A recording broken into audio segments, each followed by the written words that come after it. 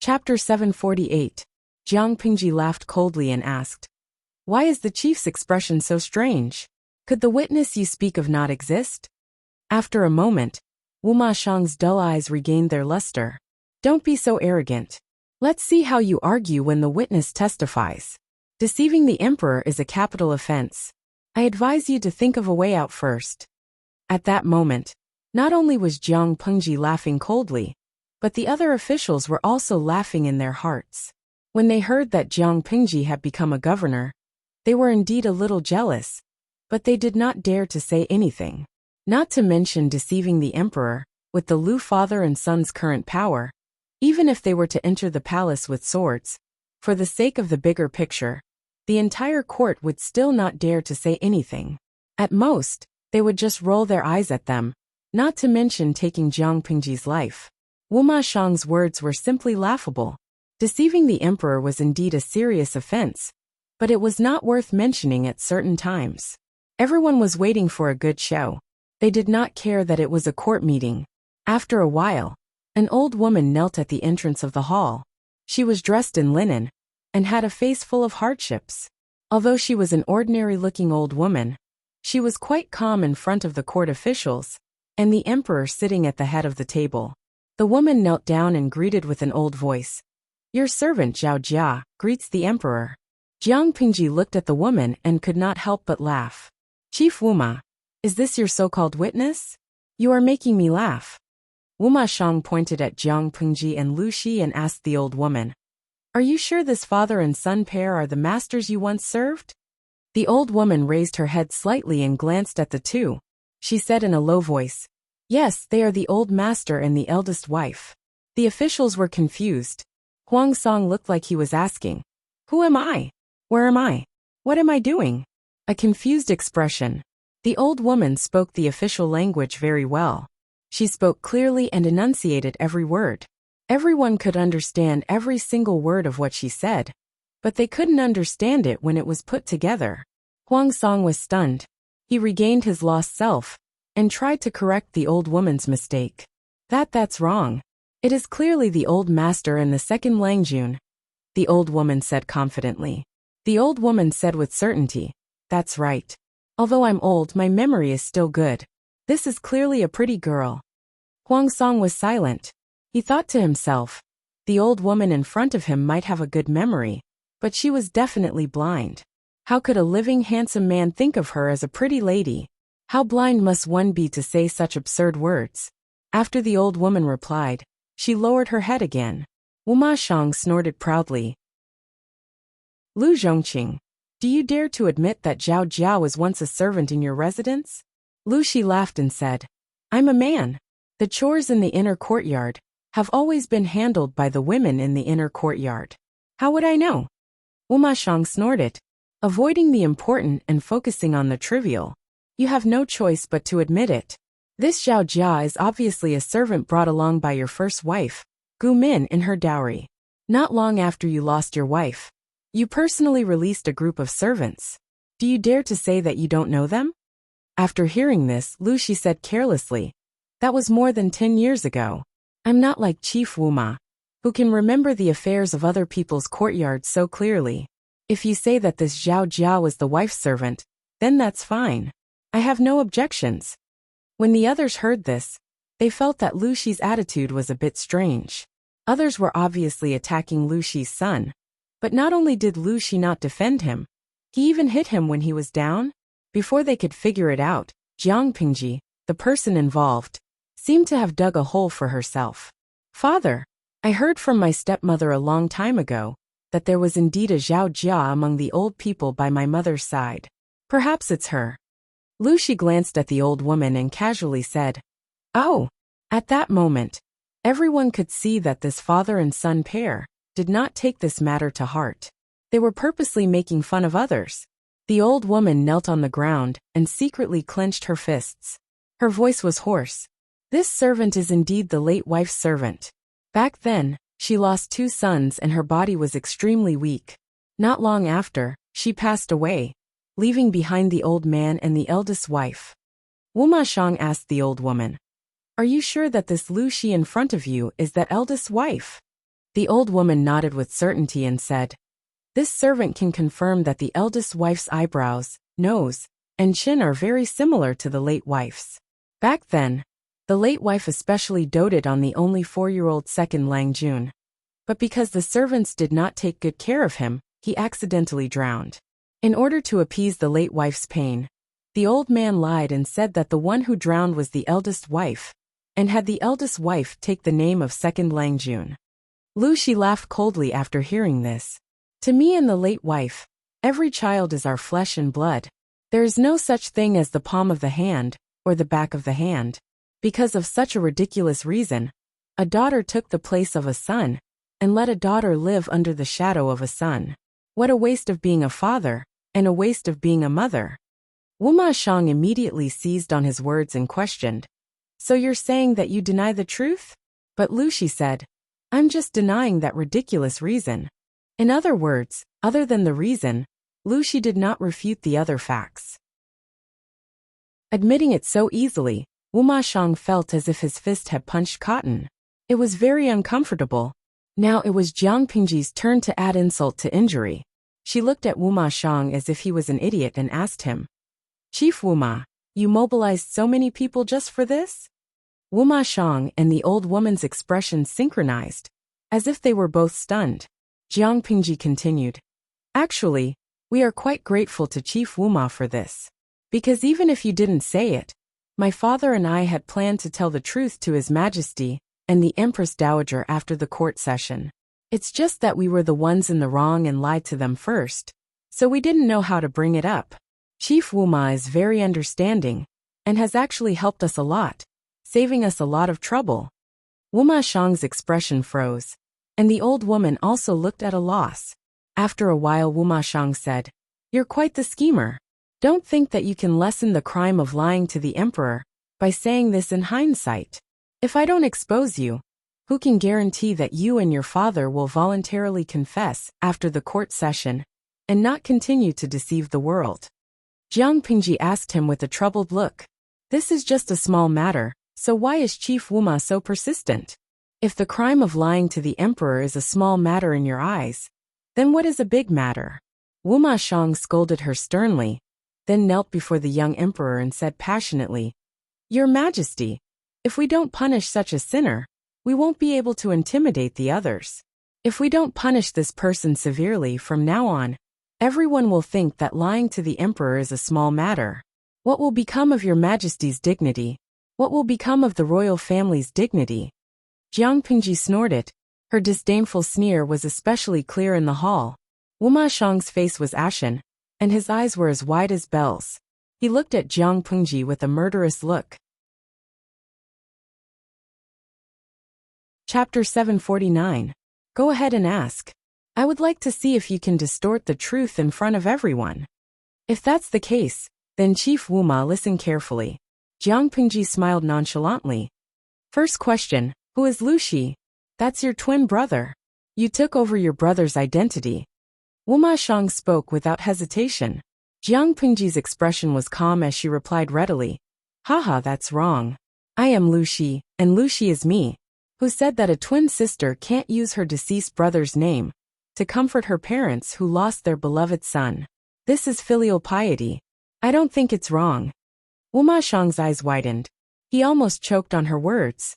Seeing his expression, the other officials were happy to watch the show. The viewers in the streaming room were cheering for Jiang Pingji. Yen Rian, high energy alert ahead. Non-combatants retreat immediately. The streamer is about to charge for a big move. Drifting with the tide, little ding ding. What? 120. There's a critically injured patient here. I've booked an ambulance. Gu Fengyi Si Yuan. The streamer has charged up to 100%. I have a feeling that it's going to be a terrifying battlefield.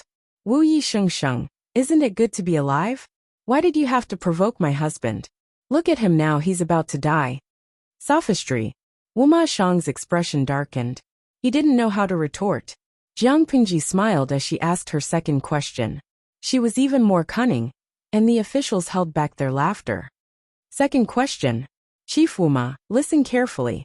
Do you think that those who wear men's clothes are all men, and those who wear women's clothes are all women is correct? Wuma Shang opened his mouth.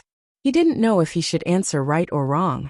Because no matter how he answered, Jiang Pingji had a bunch of questions waiting for him. If he answered that it was correct, he would be lying through his teeth. How could the gender of a man and a woman be determined by a piece of clothing? If a man wore women's clothes, he would still be a man. His body would not turn into a woman. Similarly, if a woman wore men's clothes, she would still be a woman. She would not turn into a man. If Wuma Shang answered wrong, he would be jumping into Jiang Pingji's trap and slapping himself in the face. He said sullenly, "Of course that's wrong." Jiang Pingji laughed. "That's right. That's wrong. Similarly, I Lu Shi am a woman. It's just that I love dressing up as a man. The world thinks I'm a man just because I'm wearing men's clothes. Is this also my fault? I Lu Shi have never used makeup to hide my appearance. I've always been barefaced. Outsiders have mistaken me for a man. Do you expect me to tell everyone I meet that I'm a woman?" What he meant was, how could he blame others for his own blindness? Wu Mayu was so angry that his face turned red. He pointed at her and said, "Ignorant child, this is clearly quibbling. If you had no intention of hiding it, why did you say that you would confess to His Majesty and Empress Dowager after the court session? It's clearly intentional. It's simply an act of deceiving the emperor." "You're wrong," Jiang Pingji said strangely. "Everyone thinks that Lu Shi is a man, including His Majesty and the Empress Dowager. I didn't sincerely hide it, but I also didn't explain it in time. I also didn't tell everyone I met that I was a woman. That's why I admitted that I was deceiving them. I'm just saying this to give the prefectural governor a way out of this embarrassing situation. I never expected the county governor to be so overbearing." After being tricked by Jiang Pingji again and again, Wuma Shang's rage had reached its peak. No matter how much you quibble, you still can't hide the fact that you tried to disguise your gender to take over as Wanzhou's governor. I understand now. Chief Wu Ma is holding on to this matter because she thinks that I, a woman, shouldn't take over as Wanzhou's magistrate? Wu Ma Xing laughed sinisterly. You concealed your gender with the intention of taking over as Wanzhou's governor. You have committed a great crime of deceiving the emperor. What else do you have to say? Jiang Pingji coldly glanced at Wu Ma Shang. I thought that the real crime of deceiving the ruler would be when someone else pretended to be Lu Shi and took over as Wanzhou's magistrate. I never thought that your so-called crime of deceiving the ruler would be when a woman concealed her gender and took over as Wanzhou's magistrate. Lu Shi is still Lu Shi. He's the real Lu Shi, not an outsider pretending to be him. Why can't he take over as Wanzhou's magistrate? Jiang Pingji sneered. Why don't you say that the county chief thinks that women are not qualified to be Wanzhou's magistrate? Wu Ma Shang asked in return. Did I say anything wrong? Of course it's wrong. It's the funniest mistake in the world. Jiang Pingji's voice suddenly became loud and clear. She pointed the ceremonial tablet in her hand at Wu Ma Shang's nose and said forcefully, If you say that women are not qualified to be Wanzhou's magistrate, may I ask whether the Marquis of Guanyi, Su Gong, is a man or a woman? Jiang Pingji's words directly dragged the Su brothers, Su Bei and Su Fei, into the water. They were the descendants of Su Gong. The Su brothers, who had originally thought that they were spectators, looked at each other, then turned their faces away in disgust. Without waiting for Wu Ma Shang's reply, Su Bei stepped forward and answered, Naturally, Su Gong is a woman. Wu Ma Shang's face twitched. He secretly clenched his fists in his sleeves. He looked at Jiang Pingji with a gaze filled with intense hatred. Naturally, Su Gong is a woman. Moreover, she is a heroine who does not lose to men. Jiang Pingji smiled and cupped her hands in greeting to Su Bei. Su Bei also returned Jiang Pingji's greeting in a daze. He was still in a daze. How did the promised younger brother turn into a younger sister? The face was still the same face, the body was still the same body, but the gender had been reversed. Jiang Pingji pressed on. I Lu Shi, do not dare to be arrogant and say that I have surpassed my predecessors. But ever since I was young, I have admired Su Gong. I have secretly regarded her as my role model. My dynasty is the legitimate descendant of the Xia dynasty. Naturally, we have to follow the previous dynasty and restore our former glory. I have one last question. Listen carefully, Chief Wu Ma. Now, do you still think that Lu Shi as a woman is wrong to take over the position of Wanzhou's magistrate? Wu Mashang was about to say that Jiang Pingji was arrogant. How could she compare to Su Gong? Jiang Pingji had already gained the upper hand with her words. Could it be that Chief Wu Ma also agrees with the 4 self-accomplishment classics for women that the people of Zhongzhou worship and regard as the standard? That women should obey the 3 virtues and 4 virtues? That women like Su Gong are women who do not abide by the ways of women? That they should be stripped of their titles and nailed to the pillar of shame? I heard that when the 4 self-accomplishment classics for women was popular in Zhongzhou, many learned scholars even wrote books to condemn Su Gong and other female heroes. Chief Wu Ma, do you agree? Jiang Pingji asked aggressively. You only need to answer yes or no. Wu Ma Shang's face was deathly pale. He could hear countless voices buzzing in his ears. His palms were covered in sticky cold sweat. He stammered. You're twisting words and forcing logic. This kind of woman, who does not abide by the ways of women. Enough. A stern rebuke forcefully interrupted Wu Ma Shang's words. An ivory baton was swung across his face, almost knocking him out. Su Bei's face was as black as the bottom of a pot. He asked sternly, Wu Ma, you old fool. Who are you calling unruly? Su Fei's temper was not as good as Su Bei's. Chapter 750. They definitely could not tolerate this. The Su family's current prosperity was all due to their ancestors and the generations of descendants. Even the current emperor, let alone Wu Ma Shang, would remember humiliating their ancestors and settle the score in the future. Su Bei said, Old man Wu Ma. And Su Fei quickly followed up with another clean blow. The ceremonial tablet in his hand smashed heavily into Wu Ma Shang's face. In just a few breaths' time, a slightly swollen red mark appeared on his face. The imperial court assembly froze for a moment. Everyone's attention was on the Su brothers and Wu Ma Shang. But Jiang Pingji's gaze was fixed on Zhao Jia. She discovered a very interesting detail.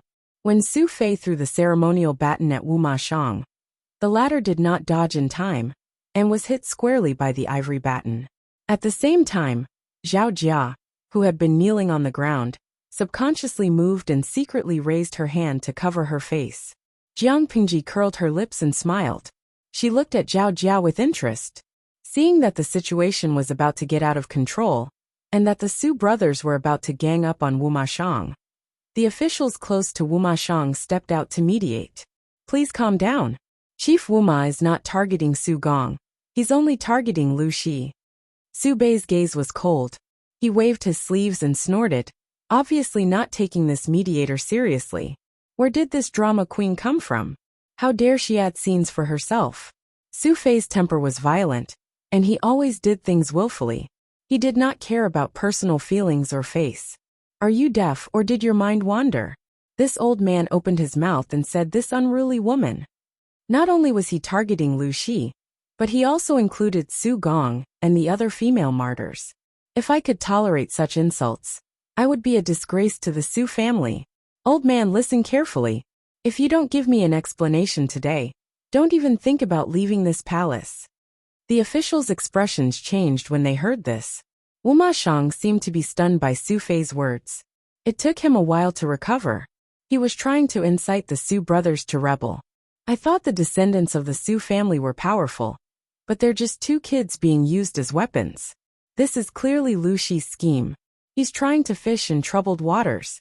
Su Gong is a woman worthy of respect. How can ordinary women compare to her? Lu Shi is such a despicable person, twisting the truth and causing conflict between you and me. He is truly despicable. Hearing this, the Su brothers did not calm down. Instead, they both snorted and looked at Wu Ma Shang with disdain. Was there a need for Wu Ma Shang to explain? Even a blind man could tell that the 2 brothers had been implicated. At the end of the day, if Wu Ma Shang had not come looking for trouble, would the 2 brothers have been implicated? Old man, don't try and change the topic. Wu Ma Shang snorted coldly. Wu Ma Shang snorted heavily, his gaze cold. Master Su and Lu Shi are 2 separate matters. The 2 Langjuns of the Su family should not interfere with Lu Shi's matters.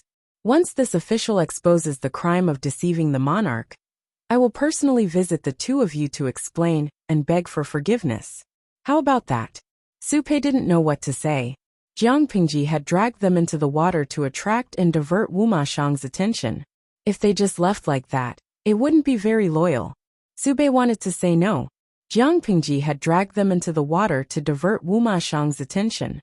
If they just left like that, it would be dishonorable. Su Bei's little scheme wasn't bad. Unfortunately, the two brothers' brainwaves were not on the same channel. Su Fei, who had zero tacit understanding, had ruined his plan. I want to see what kind of ivory you can spit out from your dog mouth. I want to see what kind of ivory you can spit out from that dog mouth of yours. Stupid pig cousin ah. Su Bei's expression did not change, but he was already cursing Su Fei in his heart. Not only did Su Bei think that the younger brother was a scammer, but the viewers in the streaming room also thought that Su Fei was a scammer. Idao Hohong damn. What is a pig teammate? Su Fei is a pig teammate. Midnight epilepsy. The host worked so hard to create an advantage, but it was all destroyed by that stupid pig Su Fei. Luochen Buzzishan. I take back what I said. How is Su Fei cute? He's just stupid. This was such a good opportunity. With such a powerful attacker like the host, even if the brothers did not say anything, they would still be able to get some kills in the end. Now they were defeated by old Wuma with just a few words. If they did not team up to kill the old man, they would just be waiting to be killed. Little penguin meow meow. To the previous poster, I don't agree with you. Our host's battle power is over 10,000. She can carry the entire battle by herself. Without the help of the Su brothers, Jiang Pingji seemed to be in a disadvantageous position. Wu Ma Shang laughed coldly. As expected of Lu Zhongqing's son, your ability to twist words and force logic is not bad. Unfortunately, the eyes of the officials are sharp. No matter how much you try to clear your name, sophistry is still sophistry. Don't even think about using the ancestors as a shield. You're just a mere deceiver. How can you be mentioned in the same breath as so many heroes? Lu Shi, what else do you have to say? Unexpectedly, Jiang Pingji looked at the red marks on his face and sneered mockingly. Chief Wuma, do you know why the second son of the former emperor died? This question stunned not only Wu Ma Shang, but the other officials as well. How did the death of the second son of the former emperor have anything to do with the current situation? You're talking nonsense again. Wu Ma Shang furrowed his brows in disgust. Jiang Pingji said, you're wrong. I'm not talking nonsense, and I'm definitely not talking nonsense. The second son of the former emperor was found to have used witchcraft to murder the former emperor and the demon empress. That's why he was killed. His mother's family was also implicated. I suspect that you've been bewitched by witchcraft. The officials were in an uproar. This development was a little scary. They felt like their brains were not enough to process it. Wu Ma Shang's face darkened, and he almost jumped up. Ridiculous. Absolutely ridiculous. Chief Wuma, don't be in such a hurry to deny it. I dare to say this because I have evidence. Just like how Chief Wuma was able to find this Zhao Jia as a witness, I also have evidence. However, I'm not Chief Wuma. I won't ask you to strip naked in front of everyone. I just need you to do one thing according to my instructions. Jiang Pingji sneered. You and this old woman. One of you say green bamboo snake's mouth, wasp sting in Langya dialect. The other one says long live the emperor in Zhangzhou dialect. When she made this strange request, the officials were still confused. After a while, the old woman said it again in awkward Langya dialect, and Wu Ma Shang followed in Zhangzhou dialect. Jiang Pingji sneered. You seem to have misunderstood. I said it at the same time, not one after the other. Wu Ma Shang stepped forward and scolded. Bitch, don't go too far. Jiang Pingji's voice suddenly became loud, and she used some mental pressure. Are you not willing to say it, afraid to say it? Or are you saying that you can't do it? Chapter 751. An official chimed in. Children do not speak of strange things. What kind of witchcraft is this? It's hilarious. Lu Shi, who had been silent all this time, finally spoke up. If the art of witchcraft is just a trick to make people laugh, and is not worth mentioning, then the second prince of the late emperor, tried to use witchcraft to murder the late emperor but failed. He was killed. In your opinion, the late emperor killed his own son by mistake? The official who had voiced his support broke out in a cold sweat and retreated pathetically. Even though the late emperor's conduct was disdainful, in front of the young emperor, no one could accuse the late emperor of wrongdoing. Lu Shi continued. Regardless of whether witchcraft exists or not, Lanting suspects that Chief Wu Ma was controlled by witchcraft. Why not just repeat what she said and say it at the same time? A simple sentence can break through Lanting's slander. Why not? What's there to talk about? Su Bei, who had missed a golden opportunity, also voiced his support. That's right. Chief Wu Ma and this old woman can just say it at the same time. If they can say it, then it's Lu Shi who is slandering you, and the witchcraft is non-existent. If they can't say it, then it'll be interesting. At that moment, everyone's gazes were focused on Wu Ma Shang and the old woman. Their expressions stiffened. Under the watchful eyes of the public, they finally steeled their hearts and prepared to speak. But no matter what they said, one of them opened his mouth and the other closed it. They could not speak at the same time. It was very strange. At that moment, the officials who were originally just watching the show could not help but feel their hair stand on end. They secretly moved their seats back. They tried a few times but they all failed. Their faces grew paler and paler. The officials felt their hair stand on end. The atmosphere in the court was developing in the direction of the supernatural. The audience in the streaming room was also shocked. They had imagined many scenarios, but none of them could guess the direction of the plot. In Shueishan, oh my god, this is too strange. I feel goosebumps all over my body. Ishio Shiniangxiang, that's strange. Why can't they speak at the same time? Baobai, you princess, wait, let me think. Could it be that the two of them are actually being controlled by the same person? Jiang Pingji glanced at the streaming room and smiled to herself. Some people's guesses were very close to the truth, but not all of them were correct. Host V. Ever since they appeared, they haven't spoken at the same time. When one person's expression changed, the other person remained expressionless. Of course, this wasn't really evidence. The most obvious flaw was when Su Fei had hit Wu Ma Shang with the ceremonial tablet. Wu Ma Shang hadn't been able to react and had been hit, but the woman had instinctively dodged and covered her face with her hands. Of the two of them, one was standing and the other was kneeling. The ceremonial tablet flying towards Wu Ma Shang had no chance of hitting the woman. So what was she hiding from? Some of the audience understood Jiang Pingji's explanation, but others did not. Years flow like water. Let me make an analogy. You guys have played computer games before, right? If he were to open 2 accounts to do daily quests and encounter a red name, he would panic and want to switch to the DPS account to fight or switch to the healer account to save his life. However, switching pages required time, and if he was too flustered, he might even get the wrong account. It was impossible to use both accounts at the same time. I think I understand what the host is trying to say. Wu Ma Shang and that woman are actually one person controlling 2 accounts? With such an explanation, the slow-witted audience members finally understood. Some of them even found it funny. Sangxue Shijian. Ha ha ha. I suddenly remembered the host's request. One person spoke in the Langyi dialect, and the other spoke in the Zhangzhou dialect. This was no longer doing 2 things at the same time. It was clearly doing 4 things at the same time. There were very few people who could do 4 things at the same time. Obviously, the person in front of her couldn't do it. As the saying went, strike while you're down. Adhering to the principle of beating a drowning dog, Jiang Pingji ruthlessly stepped on it. Your Majesty, I still want to sue Wu Ma Shang for perjury. Jiang Pingji pointed at the woman, who had a pale expression on her face and said, this person claims to be a servant of my deceased mother's dowry, so she should be used to doing rough work.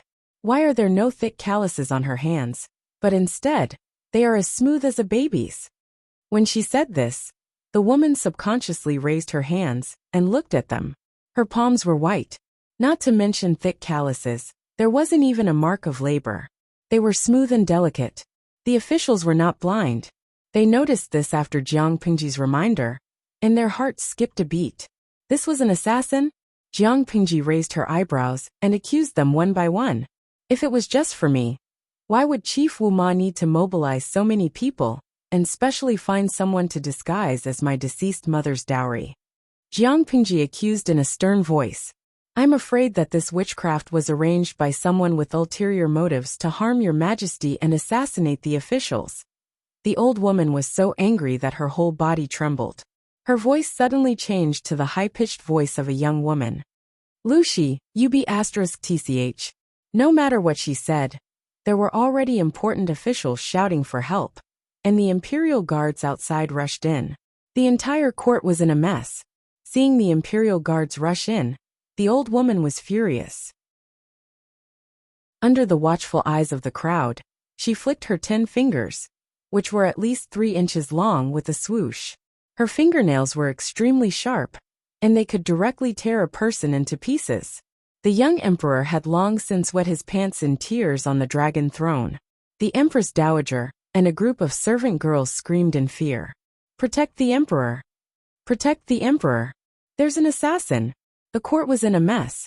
The old woman planned to take advantage of the chaos to break out of the encirclement, but from the corner of her eye, she saw Lu Shi, who had been sitting still like a mountain. She broke out of the encirclement in Lu Shi's direction. She couldn't kill Lu Shi, but she wanted to kill Lu Shi to vent her anger. However, before she could put this idea into action, her lower abdomen was hit by a huge force that was as heavy as a mountain. Her body was like a kite with a broken string. She flew backward for 2 or 3 feet. It's you again, B*TCH. The corner of the old woman's mouth was broken, and bright red blood flowed out. The officials nearby were so scared that they shrank to a corner of the court. Jiang Pingji stood not far from Lu Shi and sneered. Once you're new, twice you'll get used to it. This is already the 3rd time. At that moment, the old woman heard a warning from the system. Host, Lu Shi is not easy to deal with. Grab a hostage and escape quickly. The old woman was furious, but she also knew that Jiang Pingji was not easy to deal with. If she didn't want to die, she could only escape. She waved her hand in the air, pulled out an exquisite and gorgeous long sword, and directly attacked the person closest to her. Her target was Huang Song. She was about to get the hostage, but someone else moved faster than her. Jiang Pingji picked up an ivory baton that had been thrown on the ground. After predicting its trajectory, she threw it at the old woman. Under the infusion of power, the baton flew at the old woman's legs, waist, left chest, neck, and between the eyebrows with the force of a thunderbolt. Huang Song was already far away, but he didn't expect to be so unlucky. Facing the old woman who was attacking him, he had nowhere to hide. He could only watch as the silver nails rapidly grew larger in front of his eyes. Just when he thought he was going to die, the old woman's body exploded in front of his eyes. Chapter 752. Blood splattered on Huang Song's face, drenching him in a daze. For a moment, the court was silent, as if someone had pressed the pause button. The dismembered body fell to the ground with a dull thud. The thick blood spread out and wet the socks on Huang Song's feet. Protect! The eunuch serving the emperor shouted for help as he carried the young emperor, who had wet his pants, off the throne. He had wanted to send the emperor to a safe place, but he saw the scene when he retreated in a panic. The words he wanted to say were stuck in his throat, and he couldn't spit them out. The young emperor had witnessed the whole process. He was so scared that his tears had stopped flowing, and he couldn't stop trembling. Huang Song's face was sprayed with blood and brain matter. His court clothes were stained with flesh and organs. His eyes were wide open because of fear, as if his eyeballs were about to pop out of their sockets. Only when the imperial guards took down the muddle-headed chief of Shanghai County did his rapidly beating heart slowly return to a normal rhythm. In the eyes of outsiders, the old woman's fingernails had suddenly grown long, and she had torn several imperial guards alive with her bare hands. She looked like a demon. Such a powerful demon had been smashed into pieces by Jiang Pingji's 5 ivory batons. Then there was a problem. Wasn't Lu Shi more terrifying than a demon? Huang Song's psychological quality was still very high, but when he came to his senses, he found that his legs were sore and weak. With a plop, he knelt on the ground. Not far from him was the dismembered body of the old woman. One of her eyeballs was hanging out of her socket, and the other had rolled to the side of her head. One of the batons had been aimed at her waist, and her intestines had flowed out of the wound. Huang Song had seen such a bloody scene before, but the current scene was even more impactful. He couldn't hold it in for a moment. His stomach convulsed, acid gushed out, and the urge to vomit rushed to his head. Wretch! He raised his hand to cover his mouth, tilted his head and vomited. At first, he could vomit the remains of his breakfast, but later, only acid was left. Not only was Huang Song in a sorry state, but the other officials were also trembling with fear. They were so scared that they didn't dare to make a sound. Their faces were pale, and they were losing blood. They were afraid that if they breathed too loudly, they would attract the attention of the killer. In the entire court, only Jiang Pingji and Lu Shi were calm. Your Majesty, I have killed the demon. Jiang Pingji looked calm and collected. She folded her sleeves slightly and bowed respectfully in the direction of the young emperor. Her voice was calm and clear, like a command. The time in court began to move again. The officials, who had been too frightened to move, also came back to their senses. One by one, they found that their inner robes were soaked in sticky sweat. Looking at their dumbfounded expressions, the viewers in the live stream expressed their disdain. All of them were high-ranking officials, yet they were scared *** by such a small battle. How embarrassing. Blood Si Liuxiang. The voice of all the officials. Who am I? Where am I? What am I doing? Qiu Xiaonan. I'm scared to death. I've heard that there are super bloody scenes in this live broadcast room, but I didn't expect it to be so bloody. Diligent lazy woman. I don't think this is bloody. At most, it's disgusting. The real bloody scene can only be seen when the host goes to the battlefield. That scene is magnificent and bloody. However, I felt sorry for Huang Song. This experience would leave a big shadow in his heart. If Huang Song has a conflict of interest with our anchor in the future, do you think he will back down before the fight even starts? Lao Siji Lianmeng. I don't think so. There will be a shadow in his heart. But Huang Song is not a simple character. He has experienced much more horrifying and bloody scenes than this. Compared to this, I think the fact that the host is a woman will leave a bigger shadow in his heart. The viewers in the live stream room had been following the updates for a long time, so they were more or less mentally prepared. However, the officials present were completely unprepared. First, the old woman turned into a monster, her 10 fingers spitting out 3 inches of silver white nails as she tore a living person apart with her bare hands. Then, Jiang Pingji used the ivory baton to smash the old woman into pieces. The entire process took less than 5 or 6 breaths, but they felt as if 10,000 years had passed in a blink of an eye. Who would have thought that the ivory baton that was usually used as a memo could be used as a hidden weapon to tear people to pieces? The young emperor was still hugging Huang Min's neck and wailing. Clear yellow urine dripped down the hem of his clothes. Jiang Pingji had no choice but to repeat it again. The atmosphere in the courtroom was at a standstill until the exasperated voice of Wu Mashang, the county chief of Shanghai, pulled them back to reality. How dare you? Who allowed you to treat me like this? Let me go. Wu Mashang felt dizzy, as if he was covered in a thick fog. He couldn't even see his own fingers.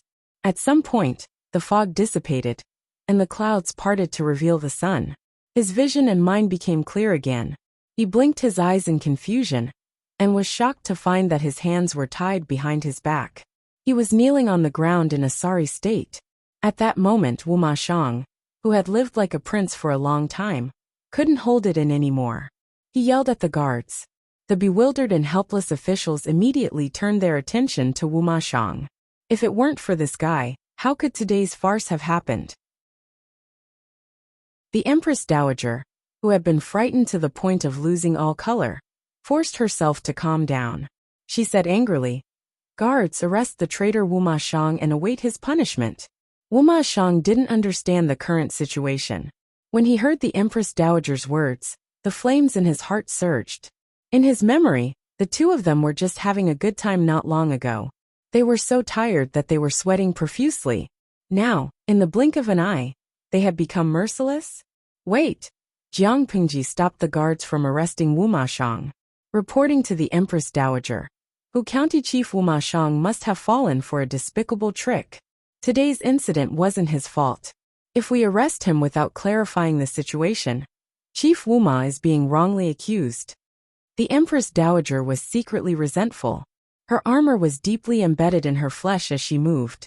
Her full lips were bitten by her pearly white teeth. She would never forget the scene of her seducing Lu Shi. Now that she thought about it, she was angry, hateful, embarrassed, and annoyed. No matter how much she offered to sleep with him, this person remained indifferent. He could only watch as she, who was as beautiful as a flower and as beautiful as jade, was tortured by the secret fragrance.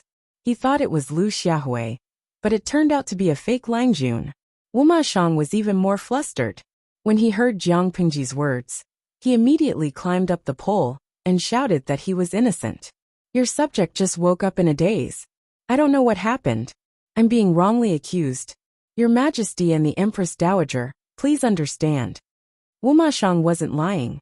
Before he woke up, he clearly remembered that he and the Empress Dowager were having a good time together. He was so happy that he forgot everything else. That night he slept very deeply. When he woke up, he found himself in the royal court, surrounded by the imperial guards. He was so scared that he didn't know how to react. Jiang Pingji's thin lips curled up slightly. Her eyes were filled with malice. She asked in a clear voice, Chief Wu Ma, have you forgotten what happened just now? Wu Ma Shang shook his head. He really didn't remember. Chapter 753. Just now. What happened? Wu Ma Shang's heart skipped a beat. He had a bad feeling about the petty tricks Jiang Pingji had mentioned. Just now, Chief Wu Ma brought a woman to the court and tried to expose my identity as a woman. He was determined to punish me for deceiving the emperor. Wu Ma Shang was dumbfounded. His shocked expression could not be faked. Wait, why did he understand every word Lu Shi said? But he couldn't understand them when they were put together. More importantly, Wu Ma Shang was dumbfounded. You're a woman? It felt as absurd as a 9-foot-tall, burly bearded man calling himself a woman with a charming face. Jiang Pingji nodded. Yes, Chief Wu Ma kept talking about this and wanted to use it to punish me. Later, I noticed that Chief Wu Ma and the old woman had strange expressions. Only then did I realize that Chief Wu Ma had been harmed by a petty person's witchcraft. Wu Ma Shang's mind was muddled. He was indeed unhappy with Jiang Pingji, but there was nothing wrong with his brain. Look at the young emperor. What good could deceiving the emperor do? He cursed in his heart, but on the surface he kept pleading innocence. He insisted that he had been bewitched by someone using witchcraft. No matter what, Wu Ma Shang was the chief of Shanghai County, an old fox who had been in the bureaucracy for many years. As long as he insisted that he was innocent and that he had been harmed by witchcraft, he could turn today's matter into a small one. No matter what, he was still one of the Alliance's 10,000 elite troops. The court could not use this excuse to kill him. There were many officials who were close to Wu Ma Shang, and they all stood up to speak for him. For a moment, the Empress Dowager was in a difficult position. With the help of the officials, Wu Ma Shang's panicked heart calmed down a lot. He calmed down and began to think about who was behind this. No matter how he thought about it, the Empress Dowager was the most suspicious. Why was he so suspicious? First, before he woke up, he had sex with the Empress Dowager. He had so much fun fighting with her that he was sweating all over. After venting, his guard was at its lowest. The Empress Dowager had the highest success rate. She could harm him without him knowing. Second, before the young emperor ascended the throne, he was the young emperor's biggest competitor. Would the Empress Dowager be willing to let a hidden threat like him live? No matter how he thought about it, the Empress Dowager was most likely to plot against him. If the plan succeeded, not only would they be able to take his head and power, but they would also be able to deal a heavy blow to the Lu family's father and son. The Lu family's father and daughter. Unfortunately, with the emperor's current prestige, not to mention the crime of deceiving the emperor, even if he carried a sword into the palace, he would still be fine. Which idiot would think that the crime of deceiving the emperor would be enough to topple the Lu father and daughter? Which idiot? Thinking about this, Wu Ma Shang was so angry that he almost vomited blood. He had really suffered an undeserved calamity. It would have been fine if he could have used this opportunity to topple Lady Lu and her father. Unfortunately, it wasn't effective, and he was even dragged into this mess. The most important thing now was to rescue himself from the quagmire. He could think about the future later. Once he saved himself, he would find the Empress Dowager, that poisonous woman, to settle the score. Wu Ma Xiang broke free from the Imperial Guard's restraints, straightened his messy clothes, and bowed to Jiang Pingji in apology. Just now, this official was careless and fell for a despicable person's trick. This is why I wrongly accused the Middle Chief General. Please forgive me, Middle Chief General. Wu Ma Xiang's ability to say polite words was not weak. He said righteously, in this official's opinion, the Middle Chief General is a woman who is not inferior to a man. Regardless of whether she is a man or a woman, she is a good minister of the country. The crime of deceiving the emperor is even more unfounded. The despicable person behind this is truly despicable. This official will not forgive her. Jiang Pingji smiled and said, County Chief Wu Ma, you praise me too much. How can I be as good as the Middle Chief General? Wu Ma Xiang waved his hand and smiled amiably. Don't be humble. In this official's opinion, having a daughter like this makes me envious of Lu Zhongqing's good fortune. If this official remembers correctly, I think it's time to call you the Middle Chief General instead of the Wanzhou Magistrate. You are so young, yet you are truly a heroine. Jiang Pingji said, Not yet. I was just about to thank you, but Chief Wu Ma interrupted me. But you can't blame the chief. If you want to blame someone, blame the despicable person behind this. To think that they would bring such an evil method like witchcraft into the court. Fortunately, they did not cause too much damage. This official is ashamed. Wu Ma Xiang climbed up the ladder and used this opportunity to clean himself up. Jiang Pingji accepted the position of Wanzhou Magistrate as she had wished. The viewers in the streaming room were a little disappointed. They had thought that Jiang Pingji would use this opportunity to kill Wu Ma Xiang as well. Jiang Pingji replied with one sentence. Hostvi, there's no rush. Wu Ma Xiang has now targeted the Emperor and the Empress Dowager. The Empress Dowager went for wool and came home shorn. No matter what, Wu Ma Xiang was still the chief of Shanghai County. He had tens of thousands of troops under his command. He could secretly torture the mother and son to death. Jiang Pingji kept Wu Ma Xiang alive because she wanted to use him to keep the young emperor and the Empress Dowager in check. At the same time, she could make Wu Ma Xiang owe her a favor. Wu Ma Xiang did not participate in the sales of the flashing bricks. She could use this opportunity to sell them at a high price and extort money from him. At that moment, someone in the audience suddenly remembered something. Diligent lazy woman. Oh, I suddenly thought of something.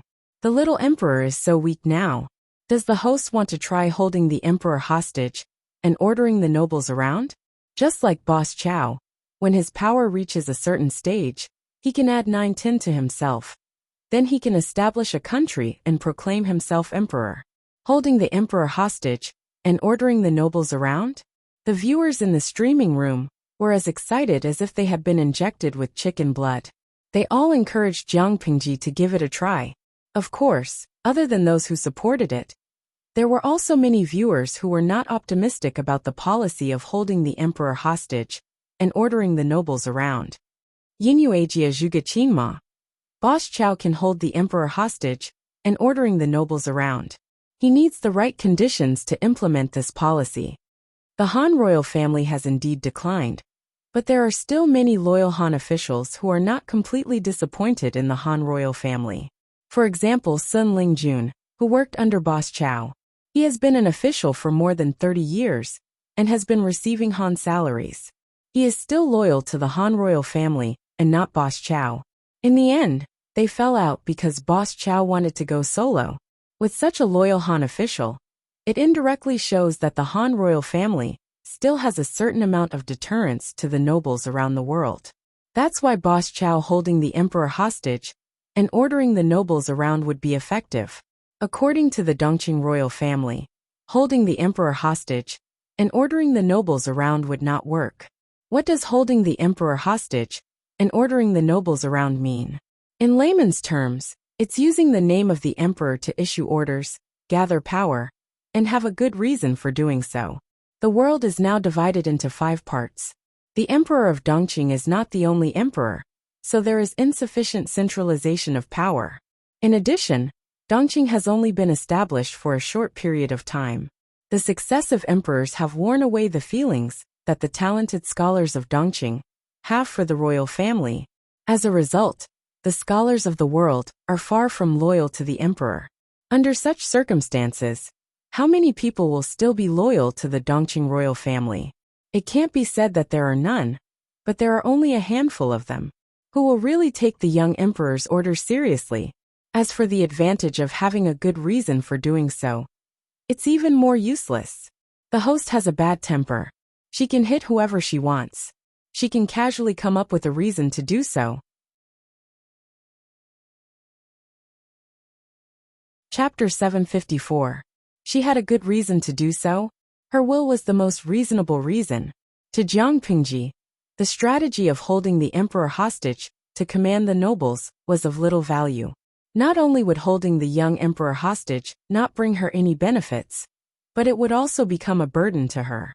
Therefore, even when the audience in the streaming room urged her to try holding the emperor hostage to command the nobles, Jiang Pingji was indifferent. Bogeo, are you all right? Jiang Pingji extended her hand in front of Huang Song. He stretched out his hand in a daze. She pulled him up with all her might. Thank you, Lanting. Huang Song let out a long sigh of relief. He was about to wipe his sweat when he realized that his sleeve was covered in blood. The urge to vomit that he had tried so hard to suppress surged up again. He hurriedly bowed in apology, turned around and vomited again. This time, he didn't even have the stomach acid, only the unbearable retching. As for the fact that Jiang Pingji was a woman, Huang Song had completely forgotten about it. Or rather, he didn't have the energy to think about it. When the old woman had torn apart a few palace guards, Yang Jian had protected the young emperor with his own body. Now that he was safe, he rejoined the crowd of officials. Lu Zhongqing, is that really your daughter? Yang Jian was a military officer. His rank was not on the same level as Lu Shi's.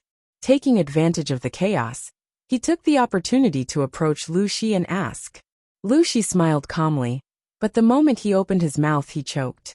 If she's not my daughter, then is she yours? Yang Jian almost lost his composure. Who's arguing with you? I'm asking you a serious question. Lanting is my daughter, of course. It's been hard on her to dress as a man all these years, Lu Shi said calmly. Yang Jian was speechless. His expression became very strange and awkward. Lu Shi asked him, What? Your expression is so strange. Could it be that you've suffered at Lanting's hands and now feel defeated? Yang Jian snorted, turned his head, and ignored Lu Shi. However, Lu Shi had indeed said what he was thinking. After losing to a young man, Yang Jian could still say that the new generation surpassed the old. He was old and not as good as the young. But now, he was told that the young man who had defeated him was a young girl. While Yang Jian was shocked, he also felt an indescribable sense of defeat.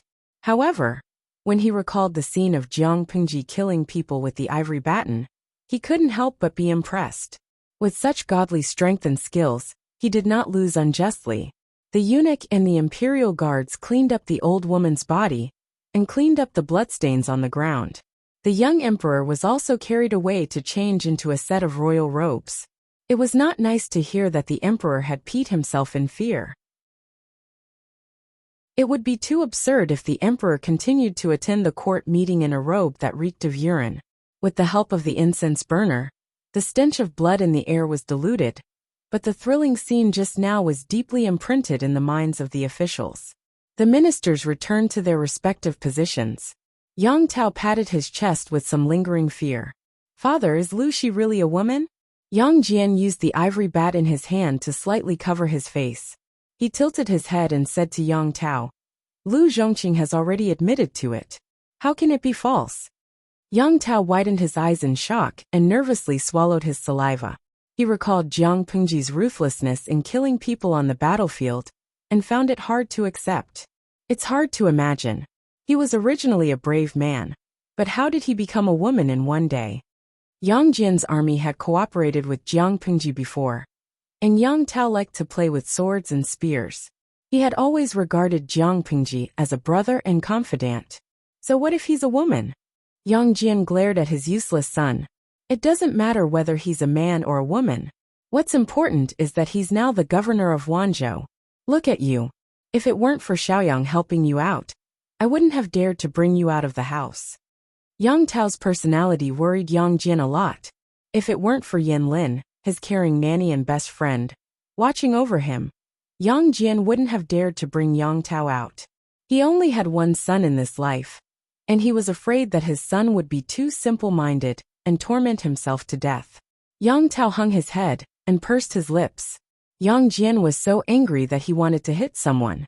From what I can see, you look more like a noble lady than Lu Zhongqing's daughter. You're a man, what are you feeling wronged for? Raise your head. Yang Tao felt wronged every day. On the other side, Wu Ma Shang, who had finally escaped danger, returned to his seat. The officials around him moved away, avoiding him, as if he was a poisonous snake. Although Wu Ma Shang kept saying that he was innocent, the scene just now was too horrifying. The officials were traumatized. Su Bei was silent. Su Fei seemed to have remembered something. He raised his hand and poked his cousin's waist with his ceremonial tablet. What are you doing? Su Bei glared at him angrily. Su Fei raised his eyebrows and said gloatingly, Brother Pei, if I remember correctly, you had a dancer serve Lu Shi? Su Bei's expression darkened. It would have been better if Su Fei hadn't brought that up. Now that he did, he got angry. Everyone here was a descendant of the Su family. Su Fei's backstabbing tactics were too vicious. Su Bei had always believed that Su Fei had tried to drive a wedge between him and the Lu family. Naturally, he wouldn't be nice to Su Fei now. If you remember correctly. So what? There are men out there. And you don't allow Lu Shi to like women. Is such a small matter worth being surprised by? You're acting like you've never seen the world before. Su Bei was in a bad mood. His pig-like cousin had been stupid once or twice, but he'd just ruined his plans. He'd missed a chance to make the Lu family owe him a favor. Su Fei had wanted to see his cousin embarrass himself, but he hadn't expected him to have such a bad temper. Instead, he'd scolded him. This time, Su Fei also snorted coldly. The two brothers continued to stare at each other in disgust. As the subject of the discussion, Jiang Pingji was very calm. This time, she'd safely removed her appointment as Wanzhou's magistrate. The officials couldn't be jealous of her. They just stood there like background characters. How dare they be jealous? Think back to that old woman. One blink of an eye, she'd been alive and well. The next, she'd turned into a pile of dismembered corpses. They were all ordinary people. Their bodies weren't as tough as demons and ghosts. 5 ceremonial tablets weren't needed. One was enough to send them to the next world. The court meeting ended anticlimactic. The hundreds of officials floated out of the main hall, still confused. In less than half a day, the news that Jiang Pingji was a woman spread like wildfire throughout the imperial city of Qinzhou. Ha ha ha. Master Yang, Master Feng, I've heard an especially funny joke today. Li Yun and the other generals were staying at the camp outside the city. However, he had nothing to do after training his troops, so he entered the city for a stroll. Halfway there, Li Yun heard an especially funny piece of news. He immediately came over to share it with Yang Si and Feng Zhen. Yang Si wasn't around. Feng Zhen held a scallion pancake in one hand and wrote cursive calligraphy. When he heard Li Yun's laughter, he almost made a mistake. What's the funny joke? Let me hear it. Feng Zhen put down his brush and stuffed the last piece of scallion pancake into his mouth. He drank a mouthful of tea to moisten his mouth. Someone outside says that our Lord is a woman. Ha ha ha, don't you think it's funny? Feng Zhen looked at Li Yun with pity, as if he was caring for his retarded child. Li Yun laughed. When he realized that Feng Zhen didn't laugh with him, he stopped writing in boredom. You don't think it's funny? This is reality.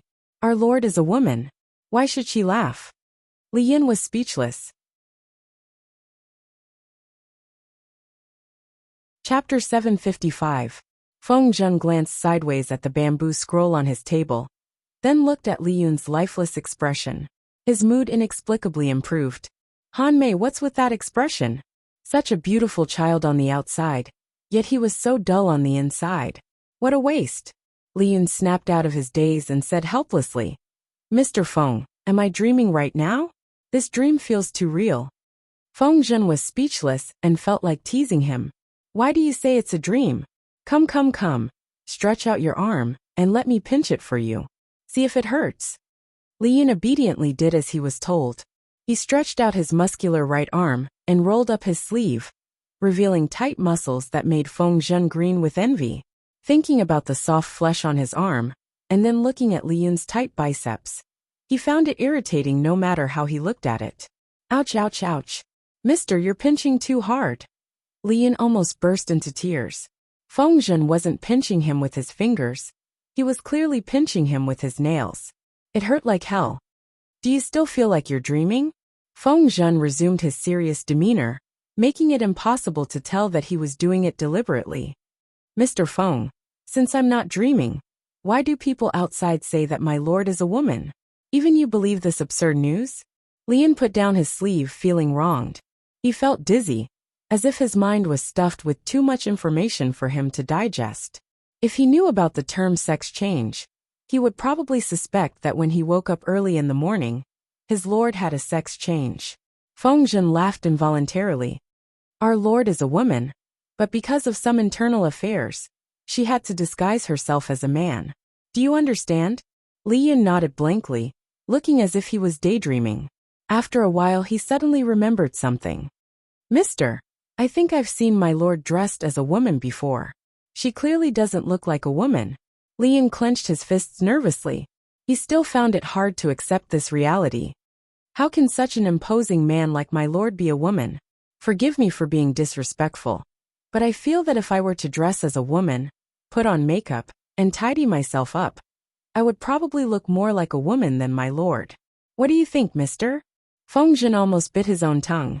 Li Yun, this silly child, how could he be so honest? However, looking at the handsome man in front of him with red lips and white teeth, Feng Zhen felt that Li Yun's words weren't unreasonable. When did you see the lord in women's clothes? Feng Zhen had been with Jiang Pengji for quite some time, but he had never seen her wear anything other than men's clothing. Li Yun answered honestly. When the lord first established the women's camp, the people of Xiangyang district suspected that the women's camp was an indecent brothel. Even the soldiers of the men's camp thought so. In order to change the impression of the female battalion in the eyes of others, the lord wore the uniform of the female battalion and chose the recruit camp of the male battalion. Right, I remember that Vice Commandant Dian was also one of those recruits. He should also have an impression.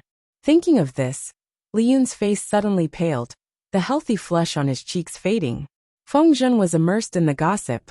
He noticed Li Yun's odd behavior and hurriedly asked, What's wrong with you, Hanmei? Why do you look so pale? Are you feeling unwell? Li Yun shook his head slowly and stammered, Mr. Feng. Yun suddenly remembered something. When the lord said that he wanted to disguise himself as a woman, Yun blurted out, A man as imposing as the lord. If you disguise yourself as a woman, Yun won't look good. Yun didn't mean it when I said that. With the lord's personality, he shouldn't have remembered it until now, right? After a while, Li Yun still didn't receive a reply from Feng Zhen. He raised his head and observed Feng Zhen carefully. He realized that the other was looking at the position behind him with a faint smile. Wait, the position behind him? Li Yun's back stiffened, and he turned his head with a creak. Jiang Pingji crossed her arms and looked at Li Yun and Feng Zhen with interest. Yang Si followed behind her. My lord. Li Yun wasn't completely dumbfounded. He hurriedly sat up straight, but his heart was beating like a drum. I'm going to die, I'm going to die, I'm going to die. I never knew that I had such an image in Hanmei's heart. How could he still remember the old scores from years ago? Jiang Pingji smiled as she walked into the main hall and knelt down at the head of the table. Li Yun's head drooped lower and lower. Seeing the group favorite Li Yun being bullied by Jiang Pingji, the viewers in the streaming room were heartbroken. Beauty Zhenmi. Trash streamer, you say you won't hold a grudge, but don't bully the little angel Hanmei. Trash Chow Pai. That's right. Look at how scared my Hanmei is. His face is several shades paler than usual. The viewers in the streaming room felt injustice for Li Yun. How would Li Yun know? He knew he had a guilty conscience.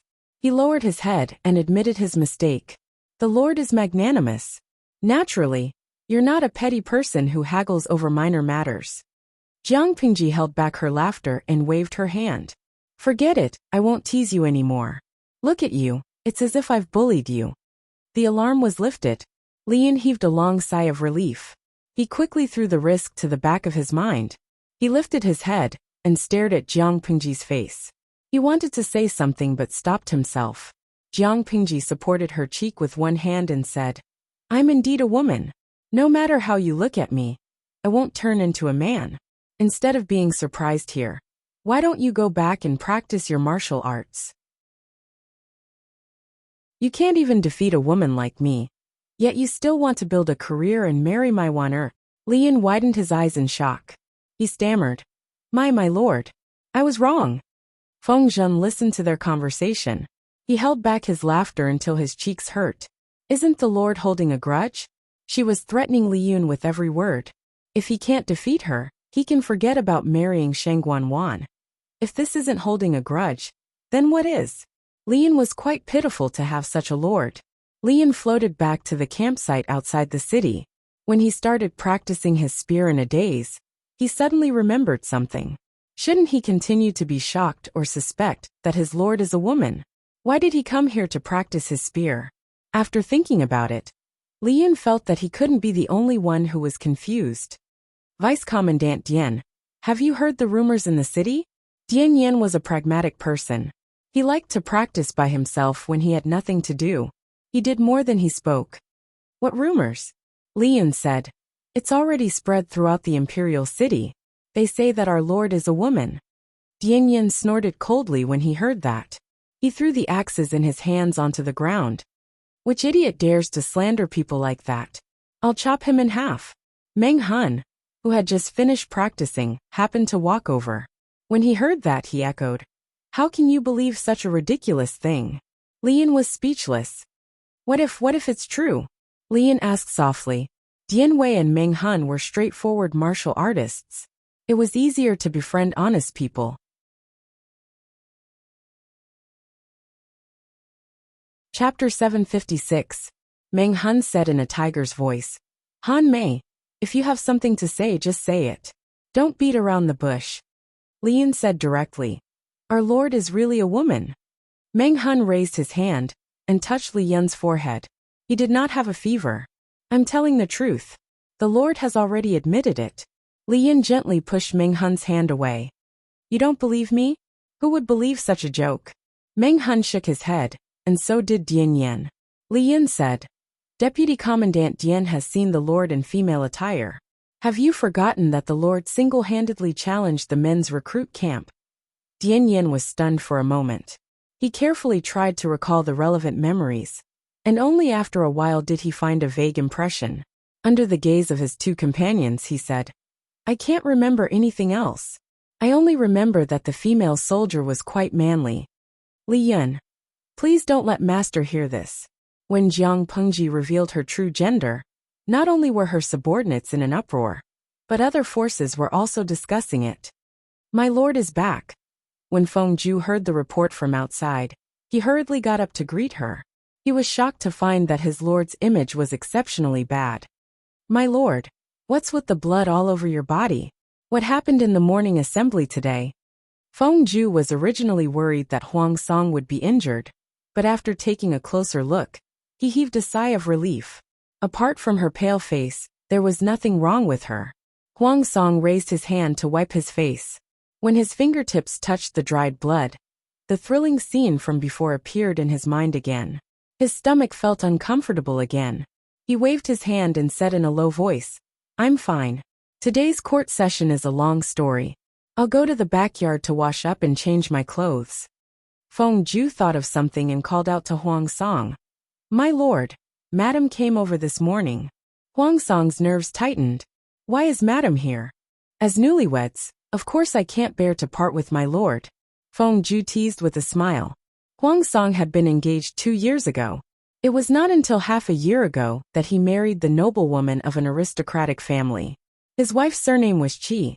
This woman was bold and courageous. On the night of their wedding, she ordered her maid to guard outside the bridal chamber with a knife. Every time Huang Song went to the backyard, he felt wronged, as if he was handing over public goods to the boss. "This is killing me." Huang Song gritted his teeth, his expression as if he was in so much pain that he wanted to die. "All right," Feng Ju continued. "The two young ladies that old master arranged for Lord were thrown out by Madam from the back door." Huang Song staggered and almost fell on the steps. His legs were trembling, and he had to hold onto the pillar to stand.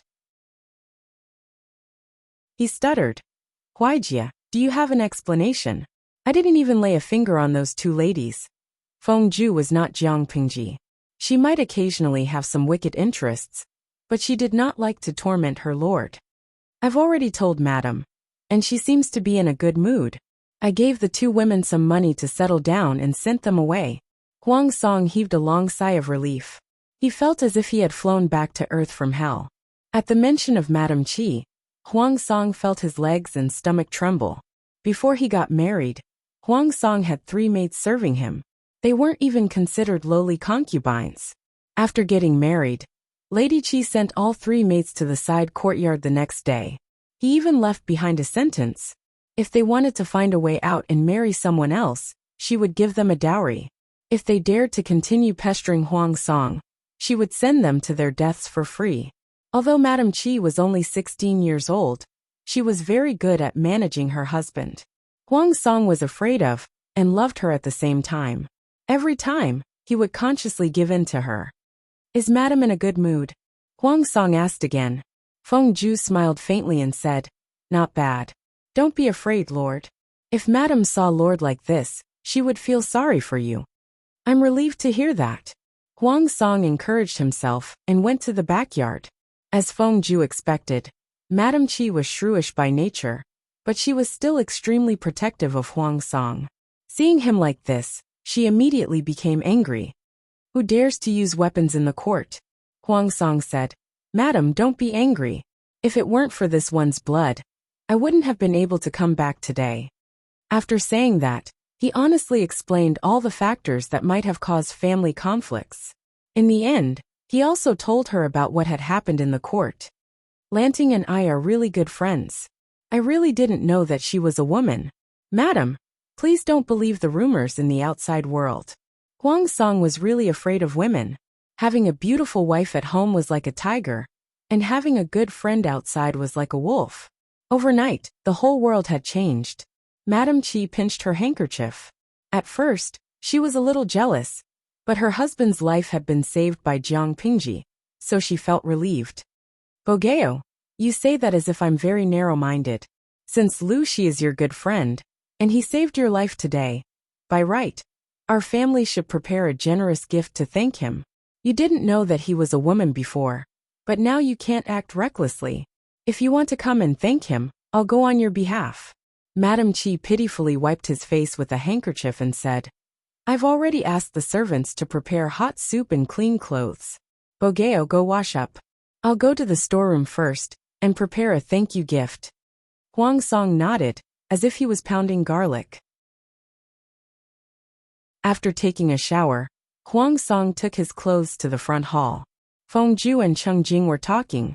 When Cheng Jing saw Huang Song coming over, he hurriedly asked, "What happened in the morning court today?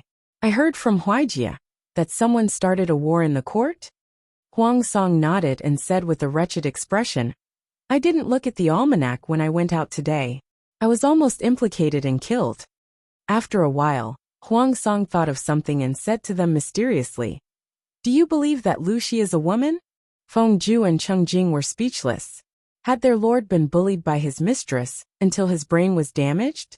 The forces that were more familiar with Jiang Pingji were all so shocked by the news that they looked up at the sun. Did the sun rise from the west today? After the initial shock, everyone thought of another problem. Since Lu Shi was a woman, would the soldiers and counselors under her command still be as loyal as before? Many people secretly waited to watch a good show, such as a certain soldier or counselor who was dissatisfied with their lord's gender and resolutely rebelled. In the end, they were greatly disappointed. Jiang Pingji did what she was supposed to do. Except for a few generals who didn't know the truth and gathered together in a daze. The others were not affected at all. As for the ordinary soldiers in the military camp, they had received favors or assistance from the female camp. They had also fought side by side with the soldiers of the female camp and killed the enemy together. They had a revolutionary comradeship and friendship with each other. Now that the stalwart lord had become a valiant woman, it was not so difficult to accept. Of course, there was another reason why they could accept the reality so quickly. Meng Hun and the others had increased the intensity of training the soldiers. All the soldiers were exhausted and had no extra energy to gossip. The news that should have set off a monstrous storm was quietly accepted by ordinary people. The news of the dismemberment with the ceremonial tablet flowed from the mouths of the officials to the marketplace and spread like wildfire. The people were not surprised that a woman could become the magistrate of Wanzhou. Instead, they were shocked that such a heroic young talent was actually a woman.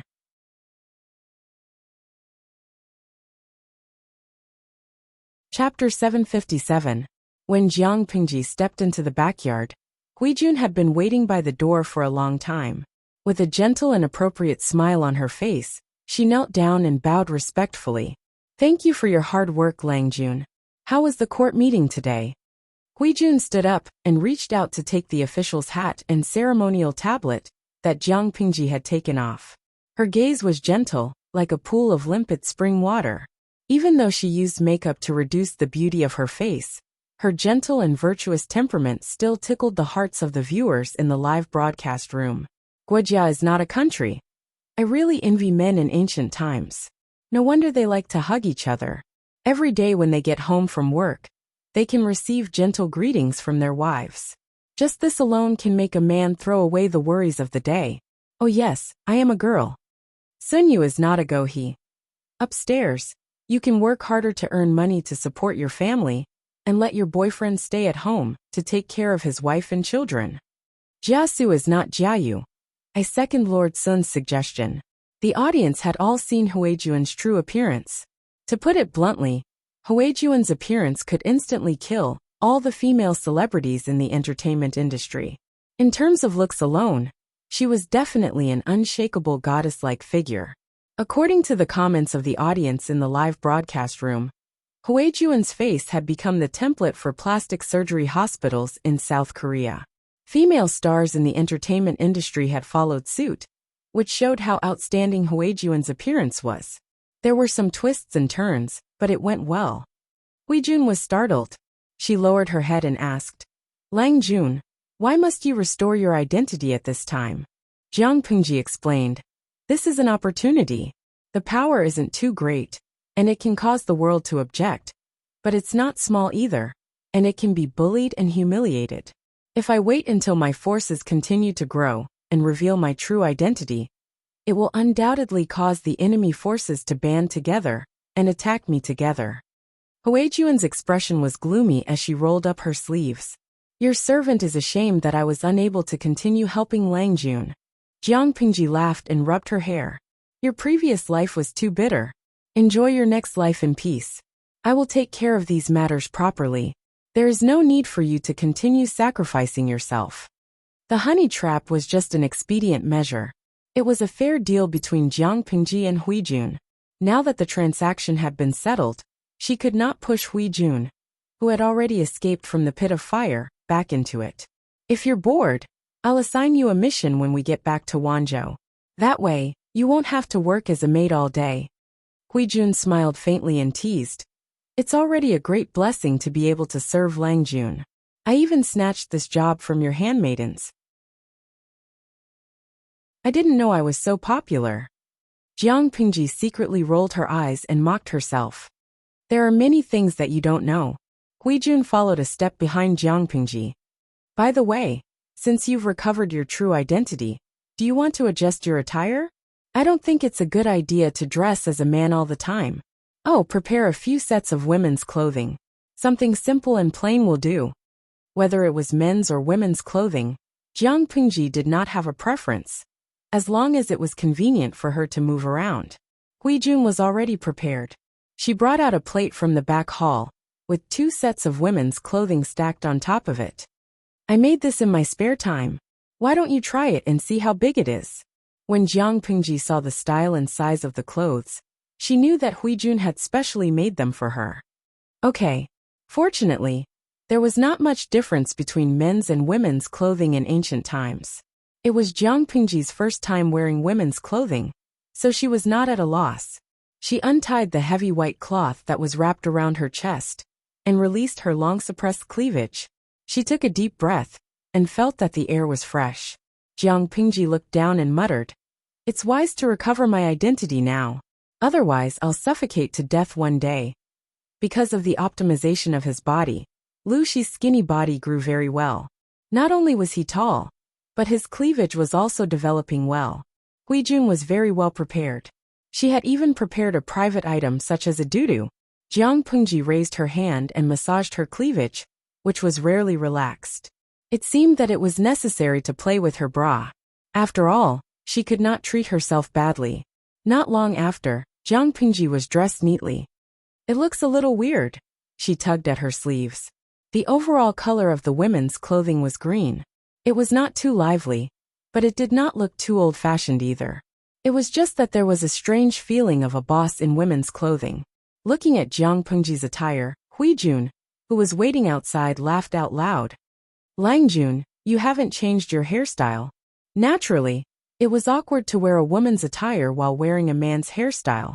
Jiang Pingji had been in this world for so many years, but she could only comb her hair into a ponytail.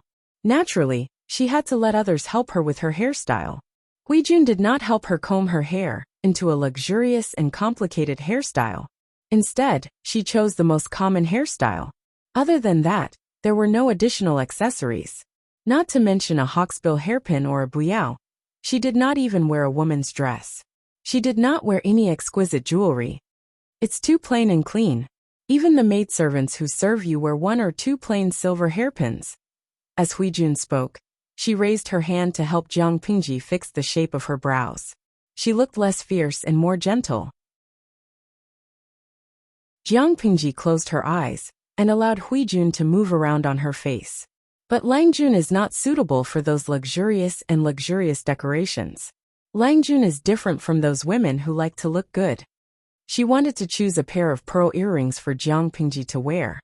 But in the end, she helplessly realized that Jiang Pingji did not have piercings. Jiang Pingji opened her eyes and looked at the heroic girl in the bronze mirror. The corners of her mouth twitched. Finally, she did not have the weird feeling of being a boss in women's clothing. Langjun's lips are a little pale.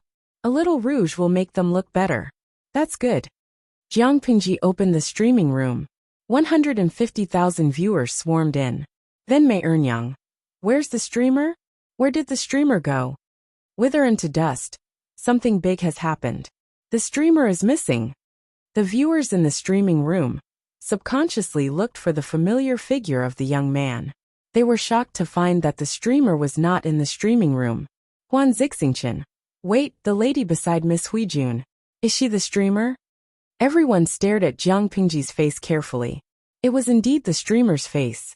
Mo Lingyin. After following the streaming for so many years, I finally see the streamer in women's clothing. I feel like I have no regrets in this life. House Han Qianshui. I thought I would see the King Kong Barbie Neza version of the streamer. I didn't expect her to be so pretty. Jiang Pingji did not look like a man. It was just that her appearance was more heroic. When she wore women's clothing and combed her hair into a bun, no one would suspect that she was a man. In a split second, the bullet screen of the entire streaming room was filled with exclamation marks and horrified emojis. The corner of Jiang Pingji's eye twitched. Only then did she resist the urge to forcibly close the streaming room. Huijun, do you think I will scare people if I go out like this? Huijun covered her lips and smiled faintly. Langjun, you look suave and elegant in men's clothing. You look heroic in women's clothing. How will you scare people?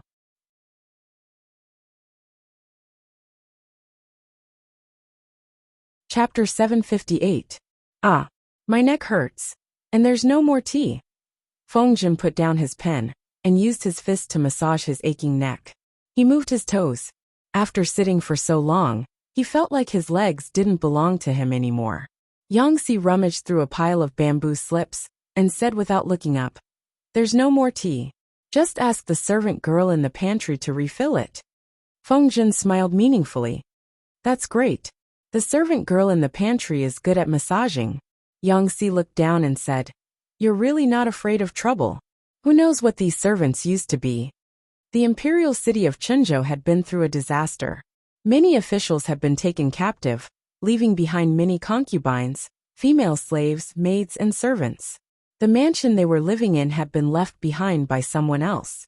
The maids they were using had been found later. Feng Zhen said, "I'm just letting her massage my shoulders to relax. I'm not doing anything else." To be honest, ever since Feng Zhen became Jiang Pengji's subordinate, he had been much more restrained. In the past, he slept with women every day. Now he couldn't even touch a girl's hand for months, let alone develop a relationship. Compared to before, his life now was like that of a delicate monk with few desires. He was about to weep for himself when light footsteps came from outside. The shadow in the hall slowly approached. Feng Zhen didn't even raise his head as he said, "Go fill up the tea on the table and give me a shoulder massage. Use the same amount of strength as yesterday." After a while, the other party didn't move. "You want me to fill your tea and massage your shoulders?" A familiar voice came from above his head. The tone of the voice carried a hint of indescribable warning. Feng Zhen didn't recognize it, and immediately laughed. "What, is it hard for you to fill my tea and massage my shoulders?" At that moment, the comments in the livestream room all felt sorry for Feng Zhen, and hoped that the streamer would teach him a lesson. Wahao AIGG. Warning ahead. Your dissolute Prince Charming Feng Zhen is about to be beaten by the streamer. Sui Feng Xiao say. I really want to grab Feng Longzi's shoulders and shake him. Isn't it good to be alive? Why do you want to die? Zhang Sun Wushuang. Yeah, why do you want to die? Let the streamer fill his tea. I think the streamer will pinch his chin and pour the whole pot of hot water down his throat. Let the host massage his shoulders? No, was he sure he wouldn't break his collarbone? Feng Zisher, I dare to pinch you, but I'm afraid you don't have the guts to let me pinch you. You seem to be living a good life. You're working, yet you still have the leisure to let a maid serve you and massage your shoulders? Jiang Pingji took 2 steps forward, and her snow-white socks came into view. Feng Zhen's heart skipped a beat when he heard the other party call him by his surname and courtesy name. His voice had even changed to the familiar tone he was used to. He slowly raised his head like a criminal awaiting his death sentence. She bent her knees slightly and squatted down to meet his gaze. Zisher, do you want to try my cooking? Feng Zhen was so shocked that he leaned back. His movement was a little too big, and he fell to the ground. He hurriedly got up and said seriously, Greetings, my lord. Jiang Pingji smiled and asked him, You haven't answered my question. Feng Zhen's expression immediately turned bitter, as if he had eaten a whole basket of bitter gourds. What the hell was going on? If he had known that the woman who came in was not a maid but Jiang Pingji, he wouldn't have ordered her around unless he had a death wish. However, his lord dressed in women's clothes didn't seem so unsightly to the eyes. She was much better than the burly man dressed in women's clothes that Feng Zhen had imagined. Yang Si, who had been watching the entire scene, couldn't help but burst out laughing. Feng Zhen was reaping what he sowed. He deserved to be shocked. Yang Jingrong, you're so sincere in watching people embarrass themselves. Feng Zhen was a little uncomfortable at first. He felt that it was a little weird to face his lord dressed in women's clothes, but the urge to criticize Yang Si won out. Yang Si supported his cheek with one hand and laughed. If you hadn't given someone something to use against you, who would have watched you? You're too careless in making friends. Yang Si clearly knew that Jiang Pingji was coming, but he didn't even warn him. Instead, he coldly watched him embarrass himself. Feng Zhen wanted to say something, but a servant's voice came from outside. My lord, County Chief Huang's wife is here to visit. Jiang Pingji was surprised. County Chief Huang's wife? Who is it? Yang Si thought about it and said, It should be Huang Song's wife. I don't know why she's here. Jiang Pingji was shocked. Huang Bogeo has a wife. When did he get married? Why didn't he inform us? Since Huang Song's wife had come to visit, Jiang Pingji naturally couldn't stop her from entering. She could only receive her personally. Yang Si said, "My lord, do you need to dress up a little more? If you receive a guest like this, it's too plain." Jiang Pingji said indifferently, "Your lord is not an ordinary woman in the backyard. Who would see me dressed up? How improper would that be?" After she finished speaking, she strode away. Her one step was faster than an ordinary woman's 2 or 3. Looking at her height, she was tall and slender. Ordinary men would feel pressured, let alone those petite women. Yang Si looked at her and felt a faint stomachache. He felt that his lord wasn't wearing the wrong clothes, but had clearly reincarnated into the wrong body. Huang Song's wife was settled in the living room. When Jiang Pingji went over, she found 2 maids with knives at their waists standing outside the door. She didn't even frown. She walked in with a natural expression and saw a young girl with a bright and beautiful face sitting on the lower right. She was young and had a woman's bun. She should be Huang Song's wife. Yi Cho-chang. Oh my god, Huang Song's wife looks like a girl in her first year of high school. She's actually married. Jiang Pingji's thoughts coincided with the audience's. Huang Song's wife was still a young girl, but she already had the steadiness of an adult. Your servant Huang Qisher greets the magistrate of Liuzhou. When Jiang Pingji sat down, Huang Song's wife bowed to her. The 4 maids with knives behind her also bowed. Jiang Pingji discovered that not only did the maids carry knives, but Huang Song's wife also practiced martial arts. She had 2 knives on her waist belt. Tsk. She was a real hot pepper. She wondered if Huang Song was usually afraid of this young wife. Bogeo and I are close friends. You're treating me like an outsider with such great respect. Compared to Huang Song's wife, who was dressed up and had no lack of hawksbill hairpins, Jiang Pingji seemed especially gloomy.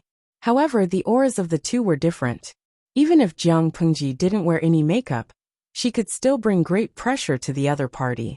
Magistrate of Liuzhou saved my husband at the court meeting. I can't skip this courtesy. Jiang Pingji responded with an "oh" and said, "It's nothing. Did Lady Qi specially come over to thank me?" "Yes, but I don't know what you like. If there's anything inappropriate, please forgive me." Jiang Pingji glanced at the gifts placed below. They were all high-quality rouge, face powder, and cloth jewelry. She couldn't help but be speechless. She knew the reason for her visit. "Thank you very much." This time, it was Lady Qi's turn to be surprised. "Aren't you angry, magistrate?"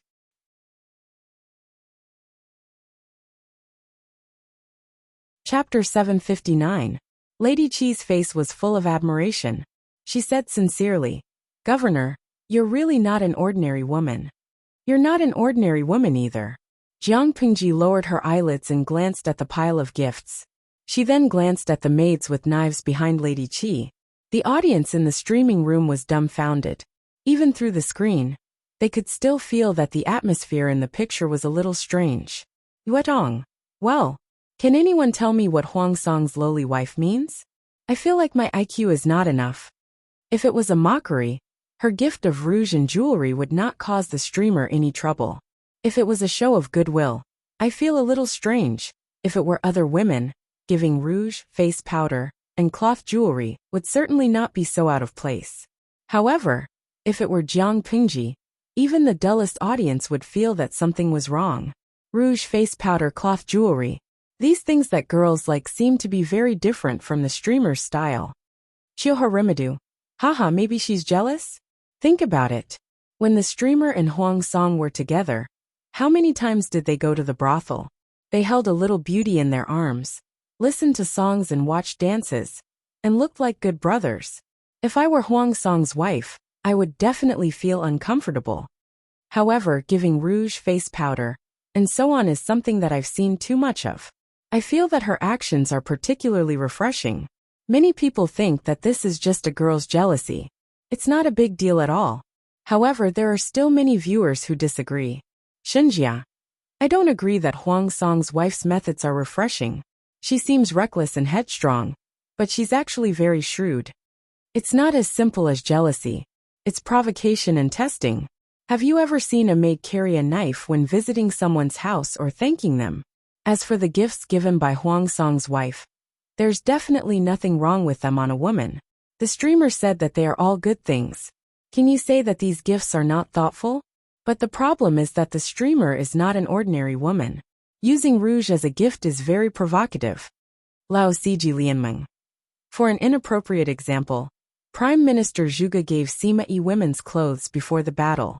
Do you think this is appropriate? Anyone with a discerning eye knows that it's not appropriate to give the streamer rouge and face powder. It's better to change it to medicinal herbs and jade. It's not outstanding, but it's also not wrong. Madame Huang Song must have known this. Otherwise, she wouldn't have asked the streamer, "Are you angry?" She must have done this on purpose. On purpose? The live stream viewers were stunned. If no one had reminded them, they wouldn't have noticed the detail of carrying a knife. Indeed, who would be armed to the teeth when going out to thank a guest? Most of the audience were on the main streamer's side. They would subconsciously protect Jiang Pingji's interests. Their impression of Huang Song's wife was a little worse. Madame Qi shook her head in shame and waved her hand, motioning for the 4 maids behind her to retreat. After the maid retreated, Madame Qi raised her hand to remove the knife from her waist and pushed it a few feet forward, away from where she could touch it. Prefecture Governor, you're praising me too much. In your eyes, I'm just a vulgar woman who only knows how to be jealous, right? Jiang Pingji calmly watched her movements. Why does Madame say that? If Madame only knew how to be jealous, then the things that were sent to her door would not be good. It would be better to casually pick some ordinary things. Since Madame dares to bring these things to your door, isn't it because you're certain that you can achieve your goal and retreat unscathed? She clearly knew that Jiang Pingji could dismember people with an ivory baton, yet she still had the guts to come and test her. This could no longer be summed up as being bold. However, being bold did not mean being reckless. In Jiang Pingji's opinion, Madame Qi was quite scheming. The livestream viewers felt that Madame Qi was provoking her because of Huang Song. But Jiang Pingji didn't think so. The purpose of this person's visit was to test her more than to provoke her. Jealousy was just an added bonus. To put it bluntly, in the face of a gift from Madame Qi, there was no woman who would not like it. If Jiang Pingji acted like she liked it very much, it could only show that she was an ordinary woman who liked colors. A woman who loved beauty and was somewhat vain was naturally easy to deal with, because this was a weakness. If she flew into a rage, Madame Qi would not be surprised. This showed that Jiang Pingji's future achievements would be limited. Even if she was already the prefecture governor, she was limited by her identity as a woman and did not have enough magnanimity and foresight. How far could she go in the future? It was even more reassuring.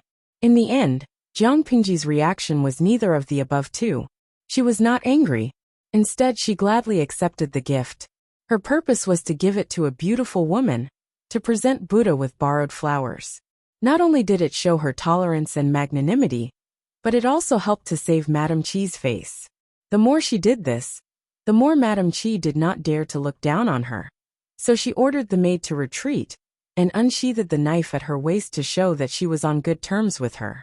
She was sure that even if Jiang Pingji was a woman, her advantages would not be diminished because of this, and her future achievements would not stop at being the prefecture governor of Wanzhou. She must be a formidable opponent, Madame Qi said. Compared to my petty cleverness, your magnanimity are what make people tremble in fear. Jiang Pingji used a declarative sentence. I don't think Huang Song asked you to prepare these gifts. Bogeo doesn't know about this, Madame Qi said. This is my decision. I hope this will not affect the friendship between you and Bogeo. I guess so. Even if Huang Bogeo had the intention to test me, he wouldn't have the guts. Regardless of whether there would be a conflict with Huang Song in the future, at least for now, they were still friends who could talk to each other. Jiang Pingji smiled and teased. Madam, aren't you worried? Madame Qi twirled her handkerchief and rolled her eyes. I was a little worried before I came, but I'm not worried now. She smiled guiltily and said, I know that Bogeo isn't a very good person, but I admire him from head to toe. The two of us are husband and wife who drank the nuptial wine.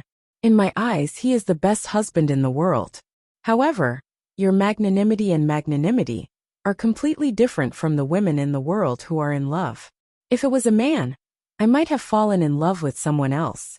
He's so outstanding, so I naturally wouldn't think highly of Bogeo.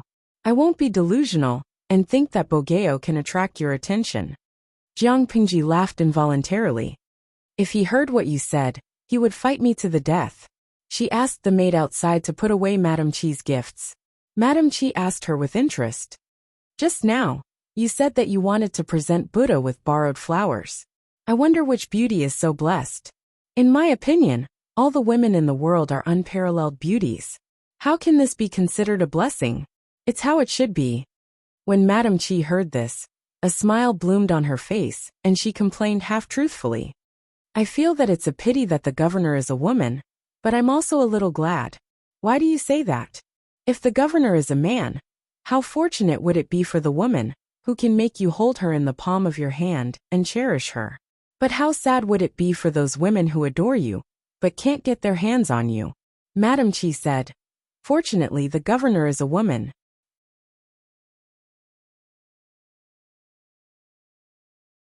Chapter 760. Although there was some friction at the beginning, the conversation was still relatively pleasant. Seeing that the sky outside was slightly dark, Lady Chi said with a smile, I had a pleasant conversation with you. We hit it off at first sight. I was so happy that I forgot the time. If I delay any longer, I'm afraid I'll delay your official business. If there's nothing else, I'll take my leave first. Please do as you please, my lady. The security in the city is unstable now. If anything goes wrong on the way, I won't be able to explain it to Bogeo. Jiang Pingji arranged for someone to escort Lady Chi back. Huang Bogeo is really lucky to have a good wife. Hui Jun was a little happy when she received the generous gift.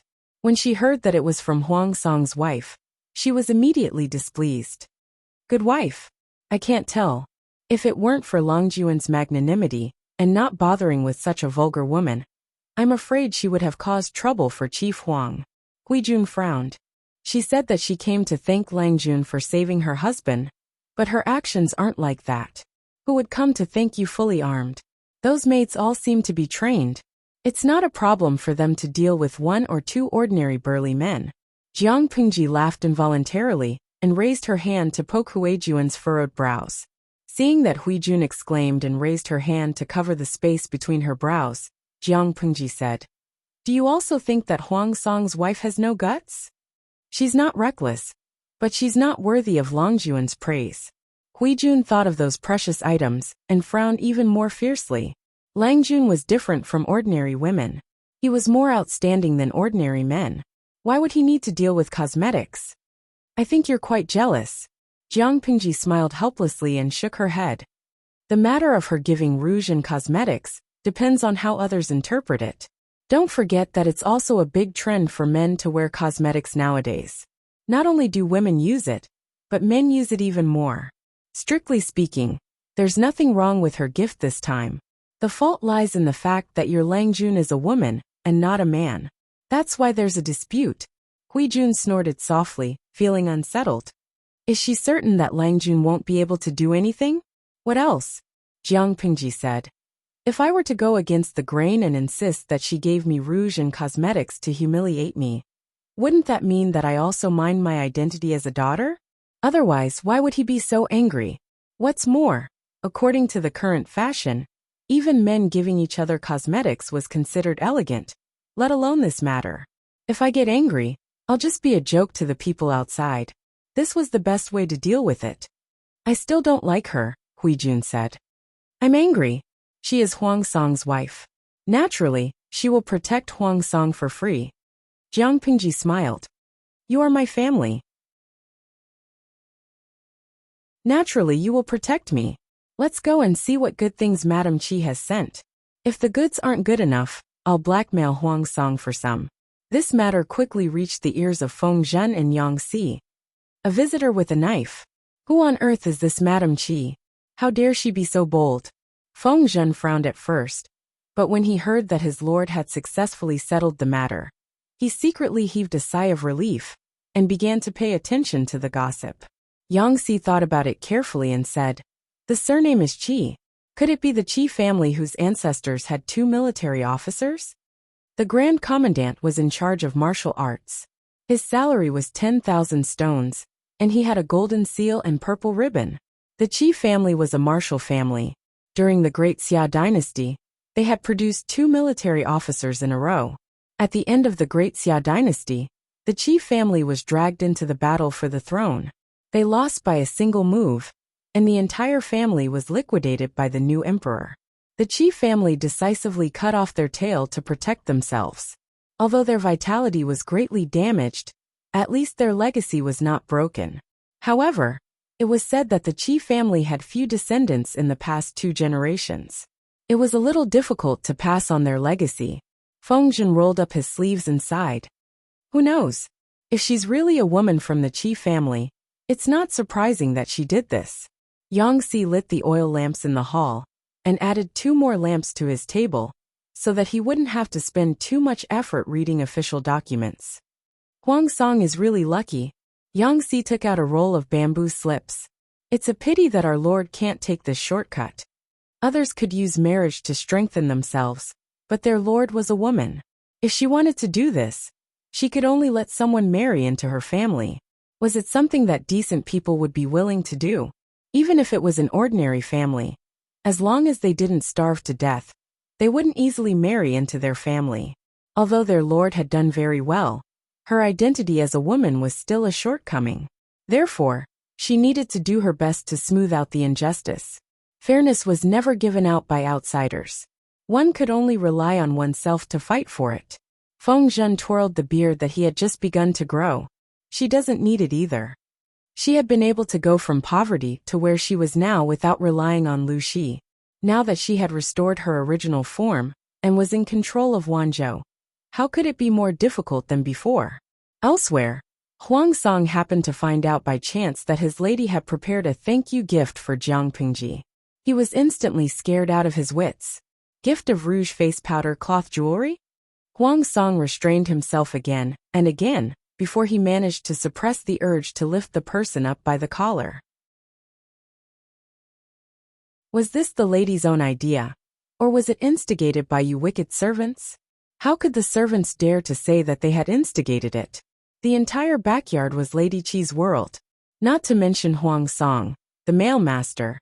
The other servants were so disciplined that they didn't dare to say anything. Yes, it was the lady's own decision. Huang Song was like a deflated doll. He felt like his whole body was about to go limp. All of you can leave. Just as he was about to send them out, he remembered something and called them back. How long has the lady been out? It's been about 4 hours. 4 hours? Huang Song looked at the sky, which was almost completely dark. His face suddenly darkened. The lady hasn't returned yet? The servant replied, she hasn't returned yet. Huang Song was anxious and said, prepare the horse immediately. He was quite confident in Jiang Pingji. She was magnanimous. He also had confidence in his lady. Although she had a temper, she wouldn't go overboard. However, if the 2 of them were to meet, Huang Song wouldn't have the slightest bit of confidence. The coachman had just brought the horse over. Before Huang Song could mount the horse, Lady Qi's carriage had already leisurely stopped in front of the door. Madam, are you all right? Huang Song hurriedly went up to greet her. What can happen to me? The governor of Liuzhou isn't a jackal. He won't eat me. Lady Qi glanced at him, as if she was rebuking him. Her young and beautiful face had a hint of sharpness. I'm afraid that you'll hurt each other. Huang Song swallowed his words and said, I'm worried about the lady. Lanting's temperament has always been difficult to understand. When I heard that you sent a pile of rouge and face powder just now, I almost broke out in a sweat. Lady Qi rolled her eyes at Huang Song. I'm not giving her a menstrual band. It's just some high-quality rouge and face powder. Both men and women can use it, and it doesn't violate any taboo. If she accepts it magnanimously, not only will it help both parties maintain their dignity, but it will also become a good story. If outsiders know about it, at most they'll say that I'm a petty woman and praise her for being magnanimous and extraordinary. If she even cares about this, it shows how broad-minded she is. A narrow-minded woman, no matter what her starting point was now, would have a very difficult time in the future. As long as Jiang Pingji wasn't stupid, she would definitely not make the wrong move. Huang Song was choked and speechless.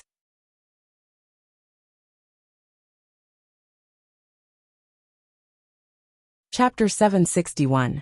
How is Bogeo's relationship with Lu Prefecture's governor? Madame Qi took off her cloak to keep out the cold, and handed it to the maid. We have a good relationship. We used to go together, Huang Song said casually. When his eyes met his wife's stern eyes, he immediately swallowed the rest of his words. It was not convenient to talk about their romantic past. Anyway, we have a good personal relationship. Fortunately, Lady Qi didn't care about what he didn't finish. I think that Lu Prefecture's overseer is extraordinarily ambitious. After today's conversation, I feel that her restoring her identity as a woman may not be passive, but active. Madame Qi sat down, picked up the tea that the maid had poured for her, and took a sip to moisten her mouth. Her words were astonishing.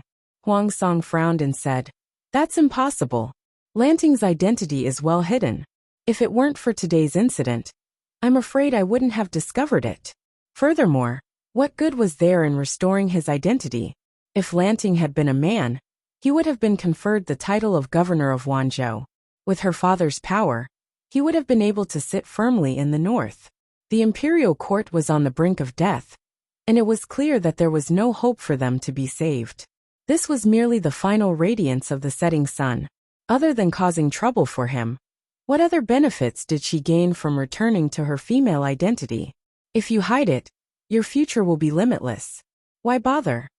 As for the marriage of children, compared to his future prospects, this was not a problem at all. As for having children, she could find a man she liked in private. Wouldn't it be easy for her to give birth to a child for herself? As for the father of the child, he could either keep him or kill him. There were ways to deal with him without leaving any traces. If it wasn't for someone else exposing her or her own stupidity, how could she have discovered her true identity? How could they find out? Who would suspect that the playmate they drank with all day was a woman? Whether it was his words, actions, or style of doing things, he couldn't see any flaws at all. As for Jiang Pingji's appearance, according to the current trend, there were many men who were more effeminate than her. Lady Qi raised her eyelids and rolled her eyes at her husband. This is a woman's intuition. What do you know? Today, he had a pleasant conversation with the governor of Liuzhou. He did not feel the slightest bit unhappy that his identity had been exposed, nor did he feel confused or hesitant about the outside world. On the contrary, he seemed to have been prepared. If that's really the case, then this Lu province overseer's ambition is definitely greater than I imagined. Faced with his wife's speculation, Huang Song only gave one response. Oh, Lady Qi said. Oh what?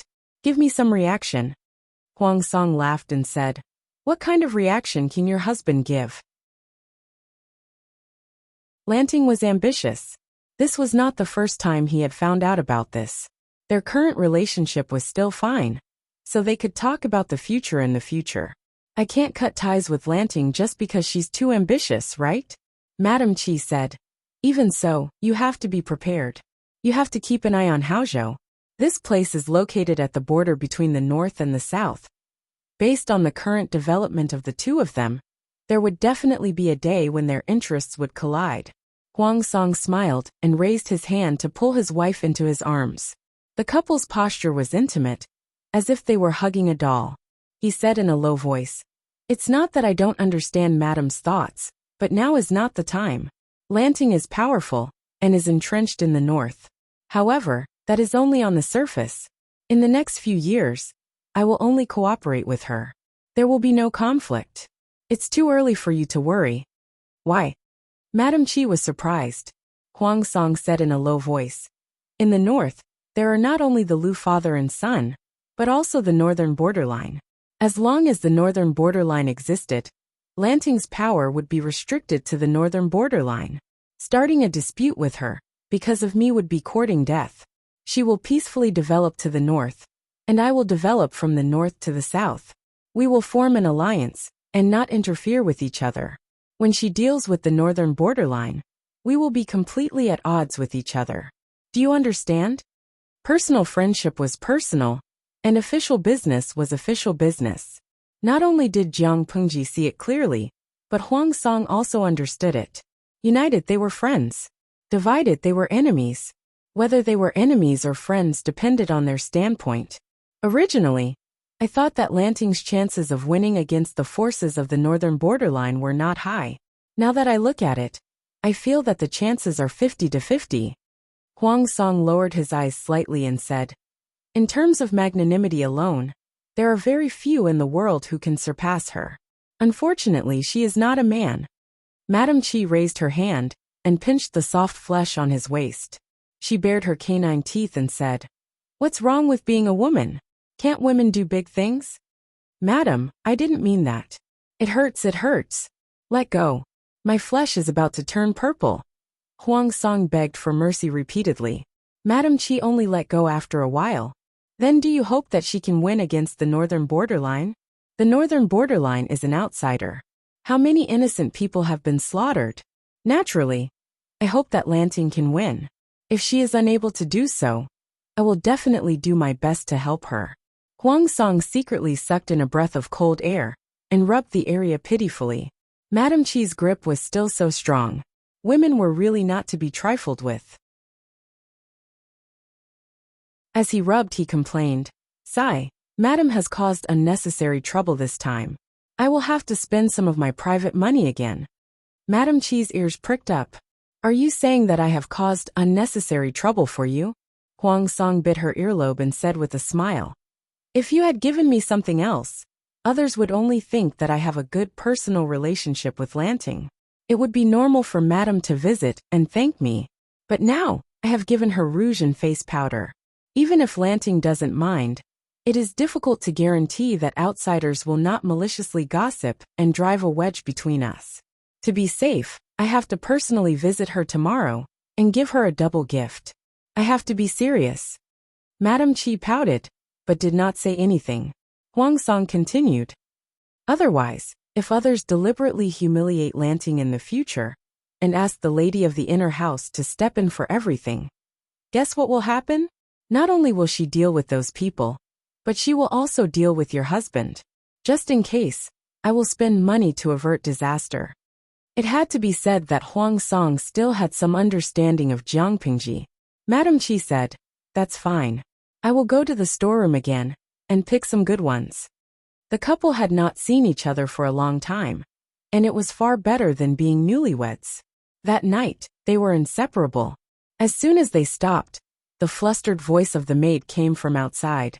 At the same time, Jiang Pingji, who was about to rest, also received similar news. The corpse is gone. Jiang Pingji wore a cloak to ward off the cold and held a roll of bamboo slips in her hand. The servant who was reporting to her turned pale. The servant trembled and said, yes, I heard that a gust of demonic wind blew past, and the remains of the corpse disappeared. His lord was the main force in killing the demon. It was difficult to guarantee that the demon would not cause trouble for his lord after it was resurrected. Thinking that there would be a demon secretly watching the mansion, the servant's face turned ashen. If it's gone, then it's gone. Is there a need to make such a fuss? Jiang Pingji waved her hand to dismiss the servant. Looking at the light on the lamp, Jiang Pingji reached out and teased the flame. It has been killed 3 times and resurrected 3 times. I suppose that part of the popularity points stored in the system have been consumed, she muttered in a low voice. Her eyes filled with a cold light.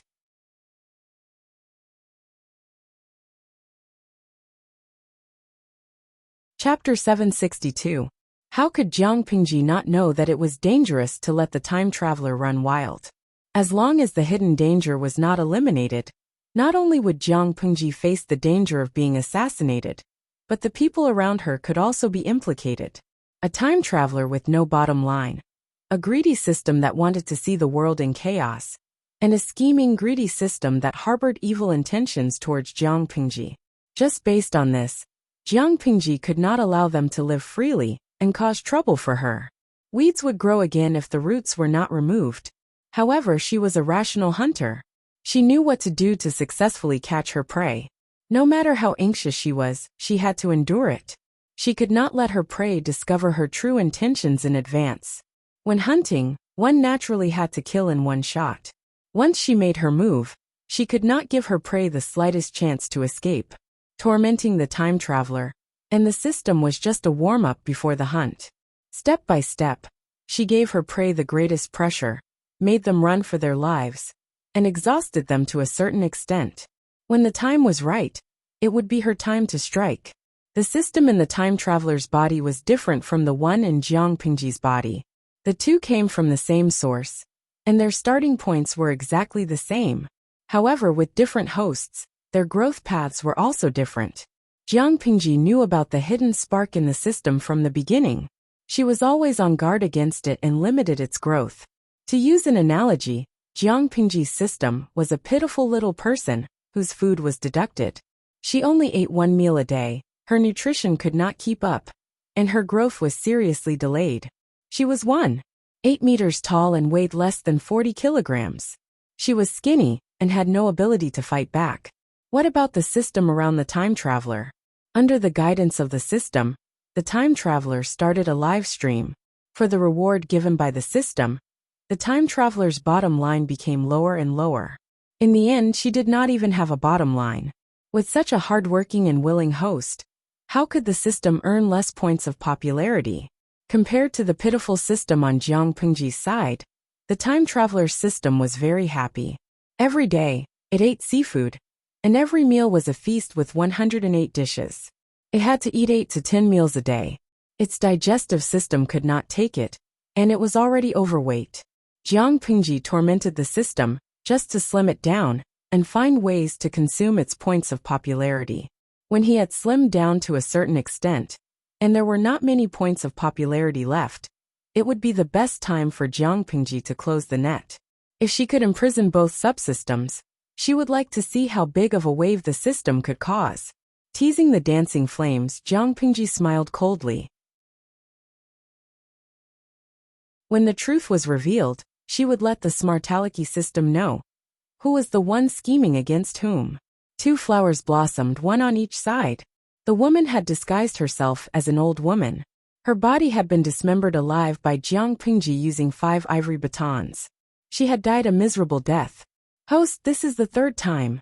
The system's voice was exceptionally cold, with a strong sense of reproach. If it weren't for Jiang Pingji's mischief that bound the system to the physical body, it would have long given up on this incompetent host. In just 1 or 2 months, it had died 3 times in the hands of the same person, and each time was more tragic than the last, which made the 3 corpse god furious. The old woman's soul was pulled into the system space by the system and restored to the appearance of the beautiful woman in the red dress. Her face was extremely pale, and her eyes were still filled with panic and fear that hadn't dissipated. Although it was only for a moment, the severe pain of being dismembered still brought indescribable pain and trauma to her soul. The system's reproach made her slightly come back to her senses, and she secretly licked her full red lips. Because of the system's guidance, she never thought that she was controlled by the system. What was the system? What was the host? Just from the word itself, it was obvious who was in the dominant position. In her mind, the system was just a string of data. In the past, the woman in the red dress could tolerate the system's criticism because of their common interests. Now that she had suffered setbacks one after another, she was also annoyed. The 3rd time is the 3rd time. Who gave me the rotten idea? System, you said that exposing Lu Shi's identity as a woman would teach her a lesson. Now that it failed, you put all the blame on me. Who do you think you are? You're just data that isn't even a person. Don't put on airs in front of me. If you continue to provoke me, I'll go on strike now. Find another host if you can. The woman in the red dress was so angry that she said these words out of anger. She didn't know that her angry words just hit the system's sore spot. F***ck, if I could change the host, why would I still argue with this idiot here? At first, the system chose the woman in the red dress as its host because it saw that she was easy to control. She had the intelligence of an ordinary person, was a little greedy, liked to reap without sowing, had a lot of unrealistic daydreams in her head, was vain, bullied the weak and feared the strong. The system liked this kind of host the most. She wasn't too stupid, but she wasn't smart either. She had weaknesses that could be easily controlled, and made her the most obedient puppet. Now, it seemed that she was too stupid. She was incompetent, and even with the system's help, she was still beaten half to death by Jiang Pingji. The system was not afraid of this host at all. It had cooperated with her for more than 20 years, and knew her true colors too well. It sneered, "Host, according to the original contract, you can unilaterally go on strike at will. Aren't you afraid of electric shock punishment or obliteration?" When the woman in the red dress heard the words electric shock punishment and obliteration, her body subconsciously trembled. "I haven't done anything wrong now. What right do you have to obliterate me?" For the woman in the red dress, nothing was more powerful than this threat. No one knew that she wasn't like this in the beginning. As a small online streamer who accidentally traveled to a strange and different world and had a powerful live streaming system in her head, she seemed like the standard for a female lead in a romance drama. The system's behavior was also similar to that of a novel. She became more and more convinced that she was extraordinary. At first, the system used its own tasks to test her bottom line and make her do things she didn't want to do. She was also unhappy. It was just a system, but it wanted to control her? Who was the host, and who was the obedient servant? She completed 2 tasks and tasted the sweetness. She resisted the 3rd task, and the system judged her failure. The price of failure was a 2nd-level electric shock punishment. She didn't dare to recall that painful feeling after experiencing it once. On one hand, there was the generous reward for completing the task, and on the other hand, there was the painful punishment for failing the task. She cleverly chose the former. Even if the tasks issued by the system made her frown and made her feel uneasy, she still worked hard to complete the tasks when she thought of her own interests. As long as she was well, what did the life and death of other people have to do with her? When her streamer level reached the top, she would be able to travel back to this world with her gains from all these years. This world would have nothing to do with her. It was a little like, after I die, who cares about the flood? As long as her interests were not harmed, the life and death of others had nothing to do with her. The system said darkly, "Host, do you need me to remind you how many popularity points you owe me now?"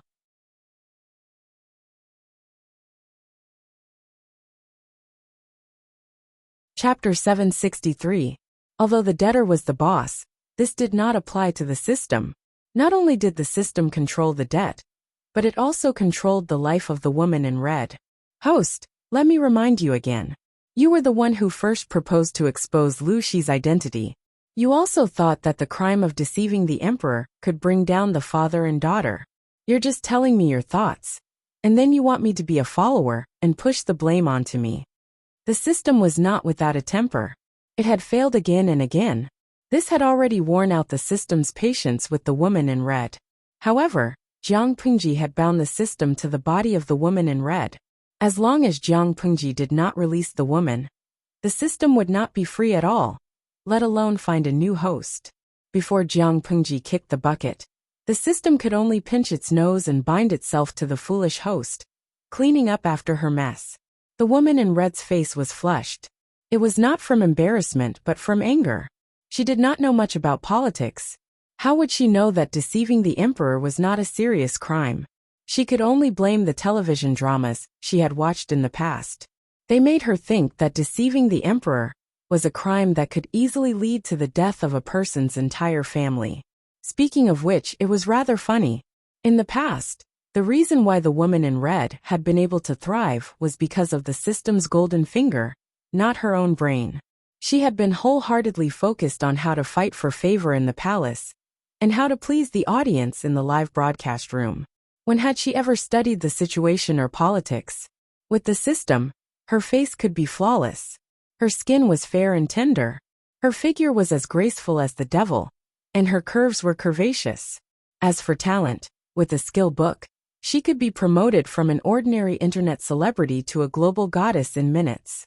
With the help of the system, she could not only use her appearance to capture men's attention, but her body was also very mysterious. What were the masterpieces and the white tiger? They were just child's play. There were more mysterious treasures that could make men crave the taste. It was like poison seeping into their bones. It was difficult to quit once they were addicted. If the senses of the body were used as an analogy, a man and a woman in red rolling in the sheets was like eating the world's best delicacy. It could conquer the taste buds in one go. A man and an ordinary woman rolling in the sheets was like eating rancid porridge and sour rotten vegetables. How could the taste be the same? The former was watertight, while the latter was like an inelastic cowhide bag. It was puffing and leaking air. When it came to seducing people, the red-clothed woman was very familiar with them. But when it came to the political situation, she was completely clueless. How could you expect a useless person raised by the system to put in the effort to learn boring politics? She took it for granted that deceiving the emperor was a serious crime. She did not know that the current emperor had no prestige to speak of. The imperial power was loose, and the royal family had lost all face. They could only struggle at death's door. How could they use a chicken feather as a command arrow to deal with a feudal vassal? The woman in red thought that she could succeed, but in the end, she walked right into Jiang Pingji's trap. She was caught and killed by Jiang Pingji. I don't want to go against her anymore, the red-clothed woman muttered in a low voice. She thought back to her 3 deaths, each one more miserable than the last. She couldn't help but shudder. The system said coldly, "Between you and her, only one can survive. Either you die or she dies. Are you sure you want to give up?" The woman in red was choked to the point that she couldn't speak. In the end, her desire to live overcame her fear. "You really are the stupidest host I've ever seen. You know you can't beat Lu Shi, so why do you keep coming at him? You can achieve your goal by hurting the people around her. You can't get close to Lu Shi personally and give him the level 9 loyalty talisman. But you can use tricks like confusion and control to make the people around her betray her. You have to be flexible." The woman in red suddenly had a flash of insight. To really attack Lu Shi, using Lu Shi as a target is not a bad idea. The system was not optimistic about her choice and poured a bucket of cold water on her. Lu Shi stays in Chongzhou all year round. It doesn't matter if the father and daughter don't meet each other at least once a year. Moreover, based on the hatred between you and Lu Shi, do you think he won't have his guard up? Or do you think that your body can seduce Lu Shi? To put it mildly, when Lu Shi faced the woman in the red dress, he would be lucky if he didn't vomit, let alone attack the city. Then who should I choose? The woman in red mumbled softly and began to analyze. Currently, among Lu Shi's subordinates, only a few can get close to her and gain her trust. Meng Hun, Li Yun, Dianyan, Yangxi, Fengzhen. Meng Hun and Dianyan are too ugly. According to Gumin's memory, Yangxi is a smart and self-disciplined person. Only Li Yun and Fengzhen are left. Based on looks, she would definitely choose Li Yun. He was a handsome white horse with unparalleled waist strength, a real high-quality fresh meat. It was said that he was a virgin and would be easy to control. However, considering Li Yun's wariness as a martial artist and the fact that women were not allowed in the military camp, it would be difficult for her to sneak in. After a round of elimination, it seemed that only Fengzhen was left. Fengzhen is a beauty. To put it bluntly, he's a lecher. He's a good choice.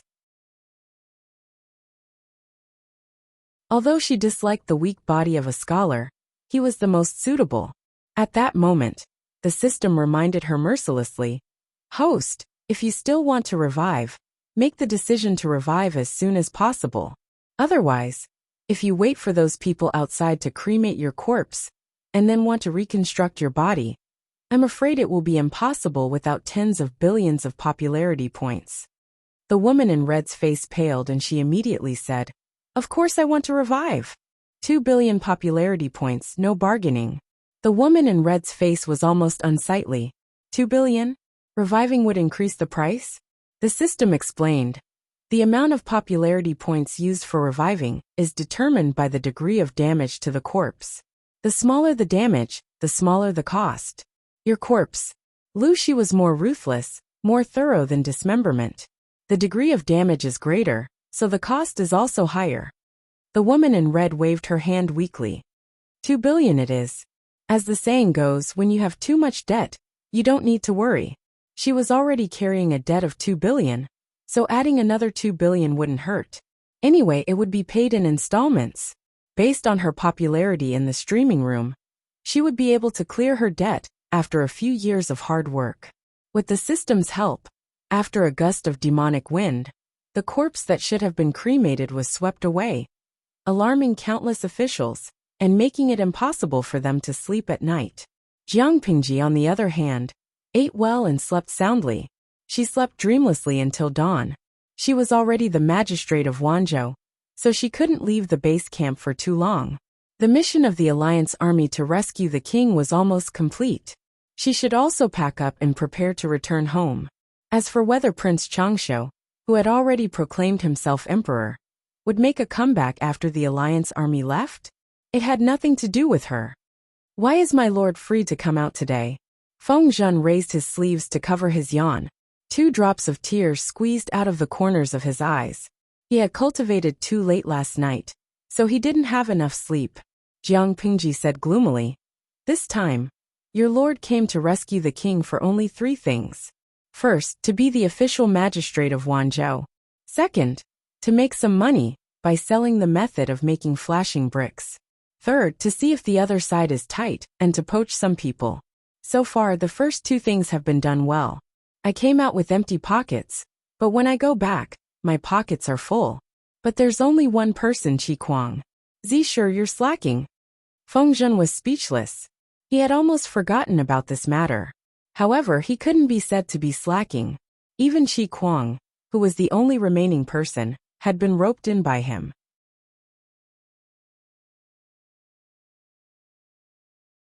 Chapter 764. There are no corners in this world that can't be pried open, only people who don't work hard. Jiang Pingji readily accepted Feng Zhen's advice and made him swallow his words. Think about the whole of Wanzhou. There's so little land and so few people. You have to do everything yourself. Sooner or later, you'll die of exhaustion at the desk. Jiang Pingji was just short of telling Feng Zhen. If you still want breaks, young ladies, wine and delicacies, hurry up and get to work. Even if she didn't say it clearly, with Feng Zhen's IQ, how could he not understand the deeper meaning behind her words? It was precisely because he understood that he regretted it even more. Of all the things she should not have done, she should not have rushed over after receiving Wei Xi's letter. Now he had plunged into a bottomless pit of overtime, endured Jiang Pingji's exploitation, and had no proper breaks all year round. For a prodigal son, no private time meant no chance to live a dissolute life, no chance to interact with various young ladies.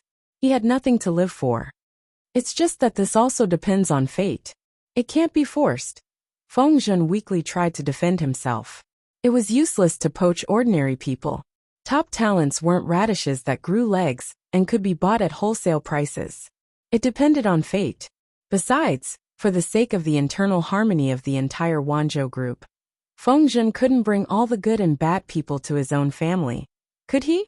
If Feng Zhen dared to do so, would Jiang Pingji dare to accept those uneven talents? Sigh. Sometimes I'm quite envious of those with good backgrounds and big businesses. At least they don't have to worry about talent. Jiang Pingji looked at the desolate and deserted streets and complained in a low voice. The Su brothers are fine, but I can't even compare to Bogeo. Jiang Pingji wouldn't admit defeat in other aspects. But in terms of personal charm, she was a nameless wildflower by the roadside. No matter how hard she tried to bloom, she still couldn't compare to flowers like peonies and medicinal peonies that attracted butterflies and bees. That was a real pain in the ass. Feng Zhen was 2 steps behind Jiang Pingji. When he heard her complaints, he couldn't help but laugh. It's clearly the Lord who's stubborn and concealing her shortcomings. How is it that you're inferior to others? Feng Zhen wasn't comforting Jiang Pingji. He was speaking the truth. Jiang Pingji's current situation was not her own doing. Even though the Lus in Hejian County were not considered the top aristocratic families, they were still in the middle of the second tier. With a father like Lu Shi, who laid a solid foundation for the next generation, Jiang Pingji's resources and advantages were far more abundant than she had imagined. As long as Jiang Pingji was willing to reveal Lu Shi's name, borrow the power of the Lus, and use the resources at hand, would there be a shortage of talents? He might not be able to surpass the Su brothers, but he was more than capable of defeating Huang Song. In this era, wasn't it all about relying on one's father and one's ancestors? His lord held a few powerful trump cards in her hands, but she refused to show them. What else could she do? If she didn't show these trump cards and show her foundation, she naturally wouldn't be able to attract enough attention. As a result, the scholars in the world didn't know much about her. The scholars couldn't see the slightest bit of hope in her to display their skills and ambitions. Which fool would take the initiative to join her? To put it simply, she clearly had the qualifications to rely on her father and ancestors, but she insisted on starting from scratch. Wasn't this looking for abuse? Not only did his lord want to abuse herself, but she also wanted to drag her subordinates along with her. This was very torturous. However, Feng Zhen seemed unreliable, but in fact he had a clear mind. He could see through everything. His lord refused to borrow the power of her father in the clan. It was obvious that she wanted to stir up trouble. She was born into an aristocratic family, but she wanted to attack the aristocratic families. Did you think this child was a bear? Jiang Pingji waved her hand weakly and frowned. I know what you want to say. Since this is the path I chose, I will finish climbing it even if I have to kneel down. It's very difficult for me to do it alone. Don't I still have you guys? In short, I'm short of people now. Go and poach them for me. After talking for a long time, the topic still went back to the original topic. Feng Zhen expressed that he was weak and didn't have the strength to wield a hoe. Jiang Pingji was so angry that she laughed. She stood still and asked him, "Then what do you want?" Feng Zhen muttered to himself for a while and said, "Speaking of which, there are many places in the imperial city where one can seek pleasure and relax the body and mind. It's rare for me to come here. If I don't see the scenery of the human world, wouldn't I have come for nothing? I really don't have any other intentions. I just want to go and experience it." Jiang Pingji chuckled. An old mask that has seen thousands of sails wants to go and experience it. This is definitely the coldest joke I've ever heard. If she didn't let him go, Feng Zhen was obviously saying, "I already have a choice, but if you don't let me go and have some fun, I'll slack off." Jiang Pingji's molars were itching to see this. If she let him go, who knew if Feng Zhen would enjoy himself so much that he forgot to go back home? The two of them confronted each other on the street, attracting the attention of many people. They had no choice but to stare at them. Who asked them to attract too much attention? Jiang Pingji was dressed in female clothing, but she was taller than all the men on the street. Her aura was 2.8 meters tall, and even the naughty children who passed by trembled with fear. Feng Zhen was dressed in a green scholarly robe. He did look a little tasteful, but he looked like he had a weak kidney. He looked indecent. The two of them confronted each other on the street. The people who didn't know what was going on were curious. "My lord, please allow it. The time and place have already been decided. If you don't go, the talent will grow wings and fly away." Feng Zhen was acting like a troublemaker. What else could Jiang Pingji do? Act first and report later? You've grown up. Fine, then let's go together. Otherwise, you'll have to coax him over and make me pick a time to meet him. Feng Zhen responded subconsciously. Looking at his lord's slender and tall figure, he suddenly froze on the spot. "My lord, are you going to go dressed like this?" In the past, he didn't know that Jiang Pingji was a woman. He was still trying to abstain from hanshi powder. The two of them often went to drink in secret, cultivating a revolutionary friendship. It's different now. "My lord, you're a woman. It's not appropriate to go to the red light district, is it?" Jiang Pingji replied. "If I don't go, who's going to foot the bill for you? If you're detained there, don't mention my name." Feng Zhen secretly touched his shriveled money pouch. He clicked his tongue. After Jiang Pingji became rich, she never mistreated her own people in terms of salary. But she couldn't stop Feng Zhen from spending. Naturally, he was from the Moonshine clan. He actually wanted to trick the other person into paying the bill. Feng Zhen muttered, "I keep feeling a little weird." Not only did he feel weird, but the receptionist also felt that the two of them were weird. It didn't seem like the male master brought his concubine out for a romantic experience. Whose concubine's aura was so terrifying? It didn't seem like the male master brought his wife out for a romantic experience. Whose wife would be more familiar with the brothel than her husband? It was more like a valiant mother brought her untamed son out for a romantic experience. But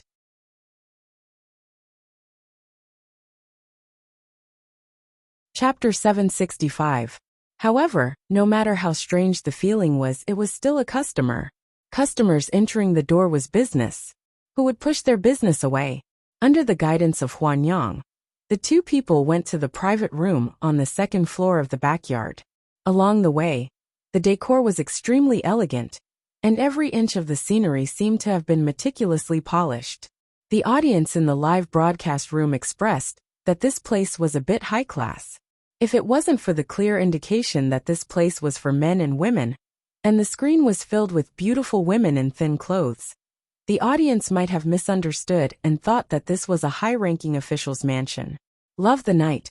Actually, I don't quite understand. Why do they have to come to such a shady place to recruit talents? Because of the relatively conservative social atmosphere of the dimension, where the audience in the live broadcast room came from, the education of gender was very obscure, causing many people to be extremely interested in brothels.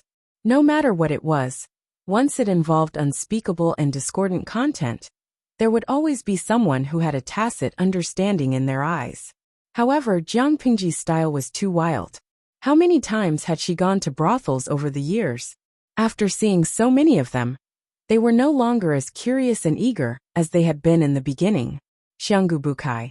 For men in ancient times, brothels shouldn't be considered indecent places, right? When they were hungry, they could order food and eat. When they were bored, they could call for the musicians to play music, the singers to sing, and the dancers to stretch their bodies. It was a combination of eating and entertainment. If they talked too late, they could still use this place as a hotel to stay.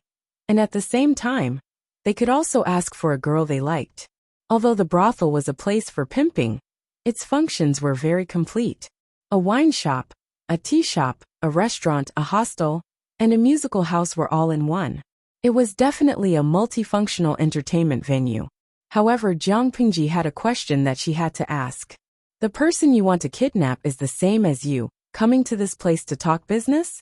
Feng Zhen didn't mind the sarcasm in Jiang Pingji's words. He smiled and said, "We can barely be considered like-minded friends." Jiang Pingji understood. Even if that person wasn't as frivolous as Feng Zhen, he was probably a Casanova. Otherwise, how could the two of them have gotten together?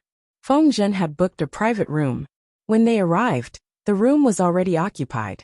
The door opened, and several maids dressed in light-colored clothes walked out of the room. The trays in their hands were empty. They bowed slightly and moved aside to let Jiang Pingji and the others pass first. "What a good Feng Zisher. You've changed your temperament. Why are you so late?" The voice of a hearty man came from the room. His voice was full of vigor and vitality, far more energetic than a patient with kidney deficiency like Feng Zhen. "I brought someone with me, so I was delayed on the way here. I hope Chongming can forgive me." Before they even entered, Feng Zhen was already smiling and bowing in apology. Jiang Pingji deliberately lagged a few steps behind. She waited for Feng Zhen to go in and talk to someone before she stepped into the private room. A person's appearance could be deliberately concealed, and his aura could be restrained, but his temperament could not be concealed. The man in dark brown clothes saw Jiang Pingji and was stunned for a while. He bowed with his hands folded in front and said, "This commoner pays his respects to the commander of the army." Beside Feng Zhen was a young woman with a strong aura. Other than Lu Xi, who was currently in the limelight, there was no one else. Jiang Pingji also sized him up. This man, whom Feng Zhen called Chongming, was about 30 years old and had a beautifully trimmed goatee. His face still looked very youthful, but his eyes carried a calmness that a young man didn't have. No matter how one looked at him, this person was much more reserved and restrained than Feng Zhen. Jiang Pingji said casually, "No need to be so polite. I just hope that you won't blame me for being an uninvited guest." No. The fact that Magistrate Lu is here is a great surprise to this commoner. Jiang Pingji wasn't familiar with the man, so she didn't deliberately intervene in their conversation. She just deliberately restrained her aura and lowered her presence. On the other side, the man secretly winked at Feng Zhen, asking with his eyes what was going on. Wasn't it just supposed to be him and Feng Zhen? And the two of them communicated harmoniously in private? Why did Feng Zhen's current lord come over? Feng Zhen smiled bitterly and pointed at the shriveled money pouch hanging on his waist. The man instantly understood. Although he understood, he still felt a little uncomfortable. For example, a man and a woman chatting on a blind date with more than a dozen friends and relatives next to them. How could they feel at ease? Jiang Pingji also realized that it was inappropriate. She simply found an excuse to go out for a walk, giving them some privacy. Your lord's aura doesn't seem like that of an ordinary person. No wonder Zixiao has such a high opinion of her, the man said. Feng Zhen was surprised. Zixiao wrote a letter to you. He did. Zixiao praised her so much in the letter, as if he was praising his own son. I've known him for so many years, but I've never seen him praise someone so hard. But at that time, I was going to try my luck with the Su brothers, so I politely declined his invitation. The man's surname was Xiao, and his first name was Guang. His courtesy name was Chongming. Feng Zhen made an O sound. He wasn't surprised by Xiao Guang's choice. Xiao Guang's hometown was in Jia County, which was the headquarters of the Su family. He would definitely favor the local power. Noble Su family, these 4 words were a golden signboard. It didn't need to deliberately bloom to attract countless bees and butterflies. It seems like your life in the Su family isn't going your way. He smiled helplessly. If it was going my way, I wouldn't be here. The Su brothers aren't bad, but they value family status too much, so I'm not very suitable for Guang. As the saying goes, those who walk different paths can't make plans together. Coincidentally, you sent me news, so I came to give it a try. Xiao Guang wanted to become an official under the Su brothers, but they had high standards and were picky about family status. Xiao Guang was lucky enough to be chosen, but because of his lowly background, he had never been put in an important position. It was like an exquisite toy bought on the street, beautiful but useless. It was pure coincidence that he had secretly hooked up with Feng Zhen. A good man's ambition was to travel far and wide. Xiao Guang was open-minded. If one family didn't work out, he would jump to another. He wouldn't hang himself under an old locust tree. To put it in a narcissistic way, the Su brothers were blind and missed out on a bright pearl. That was their loss. With Wei Xi's flattery, Xiao Guang had a certain impression of Jiang Pingji. When he heard news, he would more or less pay attention to Lu Xi. His initial impression of her was pretty good. Now that Feng Zhen was recommending him, Xiao Guang was hesitant about whether or not he should accept the recommendation. As for Jiang Pingji's identity as a woman, it didn't affect him much. As a commoner of lowly birth, no matter how capable he was, he didn't have much capital to choose his lord. Moreover, with the recommendation of 2 friends, if he joined the Wanzhou group, he wouldn't have to fight alone. As long as he could stand out and fulfill his ambitions, he didn't care if his lord was a man or a woman, a dog or a human. It was a bold idea, but it could be seen that Xiao Guang was a hardworking and practical person. In other words, it was, don't touch that job, let me do it. Look at my lord. Is she satisfied? Feng Zhen winked. Xiao Guang had a strange expression on his face. A woman who can go to a brothel with you. It's really hard to explain. Although Wei Xi and Feng Zhen's recommendation was very tempting, he felt that a woman who could hang out with Feng Zhen wouldn't have such a frivolous personality, right? Thinking about the losses he had suffered at the hands of Feng Zhen and Wei Xi, he always felt the urge to break into a run. Feng Zhen said, "How can my lord be an ordinary woman? What's wrong with visiting a brothel? If she doesn't come, will you pay the bill later?" Thinking back, when Jiang Pingji had abducted him, she had promised to play at public expense.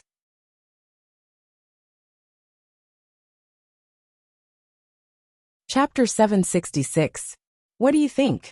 Give me a definite answer so that I can pass it on to my lord, so that she won't stay out for too long and cause trouble. If Feng Zhen and Xiao Guang were a couple on a blind date, then Jiang Pingji was a group of friends and relatives. In order not to disturb their conversation, she went out to avoid arousing suspicion.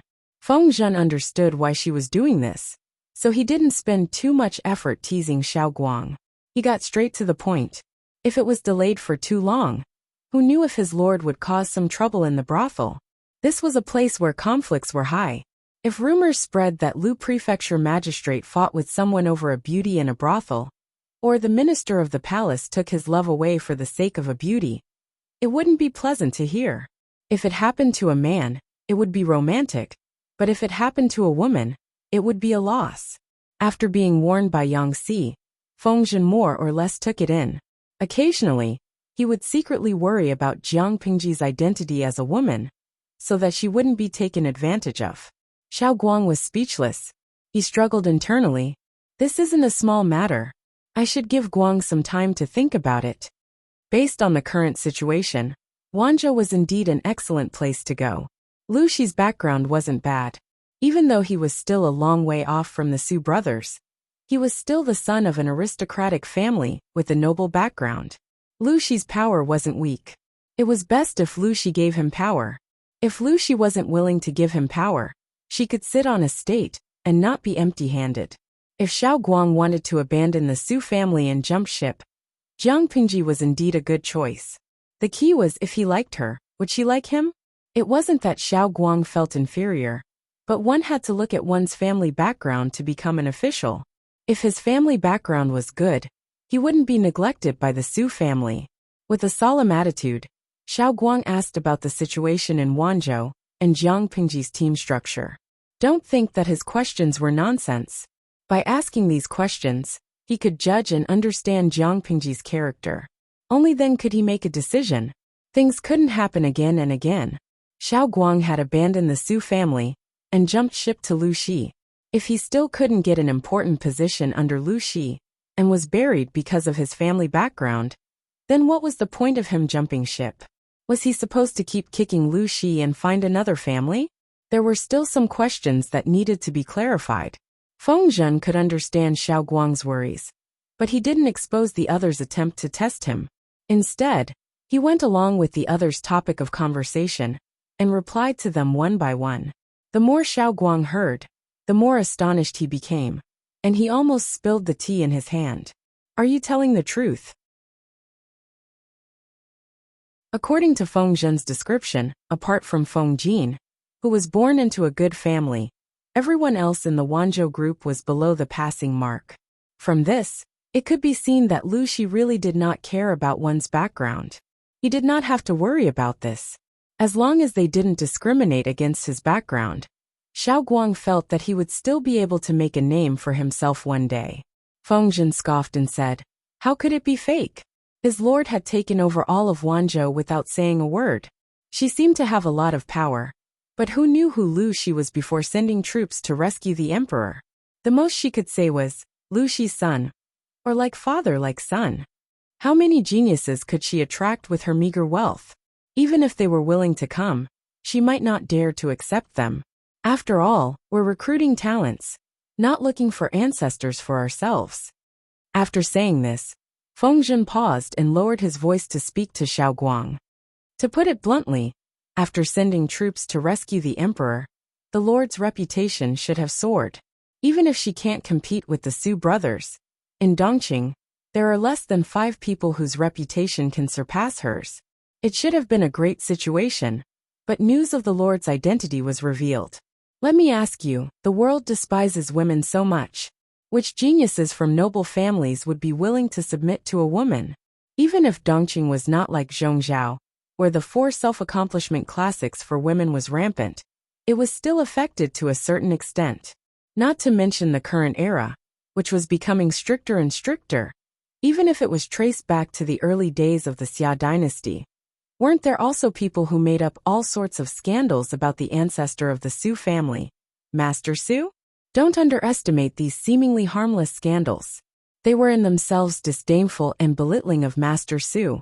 Those who attacked Master Su never used the reason of Master Su's lack of ability. It was simply because she was a woman. Even now it was still the same. In many people's eyes, gender was the original sin, which had nothing to do with ability.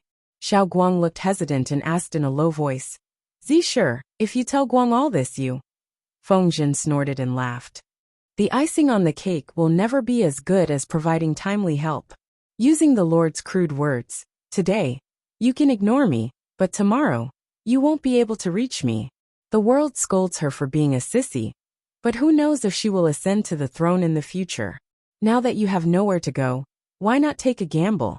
With the Lord's temperament, she will definitely not disappoint you. Xiao Guang felt as if his worldview had been completely changed. Could it be that you, like those ordinary people, believe that she can't do great things? Fengzhen asked again.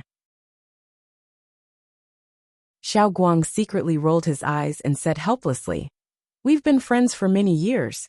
How can you not understand Guang? Male or female, human or dog, to Guang what difference does it make? How would others know what it feels like to be restricted in every way because of one's background?" Fengzhen and Wei Si's recommendation was too tempting. How could Xiao Guang not be tempted? To put it bluntly, the choice was in other people's hands, not his. Xiao Guang's temperament was like that, which was also why Wei Si and Fengzhen came to him one after another. After settling Xiao Guang, Jiang Pingji naturally didn't have to continue loitering outside. Did the Lord have a romantic encounter? Why are you smiling so happily? Fengzhen looked at the smiling Jiang Pingji and asked with a dirty mouth. I didn't have a romantic encounter, but I met a beautiful woman with a beautiful face. I heard that she will be combing her hair today. Jiang Pingji's face was full of excitement. It wasn't just her. The bullet screen in the streaming room was full of content praising the beauty, one after another overwhelming. The corner of Fengzhen's mouth twitched slightly, while Xiao Guang was dumbfounded. Was the new boss in front of him a man or a woman? What was combing? The original meaning was to use a wooden comb to comb the hair together, and then tie a knot on the top of the head, to signify the end of a girl's life. The meaning was obvious. It was hinting at the favor of a prostitute receiving a customer for the first time. If it was a man, it would be fine. But the new boss was a real woman. Jiang Pingji restrained the expression on her face and turned her gaze to Xiao Guang. Fengzhen immediately understood and said a few words of introduction. Although the three of them had reached a consensus that Xiao Guang was going to jump ship and Jiang Pingji was going to poach Su Bei, they still had to put on a show. So Chongming is really willing to give up his current future and lend me a helping hand. Xiao Guang bowed and said, I hope that the Lord will not give up. In this life, I will do my best to assist the Lord.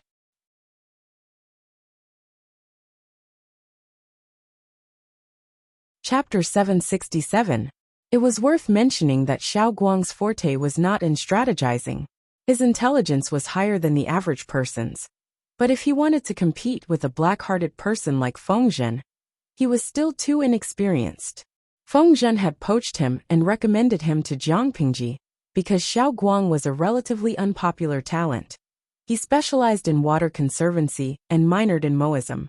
It was no wonder that Xiao Guang had never been put in an important position by the Su brothers. The Su family was rooted in Jia County, which was a fertile land with abundant rainfall but not flooding. Ordinary people could handle simple tasks, but Xiao Guang had no chance to display his skills for the slightly more difficult tasks. He was of little value. On the other hand, Jiang Pingji definitely needed Xiao Guang. Last year, Wanzhou had experienced a great drought. If Jiang Pingji hadn't discovered it early and taken preventive measures, who knew how many innocent people would have died of thirst, and how much fertile land would have been wasted? There would have been no harvest, and the whole year would have been difficult. Fengzhen's swing of the hoe this time was too accurate. With a swing of the hoe, he had poached the talent she needed the most. The atmosphere was harmonious. Jiang Pingji didn't put on any airs.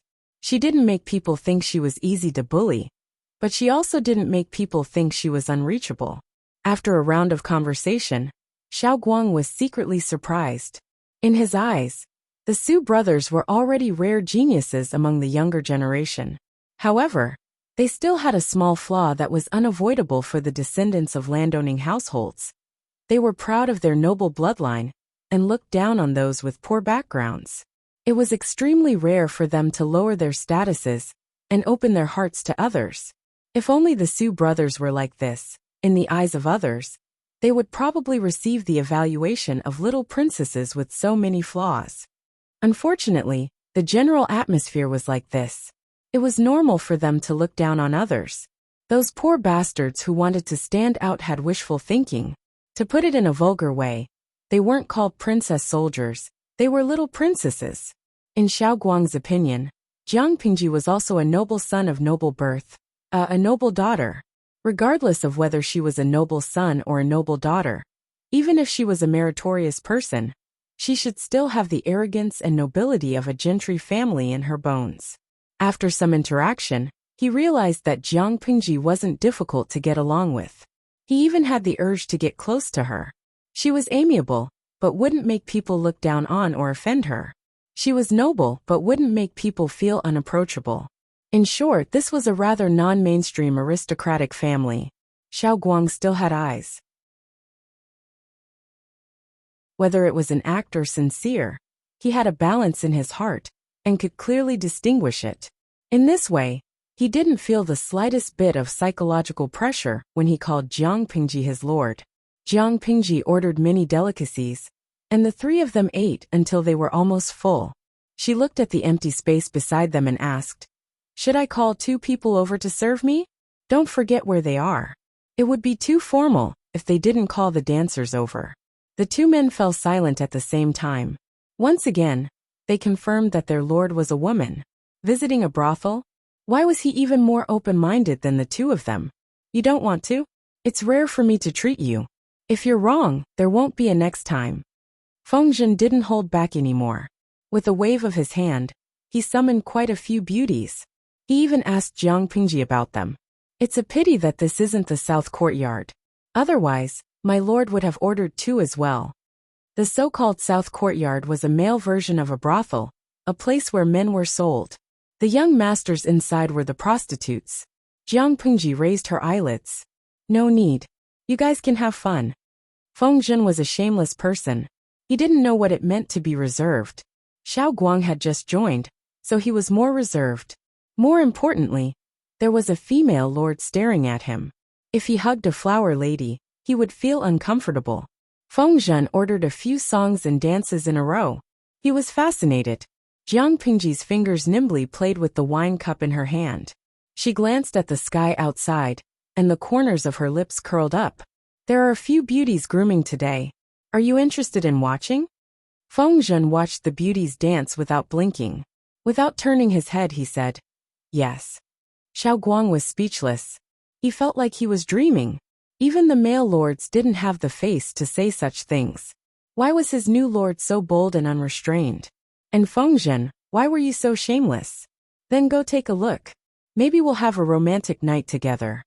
As she said this, a strange look flashed in Jiang Pingji's eyes. Fengzhen and Xiao Guang didn't notice. Once again, Xiao Guang felt that his new lord was a little speechless. The brothel wasn't small. This time, there were 9 beauties, all between 14 and 16 years old. Looking at the young girl on the stage, the viewers in the livestream felt a little heavy. In the past, when Jiang Pingji visited brothels, she had encountered beauties grooming.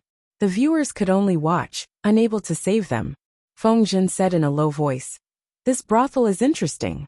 After such a big commotion, they can still do something like this." Prince Changsha's army attacked the imperial city of Qinzhou.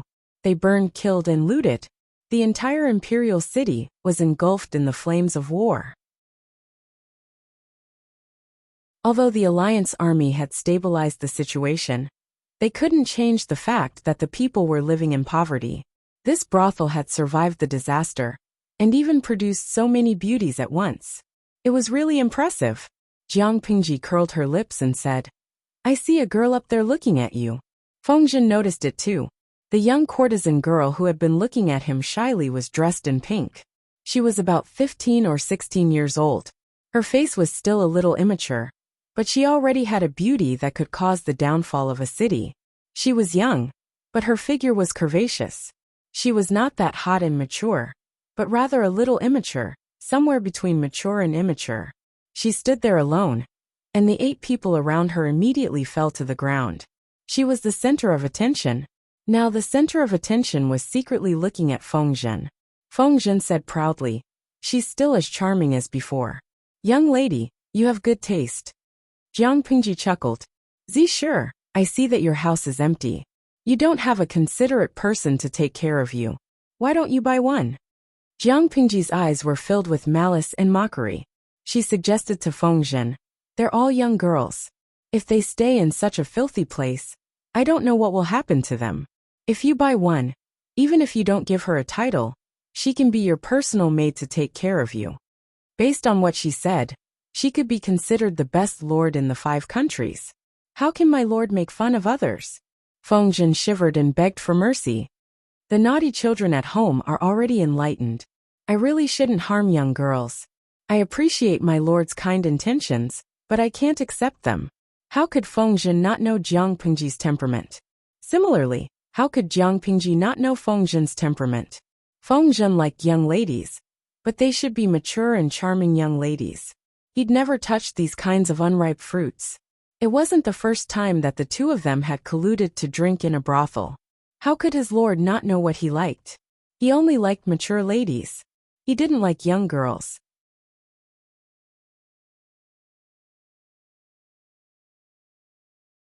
Chapter 768.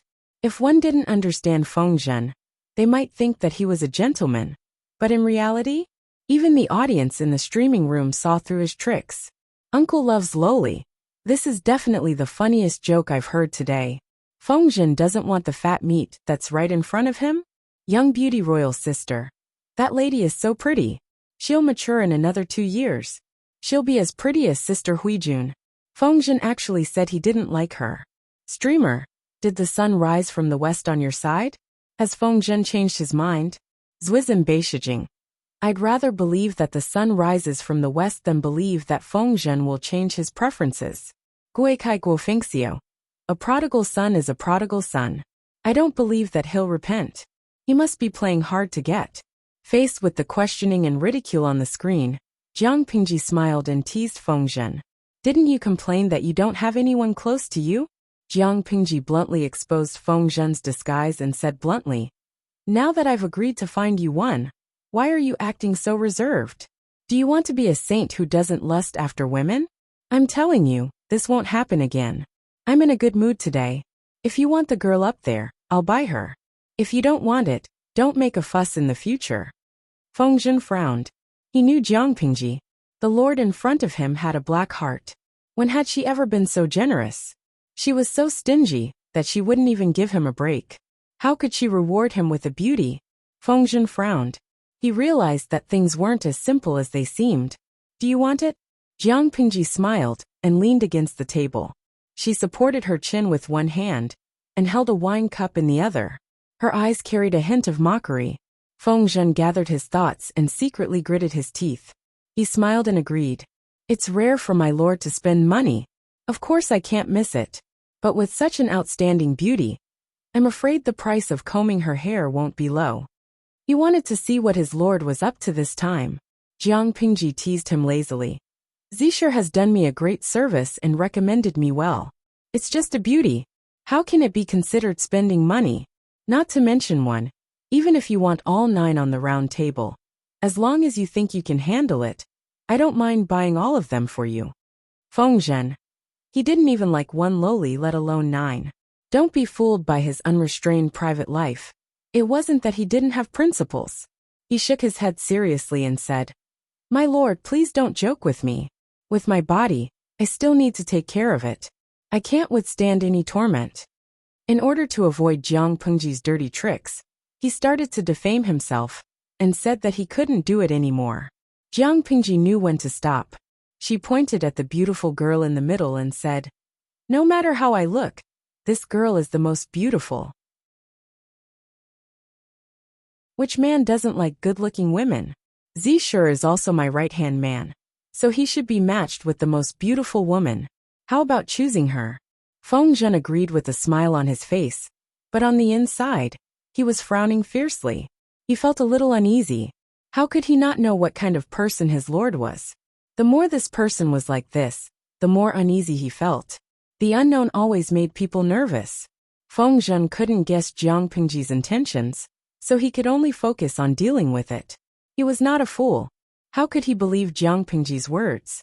If she was really considerate of her subordinates and wanted to show her kindness, she could just let everyone have a break. Why would she need to send beauties? He was afraid that she was a demon in the skin of a beauty. Of the 9 artists, only the one in the middle has the most beautiful appearance. Xiao Guang didn't know what was going on and agreed. He secretly sighed at the good relationship between Jiang Pingji and Feng Zhen. He felt more and more satisfied. My lord has good taste. You picked the best one at a glance. Jiang Pingji smiled and asked Xiao Guang, does Chong Guang want to choose one as well? Seeing that the fire was about to burn him, Xiao Guang smiled bitterly and declined. I have wives and concubines at home. They've been together for many years. I can't bear to add another person. Xiao Guang thought to himself. Not only can I not add another person now, I can't casually add another person in the future. My lord is a woman. Why would she like to see her subjects have multiple wives and concubines? Feng Zhen's situation was special. He didn't have a wife or concubine in his backyard. It was normal for my lord to bestow another person. As they spoke, the artists on the stage appeared one by one. Other than the one with the best looks, the other 8 weren't bad looking either. There were all kinds of them, each with their own characteristics, and they attracted a lot of hot gazes. Lively and cute, sweet and charming, pure and quiet, steady and generous, elegant and elegant. Their looks were limited by their age, and hadn't fully developed, but one could already see the charm they would have in a few years. To put it simply, the beauties in the palace were nothing more than this. The young artists with braided hair were all wearing black wedding dresses. The guest who offered the highest price would be her groom for the night. The rich and the nobles were competing with each other. The pimp who was the MC on the stage was so happy that she could only see her teeth. The artists were ranked according to their social status and appearance. The most ordinary ones were ranked first, and the best ones were ranked last. Without a doubt, the beautiful girl who attracted everyone's attention was the most precious jewel of the night. A storm of blood was about to start. Looking at the final prices of the artists in front, Feng Zhen's brows furrowed even tighter. Something was wrong. According to this price, the last lady will cost at least 200,000 strings of coins. My lord, Jiang Pingji was generous to her subordinates and gave them generous benefits, but she didn't like to waste them. She was generous to her subordinates because they deserved the salary. It was an equivalent exchange. But this girl in front of him? Other than her good looks, what else could attract Jiang Pingji to spend so much money to bid for her? If his lord was a man, he could understand. Spending a lot of money for a beauty was a romantic thing to do. But the lord was a woman. It was ridiculous to spend so much money just to buy a courtesan to serve her counselor. Wait, there's no hurry. Jiang Pingji smiled and drank a cup of wine, indicating for Feng Zhen to not be anxious.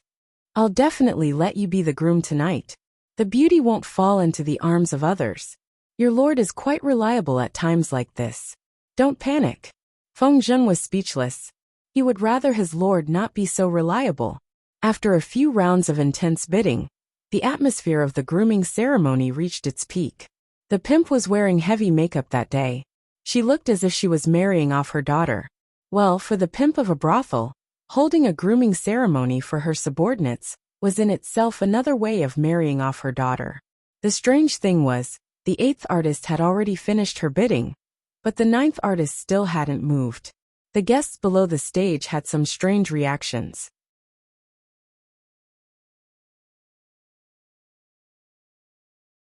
Chapter 769. A girl from a brothel naturally couldn't be the wife of a high official or a rich man.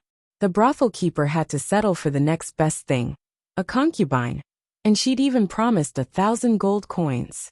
As soon as she said this, the crowd was in an uproar. Everyone looked at Miss Huaner passionately. Someone asked, I wonder who Miss Huaner has taken a liking to?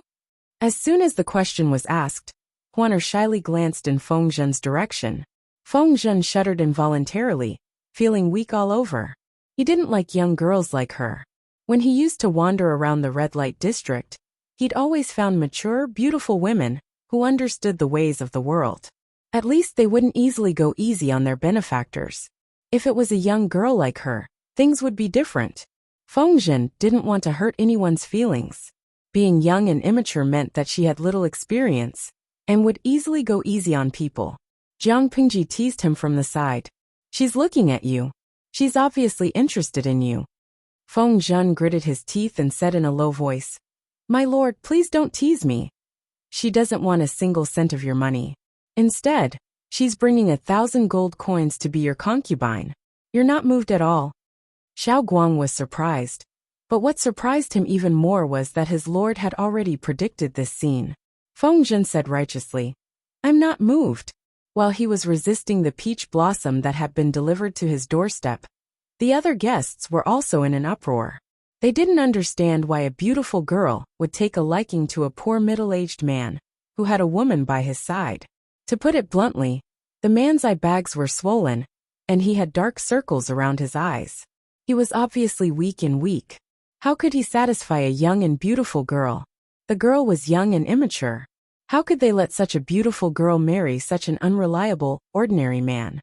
Seeing that a beautiful flower was about to be stuck in a pile of cow dung, someone stood up to object. Miss Huan you're so beautiful. Why would you take a liking to such a poor, ordinary man? That's right. He even has a female companion by his side. He's obviously not the one to entrust his life to. On the stage, Lady Huana raised her fan and covered her face slightly.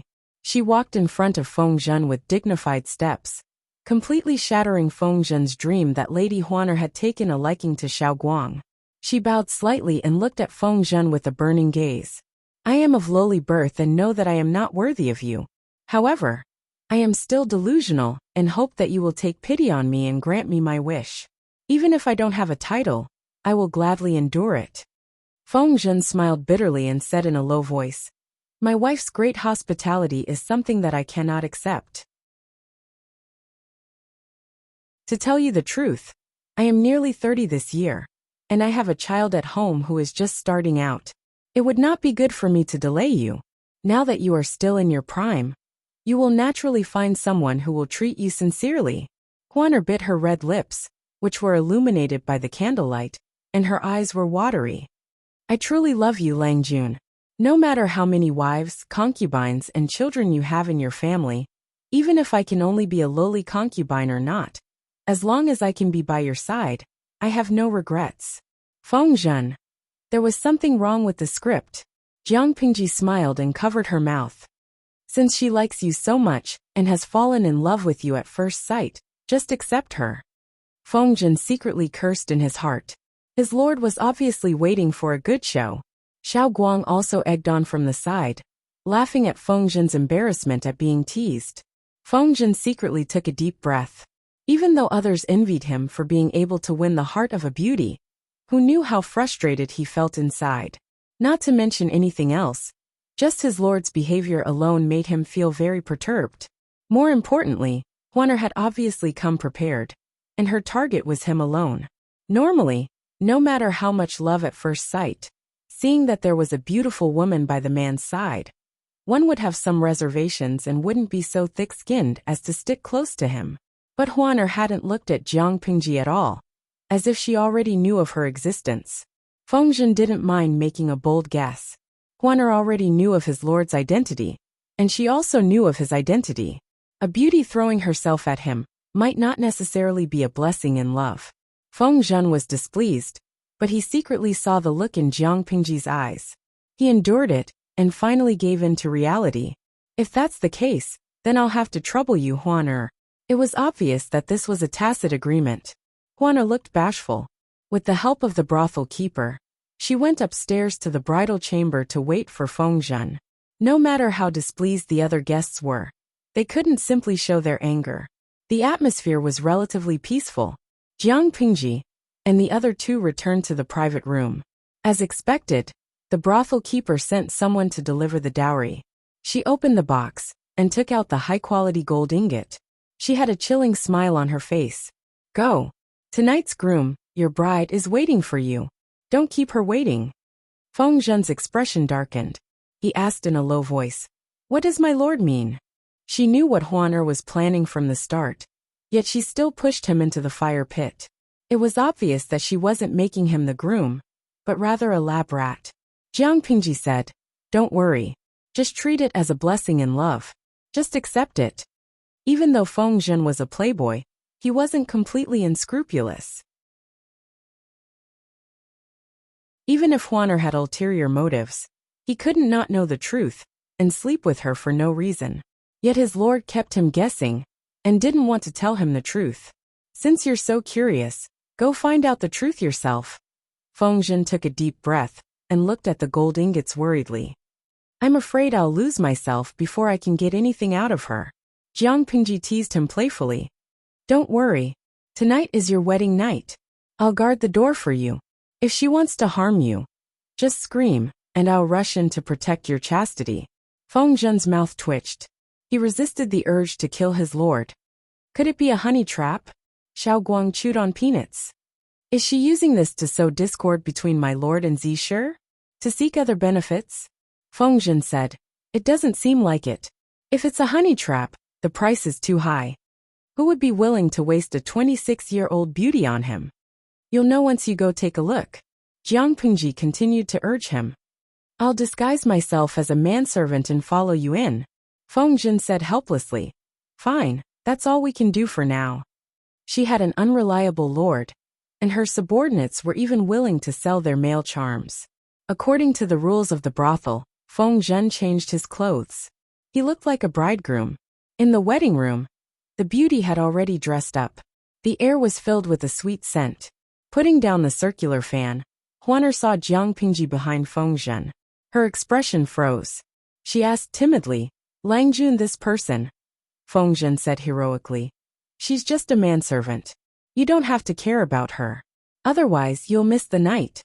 Jiang Pingji made her face look very ordinary. The audience in the streaming room sighed. Jiang Pingji wasn't putting on makeup. She was obviously changing her face. Huaner didn't continue talking about the manservant. She and Feng Zhen went through the procedure one by one. Just as they were about to drink the nuptial wine, a peanut hit the soft part of his waist. Feng Zhen was so shocked that his whole body trembled. He frowned and touched the edge of the peanut with his lips. He didn't touch the wine and put it down.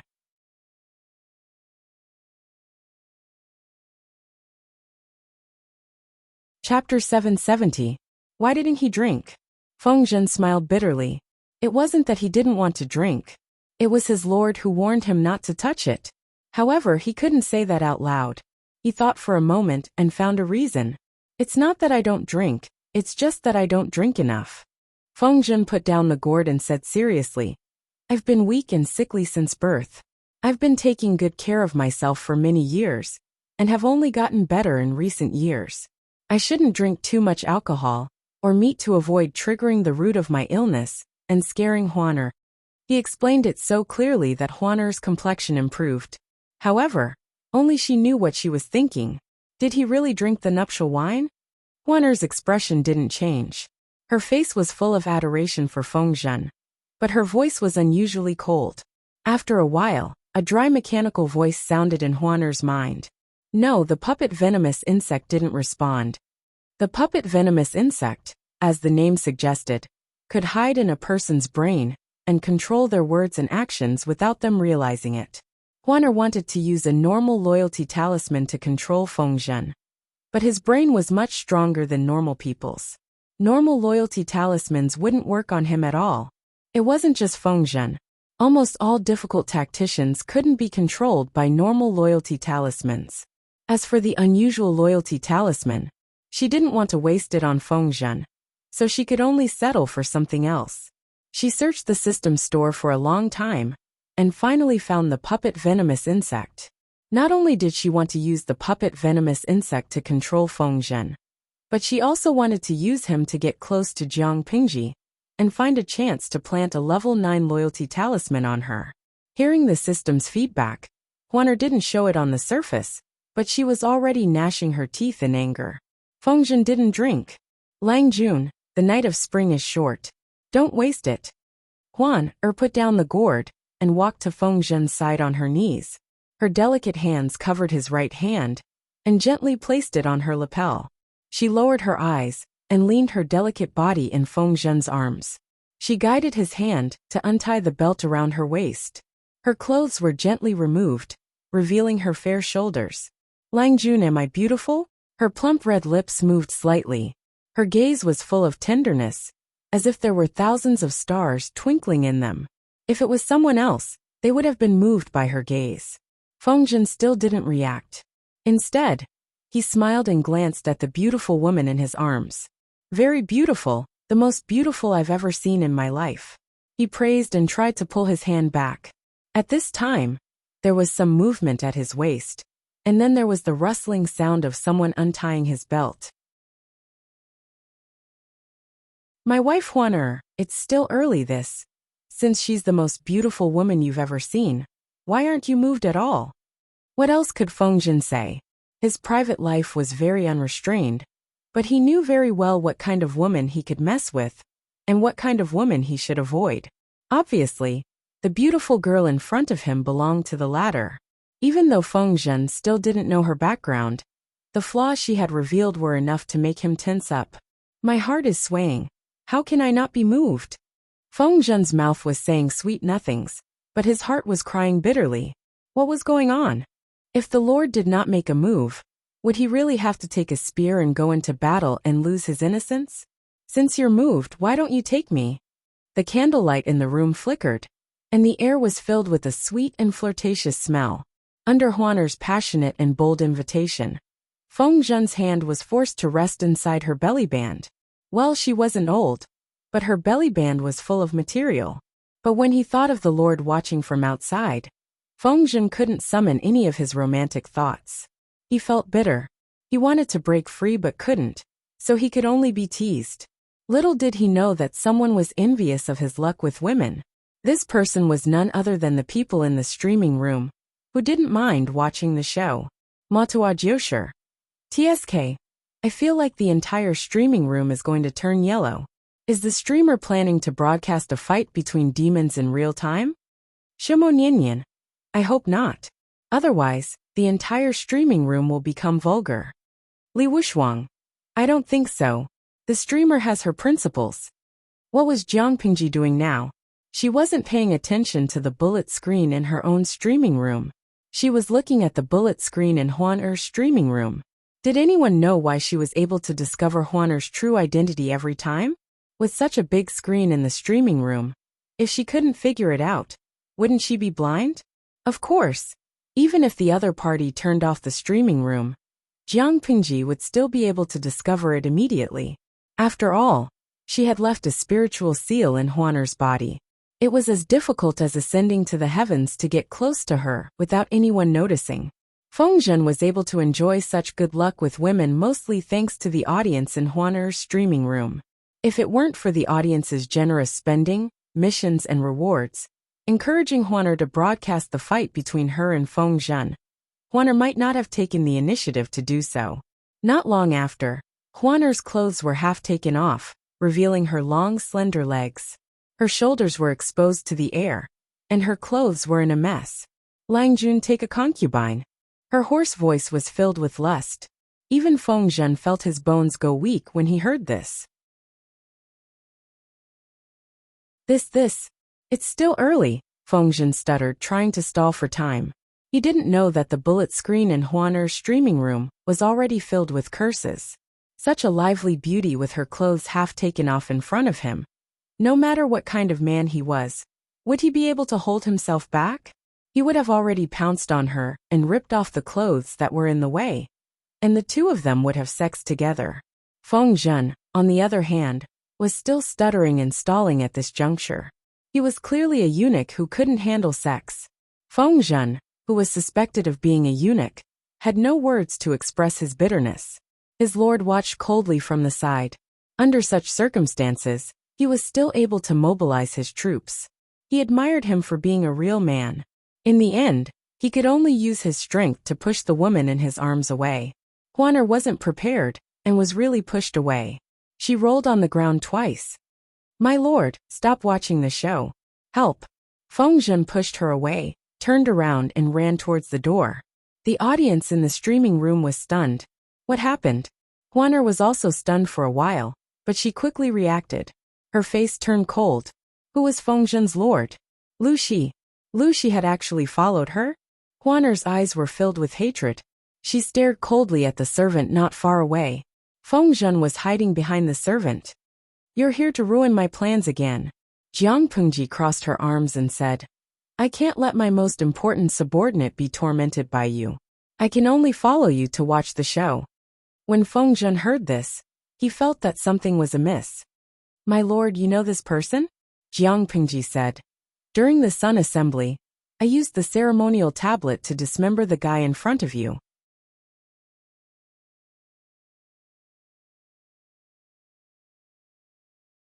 Chapter 771.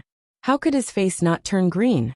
How could a person who had been dismembered by his lord appear here as a prostitute in a brothel? It was like a ghost story. Is this woman a ghost?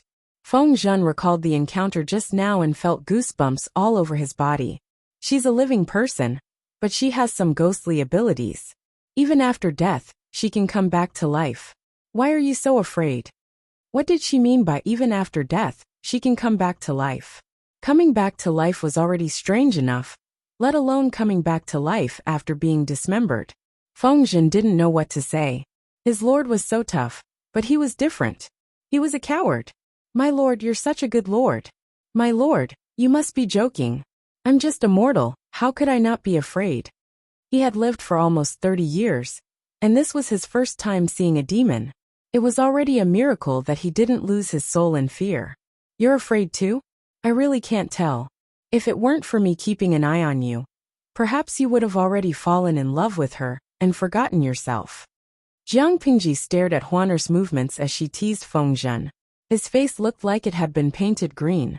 Thinking about that demon begging in his arms, Feng Zhen felt his stomach churn, and he almost vomited. On the other side, Huaner glared at Jiang Pingji with hatred in her eyes. Lucy, one day, I will tear you to pieces. Jiang Pingji chuckled.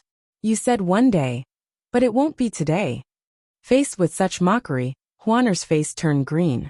Her previous 3 experiences told her that Jiang Pingji's combat ability was terrifying. She had no chance of escaping.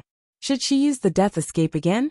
The pain before death surfaced in her mind, and her body subconsciously shivered. If not for the system's insistence, she wouldn't even want to appear in front of Jiang Pingji. She asked the system with a guarded expression, but her heart trembled. System, give me an idea. Do you want me to die? The system wanted to play dead and not answer, but it reluctantly said, Lucy is strong, but Feng Zhen is different. If death is certain, you can consider using Feng Zhen to restrain Lucy. If that doesn't work, you can still put the level 9 loyalty talisman into Feng Zhen's body. The rank 9 loyalty talisman only costs 25 million popularity points, but you'll need 1 billion or more to revive once. Every time she revived, she would need to borrow at least 100,000 popularity points. That was enough for her to buy 40 grade 9 loyalty talismans.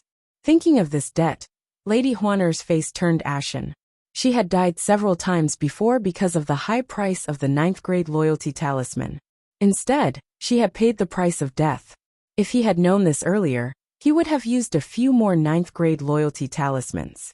Perhaps his situation would have been much better than it was now. What is this?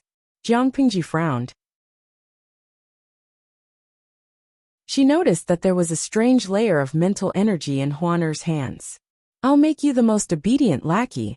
For safety reasons, she even bought a few life substitution puppet cards from the system. This thing was very useful. If it weren't for the help of the life substitution puppet card, she would have been assassinated by Xie Qian. As she finished speaking, Huaner didn't care that her clothes were half undone. In a flash, she approached Jiang Pingji. Under Feng Zhen's horrified gaze, Huaner's 10 fingernails eerily elongated until they were 3 inches long. They were silvery white and extremely sharp. With a wave of her hand, 10 silvery white shadows were left in the air. The sight of them made people tremble and panic. Jiang Pingji was already familiar with her routine. She was about to kill him, but the attack that was supposed to land on a fatal spot deviated strangely. Huaner's heart went cold. Jiang Pingji had crushed a life substitution puppet with her bare hands. The system instructed in her mind, draw Lu Shi's attention away first, then focus on Feng Zhen. He won't be able to react in time. Juana cursed under her breath. She knew what to do. What was the point of the system's advice now? Feng Zhen secretly wiped his sweat as he retreated from the battlefield. He could tell that if he continued to stay there, he would only cause trouble for his lord. It was better to leave, so that she wouldn't have to restrain herself. Seeing that the last life substitution puppet had been destroyed, Juana suddenly twisted her body. She was supposed to be charging at Jiang Pingji, but now she was charging at Feng Zhen. Her movements were as swift as lightning. Jiang Pingji had anticipated this. She moved in front of her and blocked the attack. Unexpectedly, the attack didn't hurt. Her right arm was just a little numb. Jiang Pingji wasn't the only one who was shocked. Huan Er's expression changed from shock to ecstasy. But her joy didn't last long. Her left chest was pierced through by a hand from front to back. Her eyes quickly dimmed. Feng Zhen scrambled to his feet. My lord! Bring the lamp over." Feng Zhen did as he was told. He fetched the undamaged candle and handed it to Jiang Pingji. He watched helplessly as his lord dripped oil on the corpse, covered it with a few flammable cloths, poured oil on the cloths, and finally lit them on fire. Was this the rhythm of burning the corpse? This demon is completely dead. The last time we dismembered her body, someone even fed her body to the wolves. Not even her bones were left, but didn't she come back to life in the end? Feng Zhen shuddered when he heard this. Let's go back first. I'll tell you in detail later. Seeing that the corpse was already burning, Jiang Pingji carried Feng Zhen and jumped down from the second floor through the window. She picked a quiet room. Just now, that demon seemed to have hit my lord's arm with something. Feng Zhen recalled Huan Er's words about turning you into the most obedient dog. He felt a little uneasy. I was indeed hit. That thing should be a spiritual mark that can forcibly control a person's soul. You won't understand even if I tell you. All you need to know is that once you're hit by it, you'll become an obedient puppet. TSK, it looks so ugly. Jiang Pingji pulled up the sleeve of her right arm. There was a large, strange, black mark on her fair arm. My lord, Jiang Pingji snickered. I got hit on purpose. Why are you panicking? When she finished speaking, the black mark on Jiang Pingji's arm seemed to come to life. It scrambled to the back of her hand and palm. Inexplicably, Feng Zhen felt a sense of pitifulness. On purpose, including this time, I've killed her 4 times. The demon's target is me, but she's too stupid and fell into my hands 4 times in a row. Now she's become smarter and knows to target the people around me. I can guarantee that she can't hurt me, but I can't guarantee that she won't seize the opportunity to hurt the people around me. I've stopped playing with this thing a long time ago. I can't believe she still treats it like a treasure. Feng Zhen fell silent. Even so, it's not enough for my lord to personally take the risk. Jiang Pingji lifted her eyelids lazily. Only when I fall for it will she continue to target me and attack for the 5th time. If she returns without success this time, she'll only go into hiding and plot something else. This time it's you. Who will it be next time? I can defend myself once, but I can't defend myself a 2nd or 3rd time. Rather than that, it's better for her to continue targeting me and kill me every time she attacks. There was one more thing she didn't say. Not only was she worried that the time traveler would target her subordinates, but she was even more worried that the time traveler would hide away.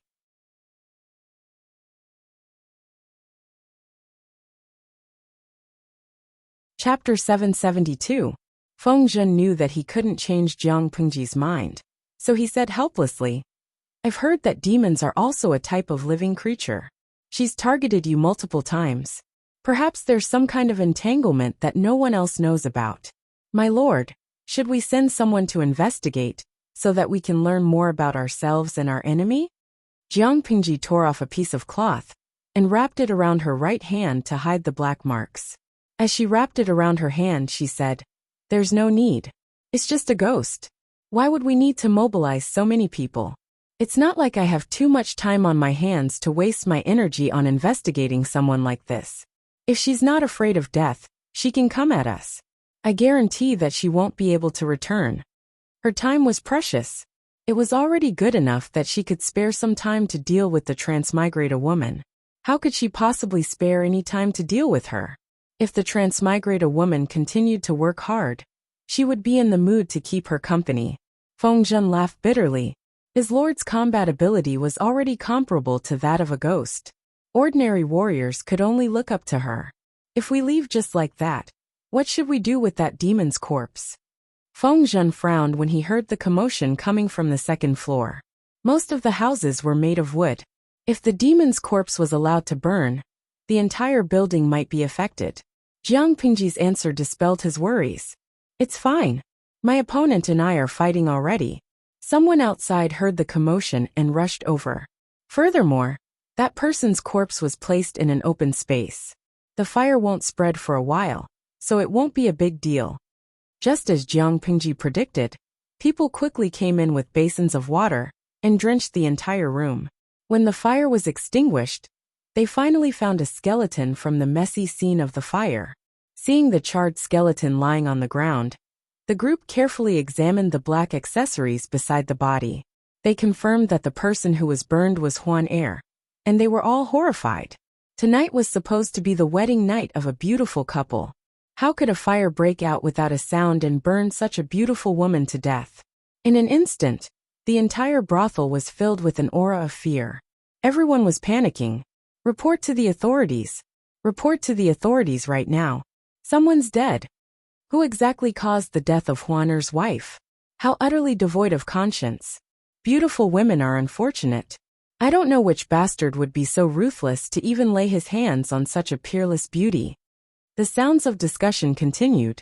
The onlookers gathered outside the boudoir and craned their necks to look inside. They could barely see the messy scene after the fire. It was a horrifying sight. Many of the guests recalled Lady Huan Er's heavenly beauty and sighed inwardly. If Lady Huan Er had chosen them as her husband tonight, they would not have mistreated her, nor would they have allowed her to die. However, no matter how much of a pity they felt, such a peerless beauty had already perished beyond the heavens and would be hard to find again. They all agreed that Huan Er's husband Feng Zhen had killed her. No matter how hard the crowd searched, it was as if Feng Zhen and his group had vanished from the face of the earth. At this time, a strange cold wind blew in the brothel, causing everyone's clothes to flutter, and they almost couldn't open their eyes.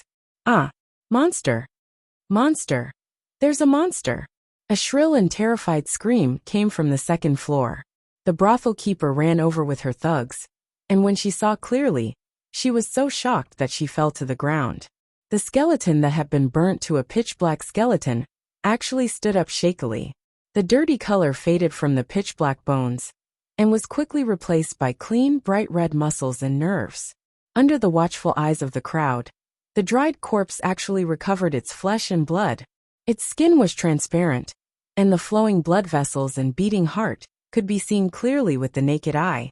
After another breath's time, the transparent skin became tender and snow-white again.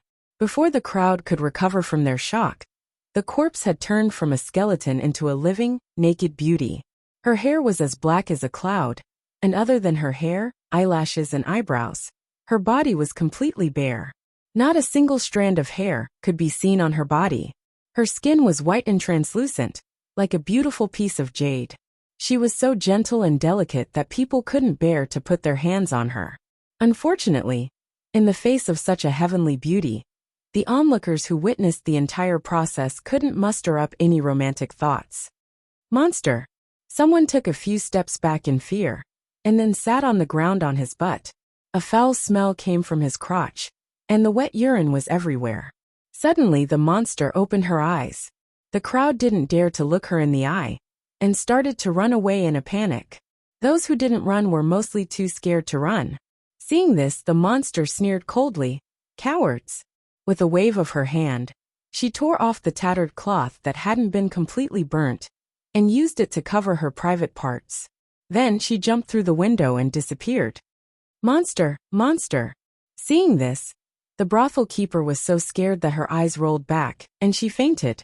On the other side, the time traveler who was mistaken by the crowd as the monster, hid in a safe place, and changed into a red dress. She asked the system excitedly in her mind, "Did Lu Shi really get hit by the level 9 loyalty talisman?" The system suppressed its excitement and replied, reporting to the host, Wuxia was indeed hit by the level 9 loyalty talisman, and the talisman has already taken effect. Once again, the time traveler received a positive answer, and her heart was in turmoil. She had no choice but to be excited. She had fallen into Jiang Pengji's hands so many times, and this time, she had finally made a comeback. She was in such a good mood that she didn't even feel bad about the debt of $2 billion. Jiang Pengji had burned her body, and if the system wanted to repair this body, it would have to pay more popularity points. The system was a profiteer who demanded an exorbitant price of $2 billion, and the time traveler could only pinch her nose and accept it. If it was in the past, she would have exploded in anger. But now, she had never felt so happy in her life. Even the profiteer, the system, found her pleasing to the eye. Jiang Pengji was hit by the level 9 loyalty talisman, and she would become the most obedient puppet and lackey. She would no longer be a hindrance to them. I'll go find Wuxia now. The time traveler secretly gritted her teeth, and her eyes were filled with malice. Not now, it'll take some time. The system stopped her, lest the time traveler girl court death again. The system explained, the level 9 loyalty talisman invades a person's brain on a spiritual level. The stronger the person's spirit is, the greater the resistance. Wuxia's spirit is very strong, and he's not easy to control. We'll wait for a while, and when the level 9 loyalty talisman has the upper hand, then we'll make our move. If we appear now, it's hard to guarantee that Wuxia won't play dirty, such as harming you while you're still conscious. After listening to the system's explanation, the time traveler finally suppressed her restless heart. She said, all right, a little impatience spoils great plans. I'll bear with it.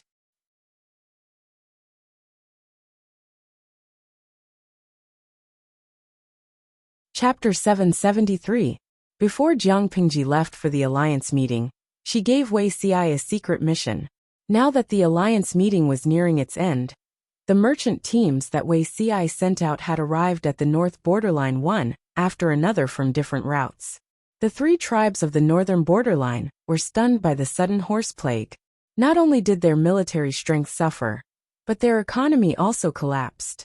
The large stud farm was severely damaged, and the imperial court still gave them some subsidies and support.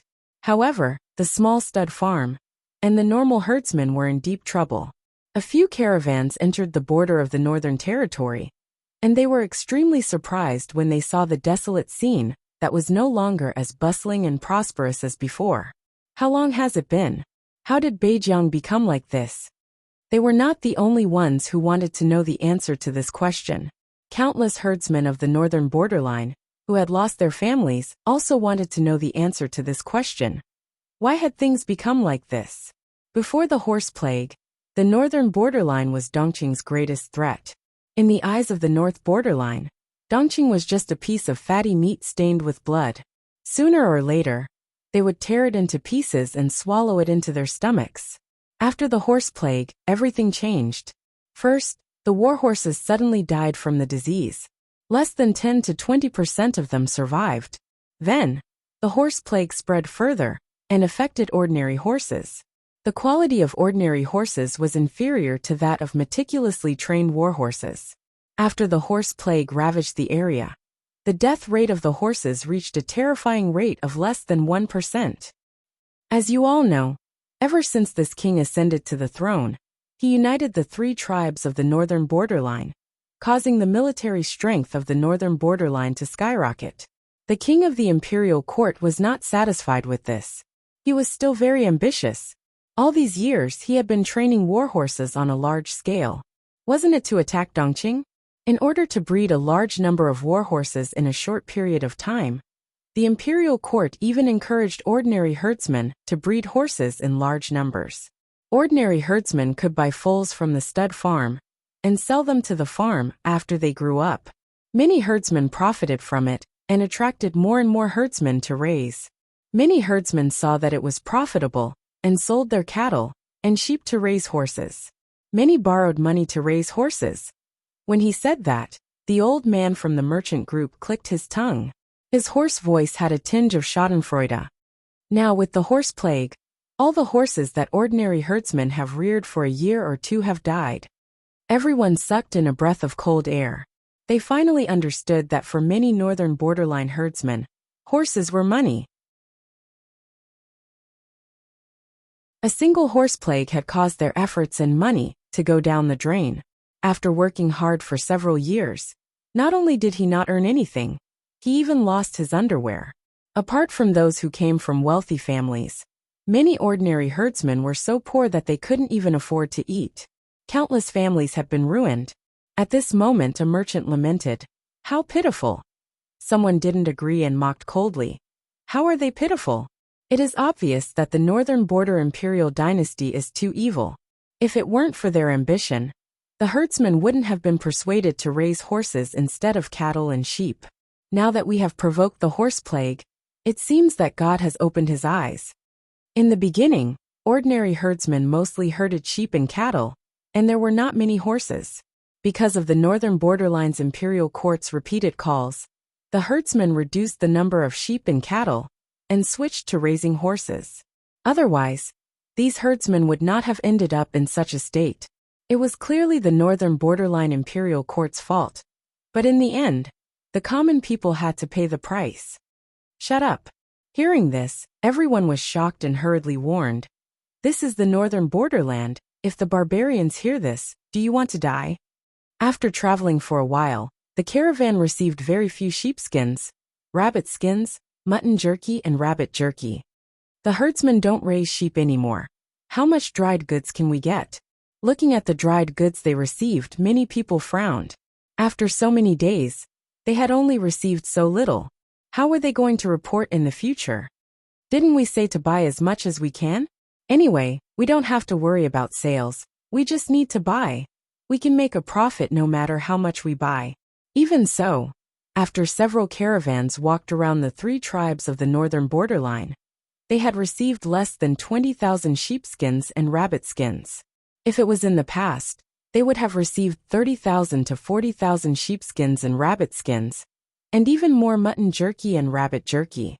The size of these caravans varied, and they seemed to be ordinary caravans, so they did not attract the attention of the officials. Apart from sheepskins and rabbit skins, they also bought many special products unique to the northern borderline, and privately agreed with the ordinary herdsmen that they would come back in 2 to 3 months. Even so, the caravan was not optimistic about the prospects of the next purchase. "For these goods, I don't know how many people have gone. The next time we come, we probably won't even get mosquito meat." They bought all the goods they could, and almost cleaned out the ordinary herdsmen's stores.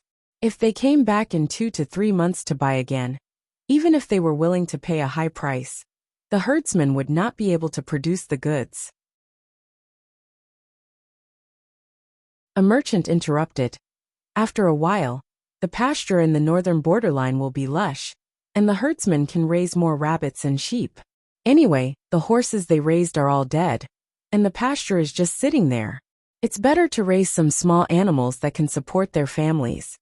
If they didn't find a way to support their families, these unlucky herdsmen would be so hungry that they would have to eat grass. The merchant continued, "In my opinion, rabbits are not bad. They give birth quickly and give birth quickly. Sheep and rabbits had different growth cycles. They couldn't raise a lot of sheep in 2 to 3 months, but they could raise rabbits. If they wanted to have enough to eat in a short period of time, raising rabbits was a good choice. The pastures in the northern borderline were so big, and there was grass everywhere. It was convenient to raise rabbits without having to worry about feeding them." At this time, someone raised a different opinion. "If we really do as you say, and they only raise rabbits, then we can only buy them. I don't know how much money we'll lose on this trip." The head of the caravan clicked his tongue and said indifferently, "People in Wanzhou are rich, and they like these things.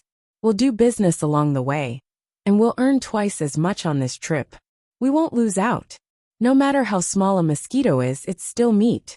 Buying rabbit skin and rabbit meat won't earn us much, but it'll add up to a considerable amount." But someone hesitated. "No matter how rich Wanzhou is, they can't keep doing unprofitable business." The voices of the caravan gradually faded away. Not only did these traveling merchants not know Wanzhou's purpose, but even the people of Wanzhou didn't know what they were up to. What did the Lord ask you to do? It's going to be spring plowing now. If you keep buying sheepskin and rabbit skin, I'm afraid it'll rot in your hands. Feng Jin looked at him coldly for a while, but still couldn't guess Wei Si's real intentions. Naturally, Wei Si couldn't reveal the specific details. The fewer people who knew the plan, the better. If Feng Jin and the others guessed it themselves, then it would be a different story.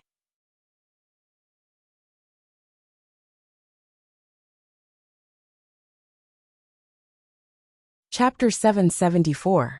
Feng Jin wasn't someone who could be easily dismissed. He said, "Preparing for a rainy day a year in advance, isn't your reason too perfunctory?" Wei Si laughed involuntarily and said lightly, "I also want to find a reason that isn't perfunctory, but I still haven't found one." Feng Jin was so angry that he almost fell down.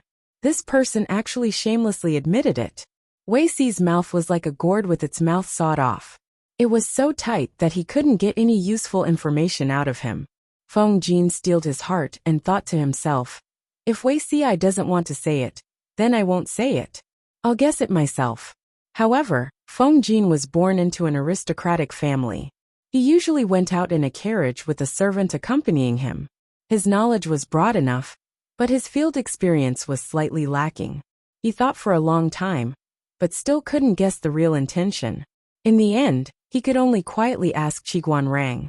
Qiguan Rang was born in the border of Dongqing. His father was a barbarian from the northern borderline, so he knew far more about the northern borderline than Feng Jin. Feng Jin found a suitable time to stop Qiguan Rang, and casually mentioned it while chatting. Qiguan Rang listened and pondered for a while.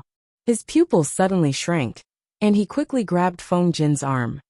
"You said that the Lord asked Zixiao to arrange for a caravan to go to the northern borderline to buy sheepskin and rabbit skin?" When he asked this, Qiguan Rang's face turned a little more livid. Feng Jin was shocked by Qiguan Rang's action, but he quickly calmed down and asked, "Wen Zheng, do you know the Lord's intention?" Qiguan Rang laughed bitterly. His aura dissipated, and a little helplessness appeared on his face. He said bitterly, "I have a rough guess, but I don't know if it's accurate." Seeing Qiguan Rang's reaction, Feng Jin knew that this matter wasn't simple. He looked left and right. Even though there was no one around, he still cautiously invited Qiguan Rang to his house to discuss in detail. If this matter was related to the entire Wanzhou strategy against the northern borderline, he couldn't just casually talk about it. "Wen Zheng, don't be in a hurry to say it. Why don't we sit down at my house and discuss this in detail?" Qiguan Rang wasn't surprised by Feng Jin's actions. This person had always been cautious and self-restrained. Even if there were only the two of them around, Feng Jin wouldn't be careless. When they arrived at Feng Jin's residence, the two went to the study and dismissed the servants.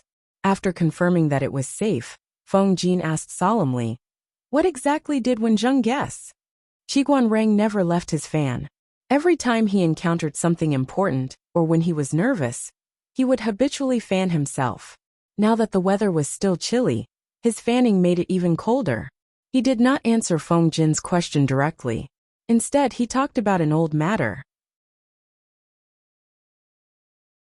Qiguan Rang said, "Rang was born in the borderlands. The people nearby often make a living by herding sheep and cows. There was a family that raised nearly 100 sheep. They were considered a big family in the village. This family liked to let their sheep graze at the foot of the mountain. Why, you guess what happened next?" Feng Jin imagined the scene in his mind. If there were hundreds of sheep grazing in a small area, there wouldn't be enough food, right? No more grass to eat. Qiguan Rang fanned himself even harder. He blew away all the heat in the vicinity. Feng Jin leaned closer to the charcoal brazier. "It's not just grass to eat. Those goats are so hungry that they've dug out the grass roots." After saying this, Qiguan Rang's face was a little red. It was obvious that he was angry. Then he said, "There's an ancient book that says, a cunning rabbit has 3 burrows. From this, it can be seen that rabbits not only eat grass, but they're also used to living in burrows. They hide in their burrows during the day and look for food at night. They dig holes to prevent the enemy from harming them." After hearing this, Feng Jin vaguely felt that something was wrong. However, he did not understand why Qiguan Rang's reaction was so intense. If he thought about it in the direction of northern borderline, and combined it with Qiguan Rang's words, a flash of inspiration flashed through Feng Jin's mind. Could it be that the Lord and Zixiao want to touch the grasslands of northern borderline? Feng Jin was shocked for a long time. He almost could not close his mouth. The barbarians of northern borderline had been a hidden danger for a long time. Since the chaos of the 16 kingdoms, the barbarians had been eyeing the central plains covetously. Their land was not suitable for farming. They often gathered together with horse caravans to raid the borders. They burned, killed, and looted. How did the ancestors of northern borderline, the Qiangwu tribe, become so powerful? To put it nicely, the Qiangwu tribe was brave and ferocious. To put it bluntly, they were just a group of beasts in human skin. Not only did they burn, kill, and loot, they also kidnapped countless Central Plains women and kept them captive. Not only did they use them as food, but they also used them as mobile reproduction machines. They used these innocent girls as carriers to force them to give birth to children and expand their population. In the middle of the chaos of the 16 kingdoms, the Qiangwu tribe only had a population of 200,000. By the end of the chaos, their population had expanded to more than 3 million. From 200,000 to 3 million. Looking at these shocking historical documents, he could only imagine the faces of countless women in pain. However, although the barbarians of northern borderline were hateful, they knew how to ride horses since they were young. They were very good at fighting on horseback. If they could not win, they would run. After the Xia kingdom was founded, they went on several expeditions to northern borderline in an attempt to stop them from raiding every season. However, the results were minimal.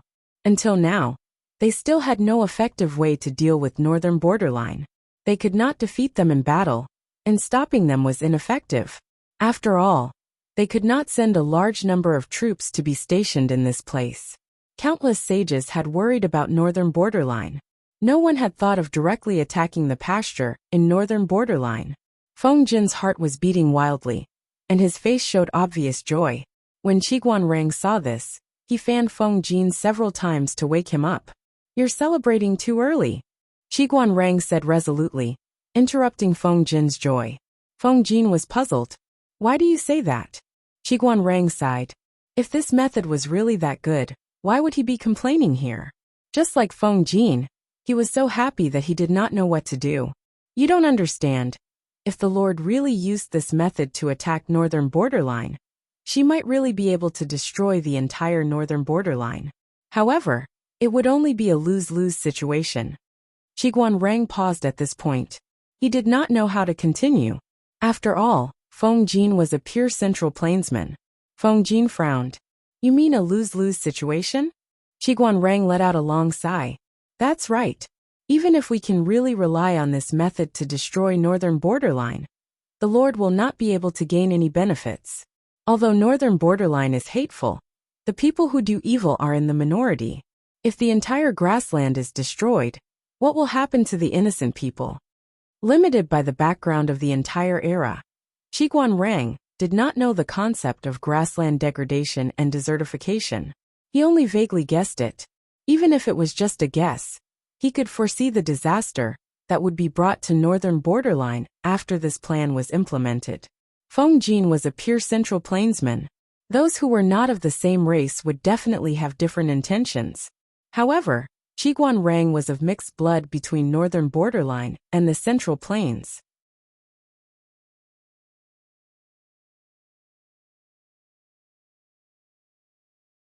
Chapter 775. After a while, Qiguan Rang said calmly, "If it's for the sake of the Lord's great plan, you have no choice but to do so." Rang has nothing to say. To be merciful to the enemy was to be cruel to one's own side. To be merciful to the barbarians of the northern borderline, it was possible that one's family would be destroyed. Forget about other stories.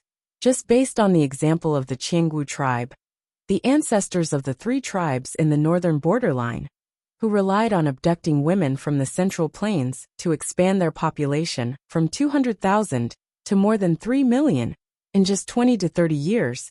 It was enough for the Central Plains people to view the northern borderline as a great enemy. Feng Jin was silent for a moment. He completely understood Jiang Pingji and Wei Xi's plan. Will the northern borderline find out about this? Feng Jin's heart was ruthless. As long as the enemy was not dead, he could not let his guard down. I can't be sure, but the northern frontier is vast. These little bastards won't have much of an impact for the time being. Qiguan Rang thought about it and said uncertainly, it would take at least 50 to 60 years to destroy all the pasture in the north borderline, right? The 3 tribes of the northern borderline aren't stupid. As long as they haven't conquered the Central Plains, they can only be confined to this piece of land. It's impossible for them to sit back and watch. Feng Jin breathed a sigh of relief and said with a smile, 50 to 60 years? Did Wen Zheng think that his lord would tolerate the northern borderline for so many years? In Jin's opinion, in at most 3 to 5 years, the lord would be sharpening his knife to attack the northern borderline. The war would be unavoidable. Rabbit Goat was definitely not a fatal blow. It was better to think about it from another perspective. The lord probably didn't want to use this method to destroy the northern borderline. Since that's the case, why go through so much trouble? Qiguan had been too anxious just now, and had actually fallen into a dead end for a moment. His thinking had gone astray. That's right. Our lord isn't using rabbits and sheep to destroy the northern borderline, so he must have other plans. Could it be that he's trying to restrain us? Feng Jin nodded in agreement. That's what I mean too. It's probably to divert the northern borderline's attention, so that they won't be able to focus on increasing their combat power. The northern border had just been hit by the horse plague.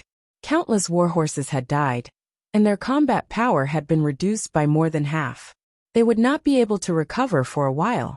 But what if they were to settle down and think of ways to continue breeding warhorses after spring?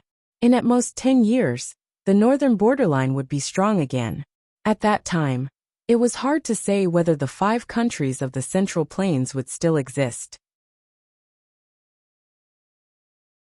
It's hard to guarantee that the northern borderline won't take this opportunity to invade. As Qiguan Rang listened to Feng Jin's words, he recalled the chaotic history of the 16 kingdoms. If the 5 countries of the Central Plains also fell into chaos, wouldn't the situation be the same as the 16 countries that had been at war for hundreds of years? It was not impossible for the border barbarians to take advantage of the situation. At that time, the Central Plains would be weak while the barbarians would be strong. It would not be impossible for them to lose their clothes. Qiguan Rang broke out in a cold sweat, but his expression did not change. Countless thoughts flashed through his mind. He concluded, in that case, my lord only wants to use this strategy to delay the rise of the northern borderline? Feng Jin nodded. That should be it. The next afternoon, Feng Jin secretly hinted to Wei Xi about this matter. The latter only laughed and cried in secret. In the end, you still managed to guess it. That's about it.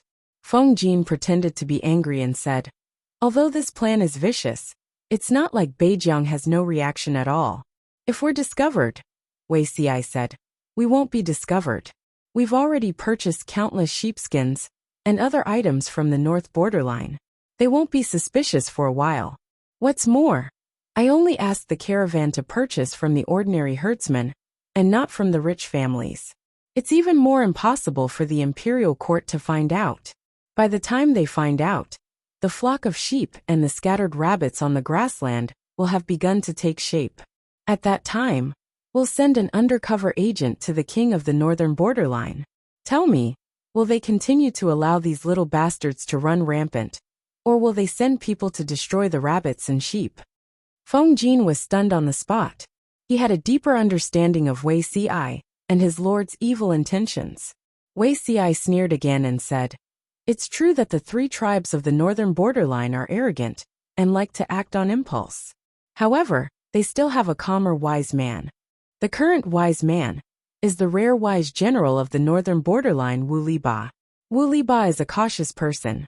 He doesn't see the hope of the northern borderline crushing the Central Plains, so he won't easily abandon the northern borderline. At least he has a way out. Therefore, in Xi's opinion, This person will definitely strongly support the king of the royal court to spare manpower and energy to destroy the rabbits and sheep. In this way, the northern borderline's energy will be tied up. Jiang Pingji came from the future. She feared nature more than anyone else. She also knew how excessive the plan was to destroy the ecology. Even if nothing happened now, after 100 years, the descendants would come back to their senses and curse their ancestors. Since she dared to propose such a plan, she had naturally thought of a few backup plans. It was true that the rabbits and sheep would bring harm to the ecology of the northern borderline, but as long as it did not exceed the limits of the ecology's ability to regulate itself, there was no need to worry. After conquering the northern borderline, she would continue to send people to clean up the rabbits and sheep in the northern borderline. Then, she would encourage the people to plant grass and trees in large quantities. It would only be 3 to 5 years. The situation was still within her control. What she needed was time, not a barren desert that was riddled with scars and could not be saved. After receiving Wei Xi's reply, Feng Jin also secretly heaved a sigh of relief. Then, he privately revealed it to Qiguan Rang to make him feel at ease. The northern borderline was completely unaware. Since the outbreak of the horse plague, the northern borderline's business had suffered a devastating blow. They had opened up the business of foreign merchant caravans. It was just that there were more merchant caravans buying rabbit and sheep skins. This matter would not reach the ears of the king of the royal court. Wei Xi was a person who did things meticulously. His arrangements for the merchant caravans were even more thorough. Feng Jin and Qiguan Rang watched for a while, and they both shuddered. Even though they knew that this method would not kill the northern borderline, it could still carve a piece of flesh out of them. The two of them thought at the same time, we can't casually provoke this fellow in the future. It was one thing to be plotted against, but they were afraid that they would not even know how they were plotted against. With everyone's help, Wanzhou slowly became orderly. The depressed economy also began to slowly recover. It was just that the group of officials suffered. More than once, Feng Jin envied Wei Xi's ability to write with 2 hands and multitask. But it was just envy. Sigh. Changsheng, why are you heavier than before? Feng Jin weighed his daughter, and was filled with emotion.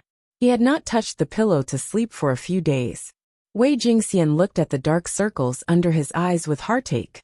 He could not hide the heavy eye bags no matter what. How many days have you not been home? Wei Jingxian glared at him.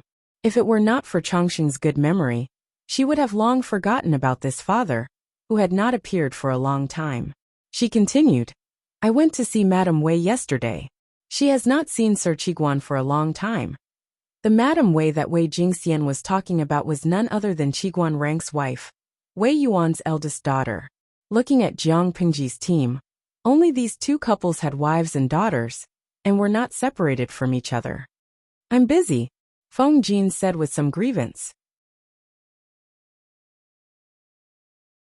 Lanting through the big mess of Wanzhou here, and did not care about it. At the thought that his lord was still carefree and happy at this moment, Feng Jin felt his molars itch even more. To be honest, he had really wronged Jiang Pingji. She was not carefree and happy at this moment. After being appointed as Wanzhou's magistrate, the alliance troops withdrew one after another. Jiang Pingji and the others were also preparing to retreat. After marching for only 2 days, she received a message. You're tuning in to the Li Mei's Wuxia Whispers YouTube channel. We're so grateful for your support, and don't forget to subscribe to join us on this incredible journey through captivating stories. Your generosity through donations truly makes a world of difference, as it's the primary source of revenue that allows me to expand and enhance this channel for you. Thank you from the bottom of my heart for being a part of this adventure.